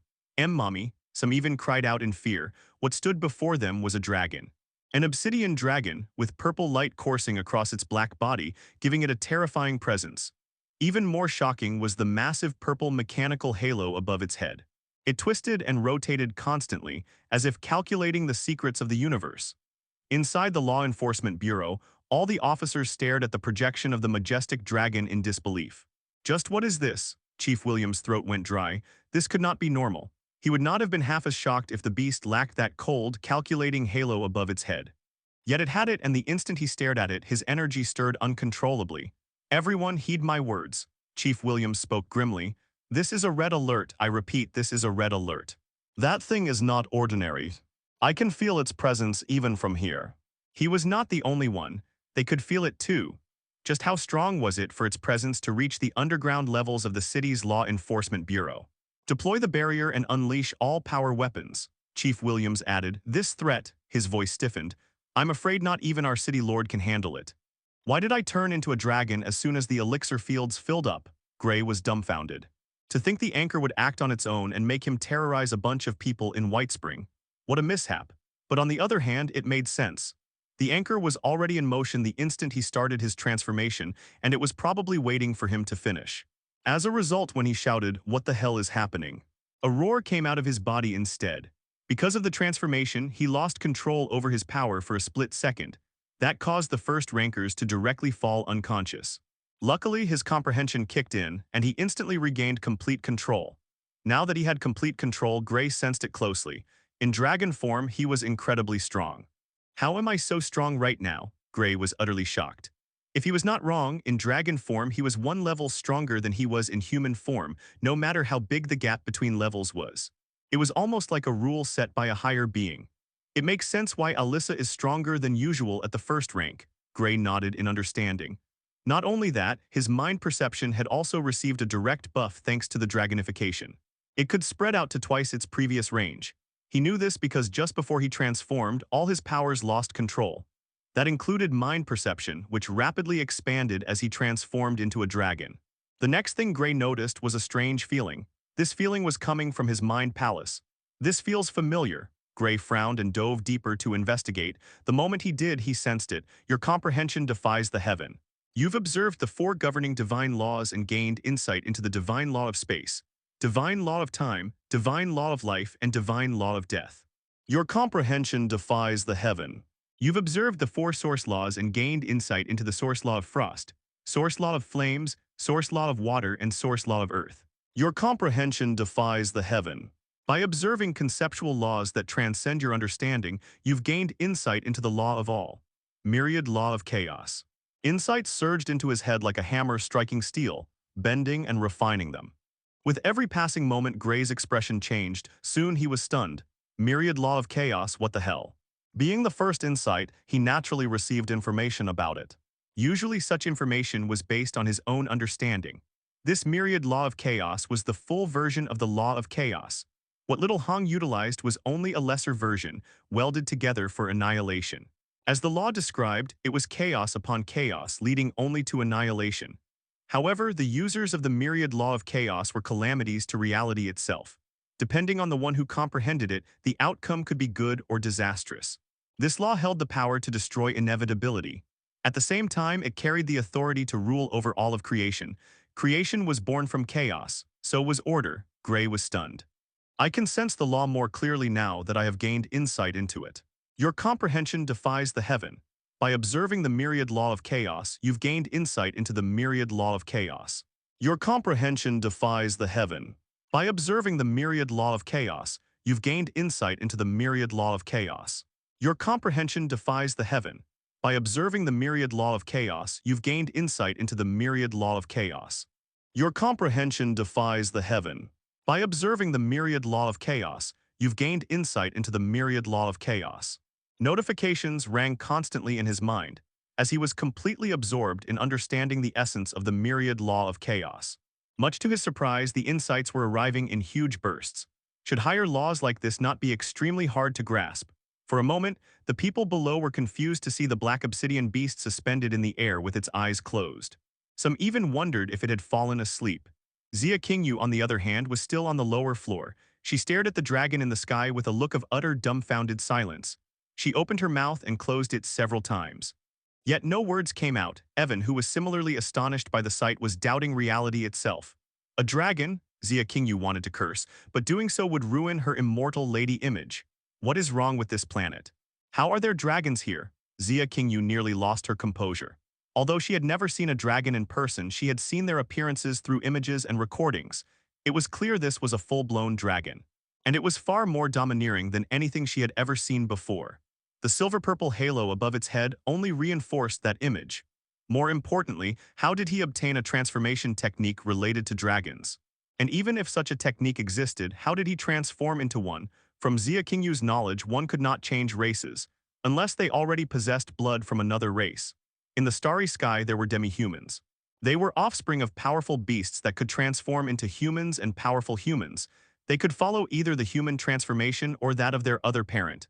But he was pure human before this, Xia Qingyu muttered. She was not one to make mistakes. As a higher-ranked expert from the starry sky, she did not need probing skills to recognize a pure lesser human, and Saint Transformation definitely did not grant dragon genes. Then she frowned. She sensed powerful presences suddenly rising from the three nearby cities.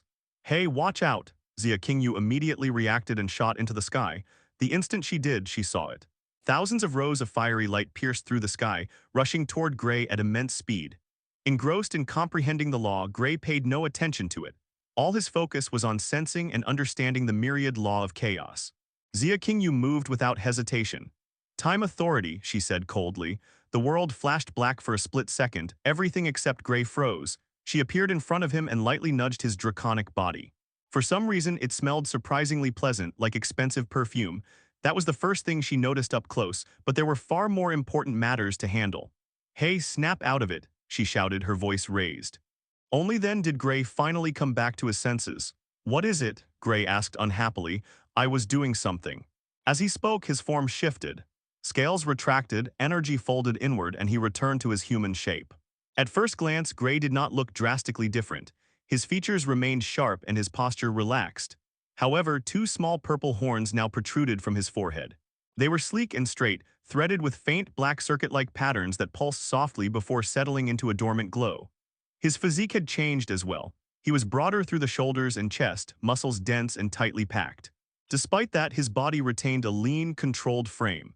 It hinted at restrained power, compact and efficient, as if every ounce of strength had been refined rather than added. He had been completely engrossed in comprehending the myriad law of chaos. For some reason, it filled him with a rush of excitement. That was why he had not stopped comprehending at all. Oh, are unbelievable. Xia Qingyu shook her head. I do not know if you have sensed it or not, but the laser beams coming at you are pressurized beams of light at the level of the 12th level of the second rank. What? Gray was dumbfounded. Only then did he realize the existence of the lasers. He turned to look at them sharply and frowned. Then, the frown eased. He was first confused as to why they had pressurized lasers at the 12th level. But on the other hand, they had the White Spring cities backing them, did they not? His own AV had powerful weaponry in it. It had only been about 2 weeks since he created his AV, but its capabilities should have already reached the middle stage due to the cosmic energy processor he installed into it. Although he did not believe it would be as exaggerated as his own cosmic energy processor, which could forever keep the AV running as long as cosmic energy existed, it should still be somewhat close, if not average, compared to his own. They must have received the technology from the Mandate Province, as the 3 White Spring Cities Council was directly under the Mandate Province. And after years of accumulation, the lasers being this strong was within the realm of what could be achieved, especially with a cosmic ore embryo at their disposal. We should make some distance between them, Xia Qingyu said worriedly. I cannot keep the time stop for long. If even one of them lands on you, you will perish immediately. Xia Qingyu did not think otherwise. She knew Gray had utilized a talisman to buff his own powers to deal with the high-order invasion, and his actual capabilities were far below that level. She could sense that he was at the 4th level right now, one step away from the law transformation level. Because of the gap in the later stages, it was clear that Gray would not be able to handle this onslaught. In the frozen world of time, the law enforcement officers all looked at the laser beams swarming the sky with hopeful gazes. These were beams of light at the 12th level of the second rank. If one could not kill the dragon, then the other hundreds might be sufficient. Likewise, not far from the city walls of the center city, a man stood beside them with several drone remotes on him and a selfie stick attached to his phone. He was a streamer. When misfortune struck, some people utilized the opportunity to make a fortune, and that was exactly what he was doing. The instant it hit the internet, it blew up. The entire southern region was watching, partially due to the popularity of White Spring and it being under the influence of the Mandate Province. Within minutes, the majority of the population was watching it.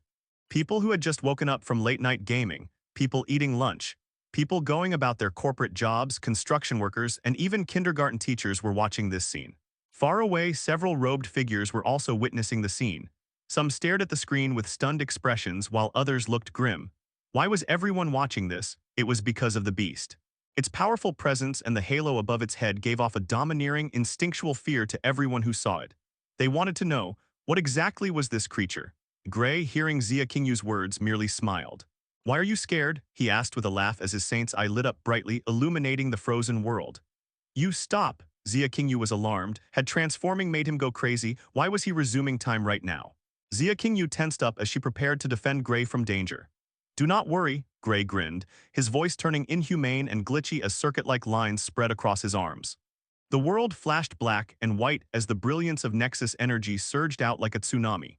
Time was restored as Gray utilized his authority over time as a saint. His halo glowed brighter than ever as he faced the laser beams rushing toward him. Immediately, everyone's expressions changed. The stream's chat hosting millions of viewers exploded. Where is the beast? Host zoom in on the area. I cannot see the beast anymore.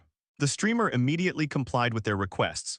He brought the drone closer and zoomed in even further. The instant he did, they saw it, or rather him, Who is that? Gray Lockhart, the youngest city lord of the southern region. That halo, I knew I had seen it somewhere before. Gray stood facing the laser beams with an indifferent expression. His long hair fluttered in the wind, and to him the beams were not fast at all. They were as slow as snails. The Nexus overclock amplified nervous system allowed him to react faster than ever. He believed he could push it even further while in his dragon form. However, to deal with these lasers, his dragon form was not necessary. He slowly stretched his arms outward and uttered, Nexus convergence.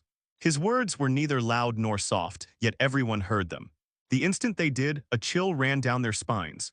His voice, distorted by Nexus overclock, was bone-chilling to hear. Even he himself had not realized it yet. The next moment, the world flashed purple and black. The air before Gray began to distort immensely. WHRRMMMM. From within the distortion, a black hole-like power emerged. Its edges glowed deep purple, and the moment it descended, the nearby mountain shattered completely. The land cracked and White Spring trembled violently. Not good. Chief William, back in the Law Enforcement Bureau, had an ugly look on his face. Seeing the massive black hole appear out of nowhere made his heart skip a beat. The next moment, his fears were realized. The black hole did not merely shatter everything around it.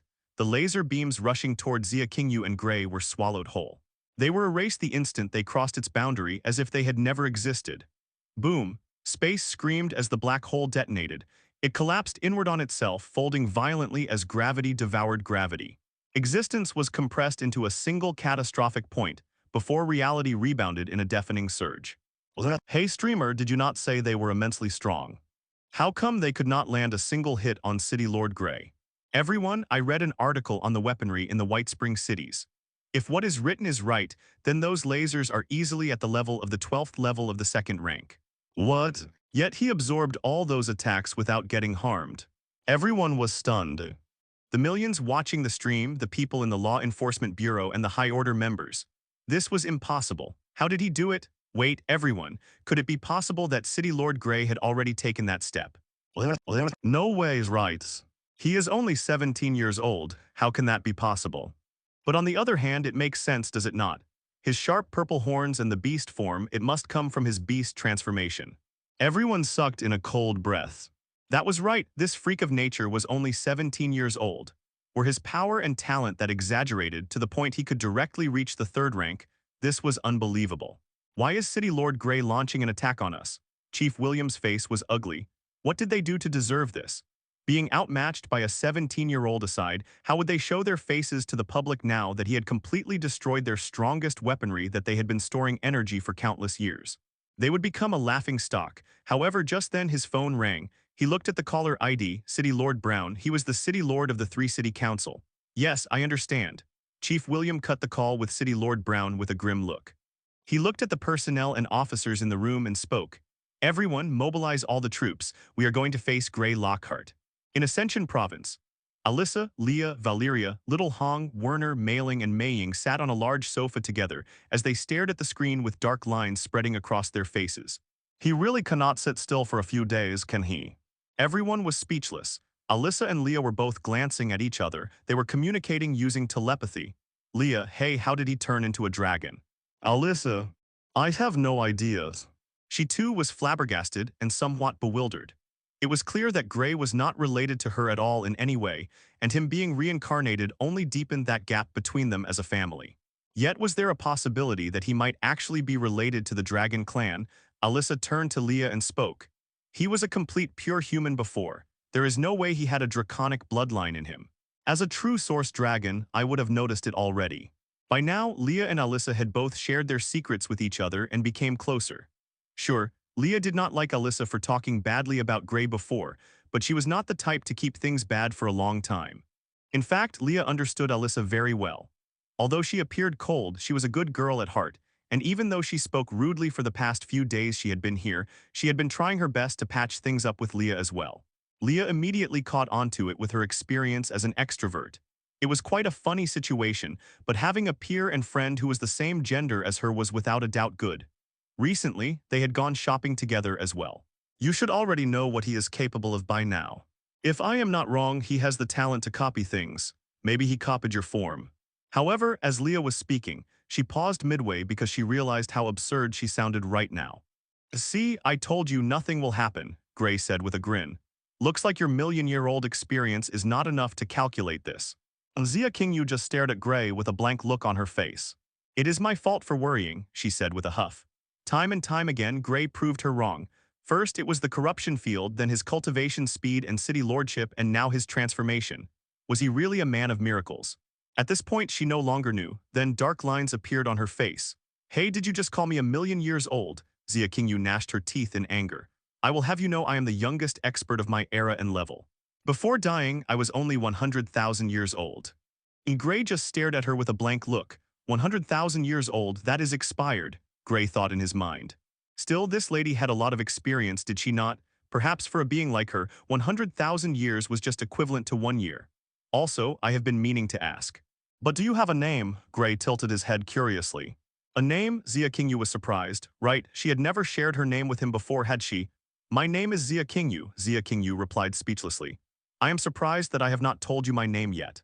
I guess I am not relevant enough to you for you to tell me your name, Gray sighed in sadness. It is not that, Zia Kingyu said helplessly. There are a lot of things going on in my head most of the time. I simply do not have enough time to care about the small details. When she thought of that, a hint of sadness flickered across her face. Gray naturally noticed this, but he did not say anything. As a 100,000-year-old being, she must have a lot on her plate, and it might just be related to why she fell into Blue Star and reached a state like this in the first place.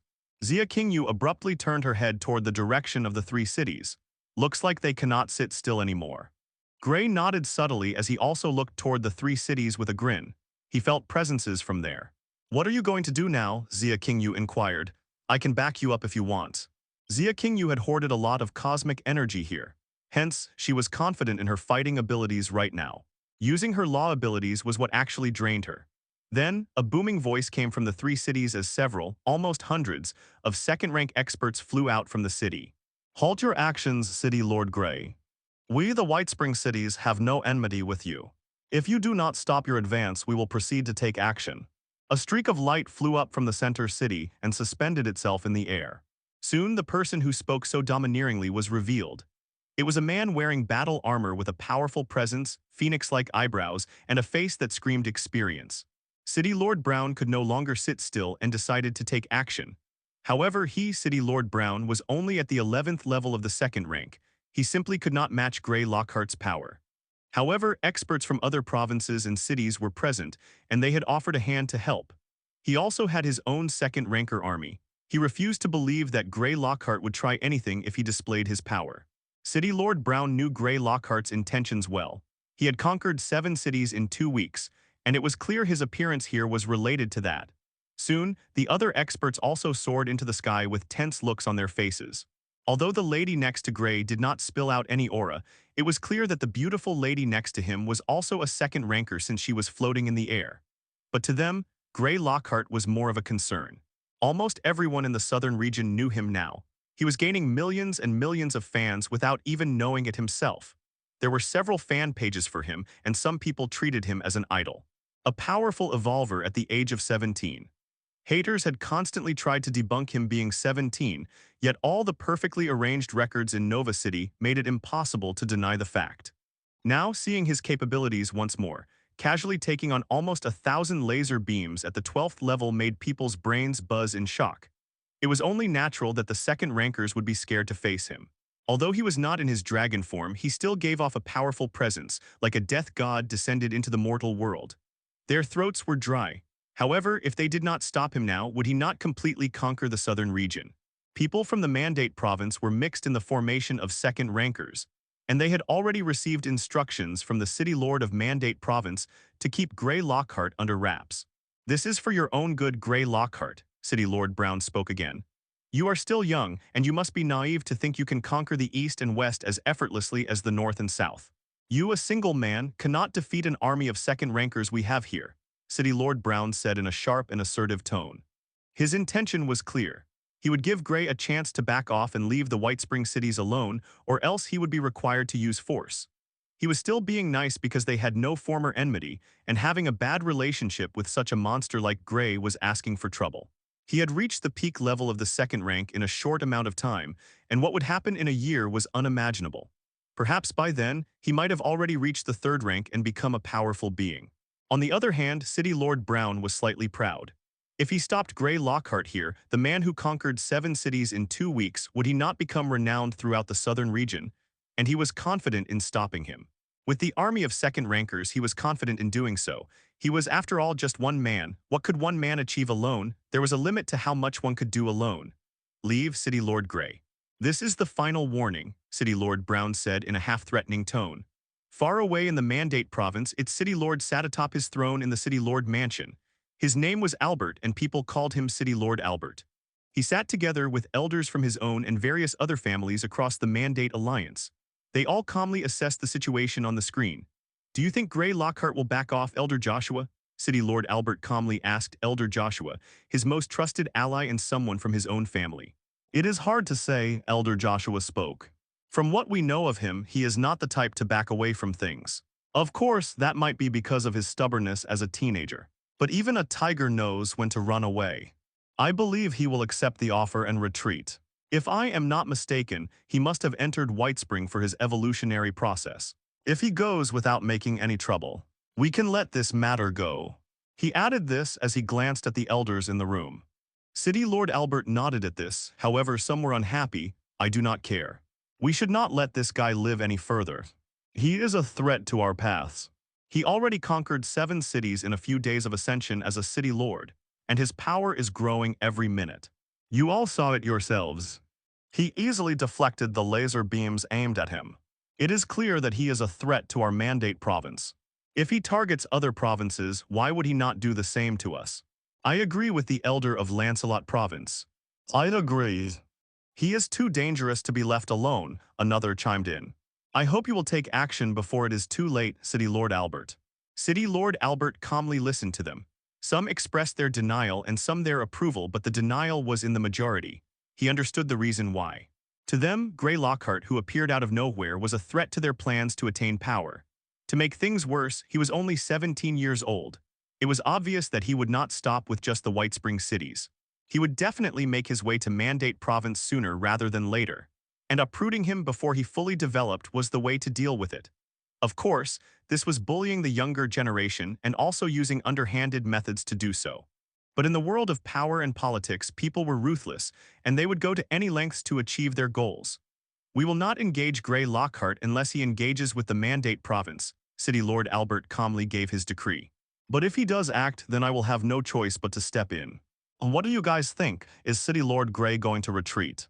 What else will he do? Against this many second rankers, anyone in his place would hesitate as well. Not just that, the destruction from it will be unimaginable. It is better to retreat here. He can always come back later and conquer the 3 cities. Oh man, here I thought I was going to see the good part, but it looks like nothing will happen now.